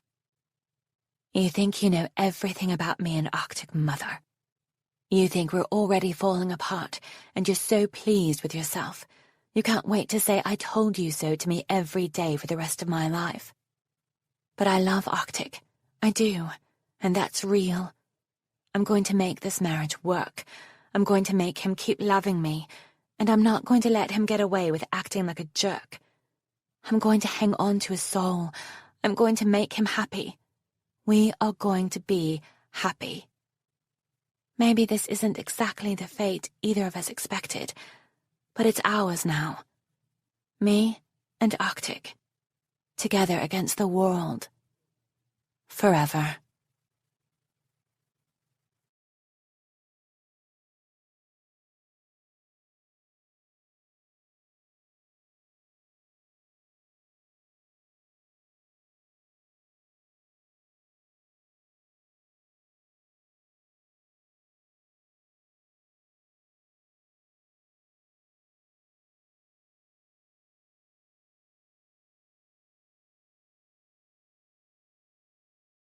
Stories by Tui T. Sutherland.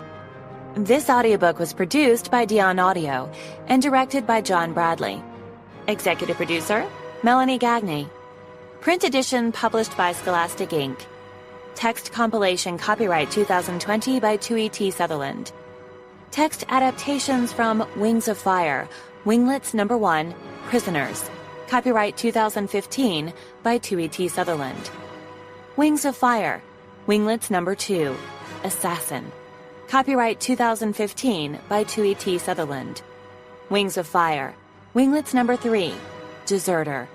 Copyright 2016 by Tui T. Sutherland. And Wings of Fire,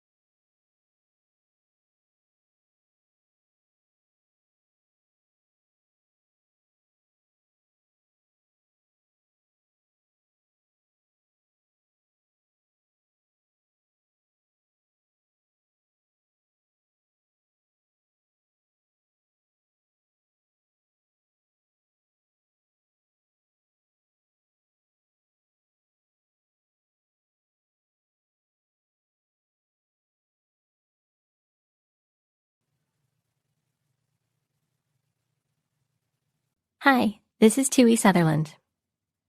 A Nightwing Guide to the Dragons of Pyrrhia. Sandwings. Description: pale gold or white scales, the color of desert sand. Poisonous barbed tail. forked black tongues.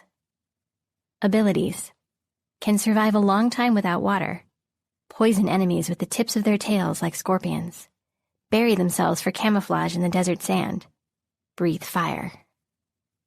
Queen: since the death of Queen Oasis, the tribe is split between 3 rivals for the throne, sisters Burn, Blister, and Blaze. Alliances: Burn fights alongside Skywings and Mudwings. Blister is allied with the Seawings, and Blaze has the support of most Sandwings as well as an alliance with the Icewings. Mudwings. Description: thick, armored brown scales, sometimes with amber and gold underscales. Large, flat heads with nostrils on top of the snout.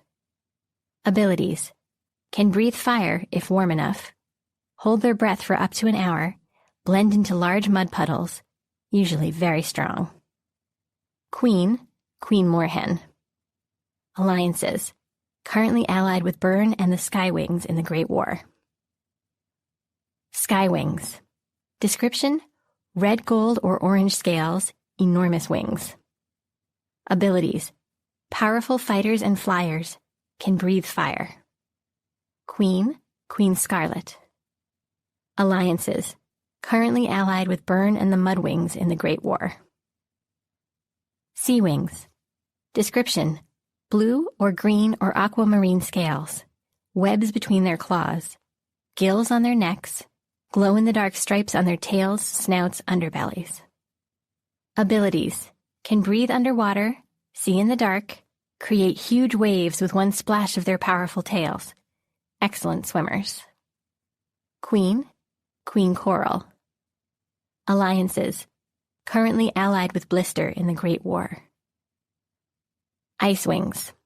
Description: silvery scales like the moon or pale blue like ice, ridged claws to grip the ice, forked blue tongues, tails narrow to a whip-thin end. Abilities: can withstand sub-zero temperatures and bright light, exhale a deadly freezing breath. Queen Glacier. Alliances: currently allied with Blaze and most of the Sandwings in the Great War. Rainwings. Description: scales constantly shift colors, usually bright like birds of paradise, prehensile tails. Abilities: can camouflage their scales to blend into their surroundings, use their prehensile tails for climbing, no known natural weapons. Queen Dazzling. Alliances: not involved in the Great War. Nightwings. Description: purplish-black scales and scattered silver scales on the underside of their wings, like a night sky full of stars. Forked black tongues. Abilities: can breathe fire, disappear into dark shadows, read minds, foretell the future. Queen, a closely guarded secret. Alliances: too mysterious and powerful to be part of the war. Here's a preview from Wings of Fire, Legends, Darkstalker, read by Shannon McManus. The events of this audiobook take place in Pyrrhia's shrouded past, more than 2,000 years. How could he have forgotten a First Circle Icewing? First and Second Circle dragons usually lived in the Queen's Ice Palace, alongside the royal family, and he was sure he'd memorized them all. Except for the nobles who lived in the outer 3 palaces. Snowflake, he blurted. He really was an idiot. This was the one his mother had chosen for him to marry. Respectable family, loyal, likely to have a daughter who could replace Queen Diamond one day. Since he had no sisters or aunts who might try for the throne, Snowflake was probably the real reason he'd been dragged on this trip. Yes, she said, dipping her head. She was pretty, in that boring, glassy way his mother liked, but he had gotten absolutely no sense of her personality at their one prior meeting. He was a little afraid she might not have one. He said, following her down the frozen hall. There must be something we can talk about. Have you ever seen a Nightwing before? Only the one who came to the wall a few months ago to request this meeting. Do you know what they're here for?" She shook her head. So, that was apparently the end of that conversation. Ooh, how about an animus-touched object that can make any dragon interesting? Skies above, now that would be useful. "Don't waste your gift," his mother's voice echoed in his head. Blah, blah, blah. Careful consideration. Months of planning. Sometimes he got a strong feeling that she regretted her own animus gift to the tribe, the gift of healing, which was a set of narwhal horns that could heal frost breath injuries. It helped when young ice wings played too roughly, or when fights broke out within the tribe, but it certainly would be a much more useful gift if the horns could heal any injuries. He bet Queen Diamond wished she could reach back through time and fix that mistake. "What would you give the tribe?" he asked Snowflake. "If you were an animus, I mean, and had to come up with a gift." "Oh," she said, fidgeting her wings in little flippy waves. "I don't know." "Well, think about it," he said. "I'd really like to know." "All right," she said. They kept walking through the halls of the palace, which were smaller and more cramped than the ones at home, with odd little mismatched ice carvings everywhere. Here a polar bear, there a wolf, there a screaming scavenger, here a lumpy owl. There was no consistency, no sense of an artistic vision, and everything was too close to him. It made Arctic want to smash through the walls just so he could see the sky. About a minute later, Snowflake said, "Sorry, I can't think of anything." Arctic couldn't hide the irritation that flashed across his face. "Really think about it," he said. "Tell me tomorrow, or whenever you come up with something." She gave him a look that, to his surprise, was nearly as irritated as his own. "Seems like kind of a waste of my time," she said, "unless you're having trouble coming up with an idea for yours." No, he said quickly. "Of course I already have a plan." "Well, Mother has a plan, which is why I am trying to come up with a better one." She didn't ask what it was. Instead, she stopped at one of the flight ledges and nodded down at the dome below them. In the gathering dusk, it glowed from within like firelit marble, covering most of the plain between the palace and the ocean. Snow dusted the outside and the ground all around it. More crystalline flakes were falling softly from the sky. The ocean itself was gouged with streaks of orange and gold as the sun set on the distant western horizon. Dragon wings sliced the air like darting bats as hunters dove to catch dinner in the sea for the welcome banquet tonight. Arctic and Snowflake flew down to the entrance of the guest dome. Inside, he knew, it would be warmer than he liked, heated by the bodies of the fire-breathing night wings, and also by the gift of diplomacy. "Created by an animus named Penguin about 50 years ago," chatted his overstuffed brain. He had studied every animus gift in careful detail, trying to come up with something new and original for his own, which was perhaps why he didn't have room in his brain for the faces of dragons he barely knew. The dome itself was not an animus gift, though. These blocks of ice had been carved by ordinary ice-wing talons. It must have taken ages, and he wasn't entirely convinced that it wouldn't all melt on top of some fire-breathing guests one day. "Maybe I could improve the dome as my gift," he thought. "An indestructible welcome dome for any allies or guests from other tribes." He dismissed the thought almost as soon as he had it. It was derivative, and not nearly as impressive as he wanted it to be. He wanted his gift to be one that ice wings would marvel about for centuries after he was gone, something like Frostbite's gift of light. They landed with a crunch on the snow, but just as they were about to enter the tunnel into the dome, a dragon came charging out. "Sorry," she cried breathlessly, as she narrowly avoided knocking them over. "I just needed to be outside for a moment. Look at that sunset. Great kingdoms! It is freezing out here. I might literally die. But obviously I can't go back inside and miss this sunset. I can handle a little cold, right? If I just keep moving." She began stamping furiously in a circle around them, whacking herself with her wings. She was a nightwing. the first Nightwing Arctic had ever seen. He'd known she would be black, but he hadn't expected the underscales of dark green on her chest, or the silver scales that glittered here and there across the underside of her wings. Her eyes, too, seemed a little closer to dark green than to black, and they caught his without any fear. Her wings snapped with energy, and he felt his own wings responding, lifting, as though he might suddenly take off and touch the moons. "I'll meet you inside," he said to Snowflake. She paused, giving the Nightwing a disapproving look. "You can tell my mother I'm coming," he suggested. "Better hurry. She doesn't like to wait." Snowflake's forehead wrinkled into that irritated expression again, and she turned to whisk down the tunnel without even a bow or a ritual farewell. "I suppose that's what I deserve," he thought, "since I didn't give her the greeting her rank requires." He stared after her for a moment, trying to imagine what it would be like to be married to Snowflake. Maybe she does have a personality, repressed fury. Or maybe she's as unexcited about this match as I am. I'm not sure how to improve that situation. I mean, I am a prince. If she marries me, she could hatch the next queen. What more could she want? "Who stuck an icicle up her snout?" asked the Nightwing. She started jumping up and down in place, grinning at him. "I'm afraid that was me, probably," he said. "It took me far too long to remember her name." "So?" said the Black Dragon. "I forget names all the time." "Well, I'm not supposed to forget anyone's," he said.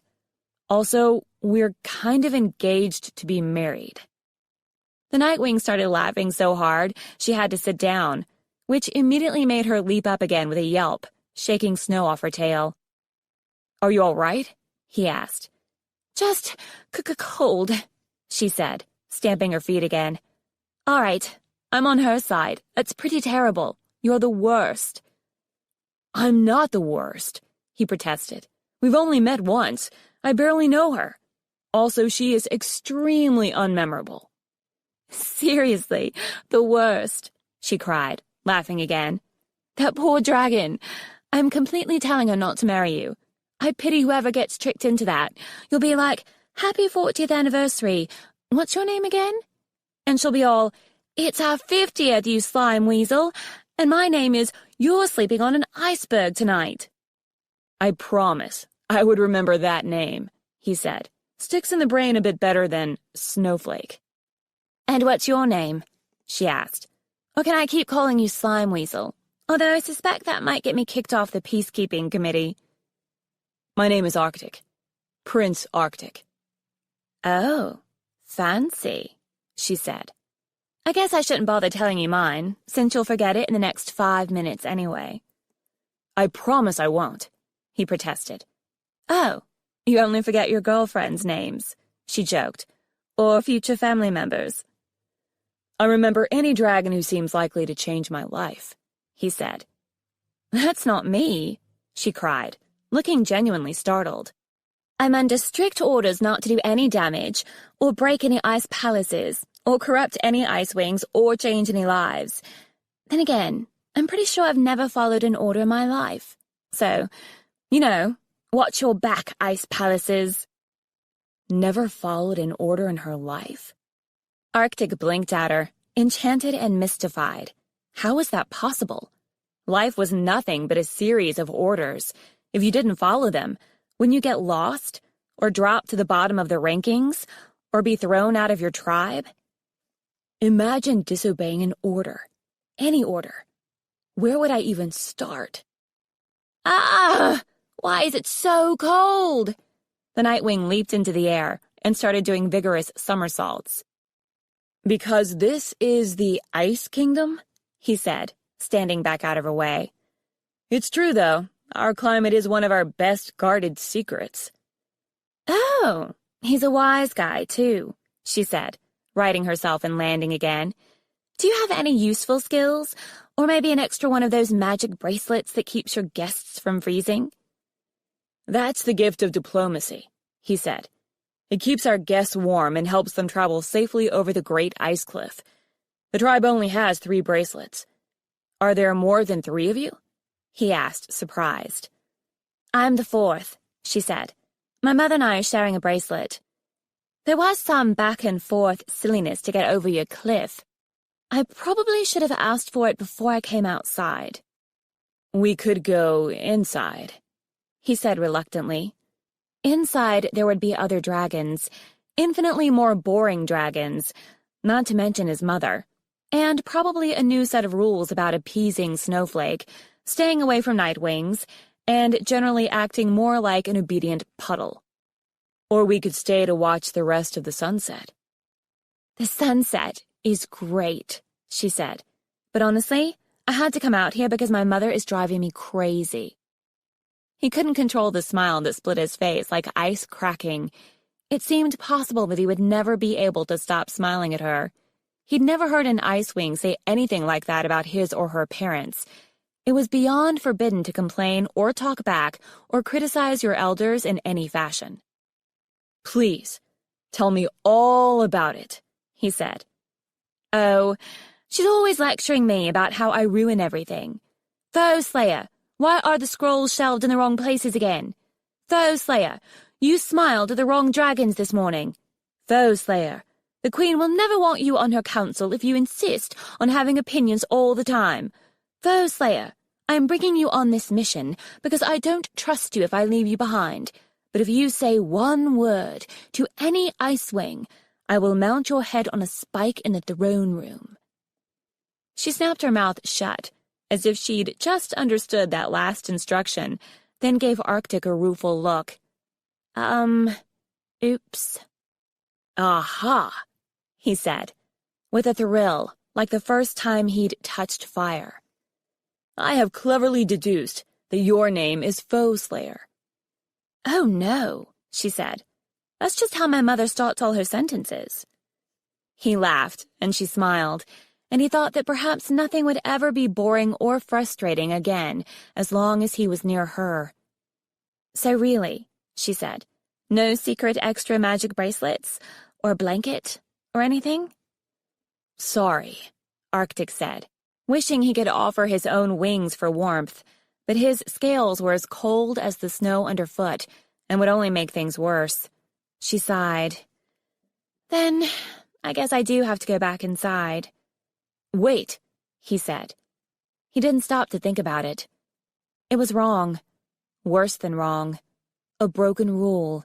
A betrayal of his entire tribe.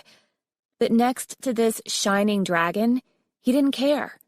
He'd do anything for another few minutes with her.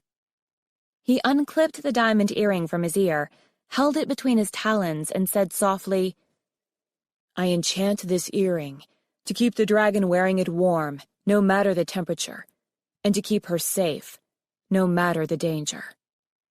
Her dark green eyes were wide with disbelief as he leaned over and gently curled the earring around her ear.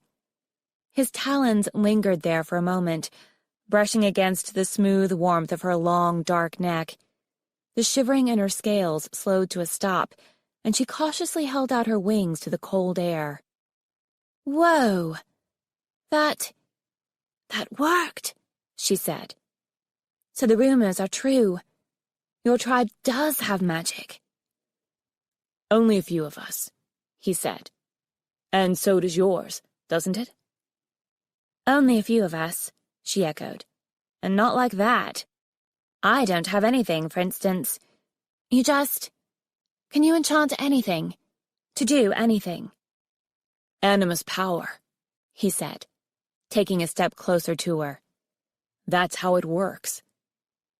Then why don't the Icewings rule the entire continent?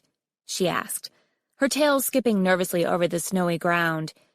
You don't even need this alliance. You could destroy the Skywings easily, couldn't you? He shook his head. The tribe has strict rules. We're only allowed to use our power once in a lifetime.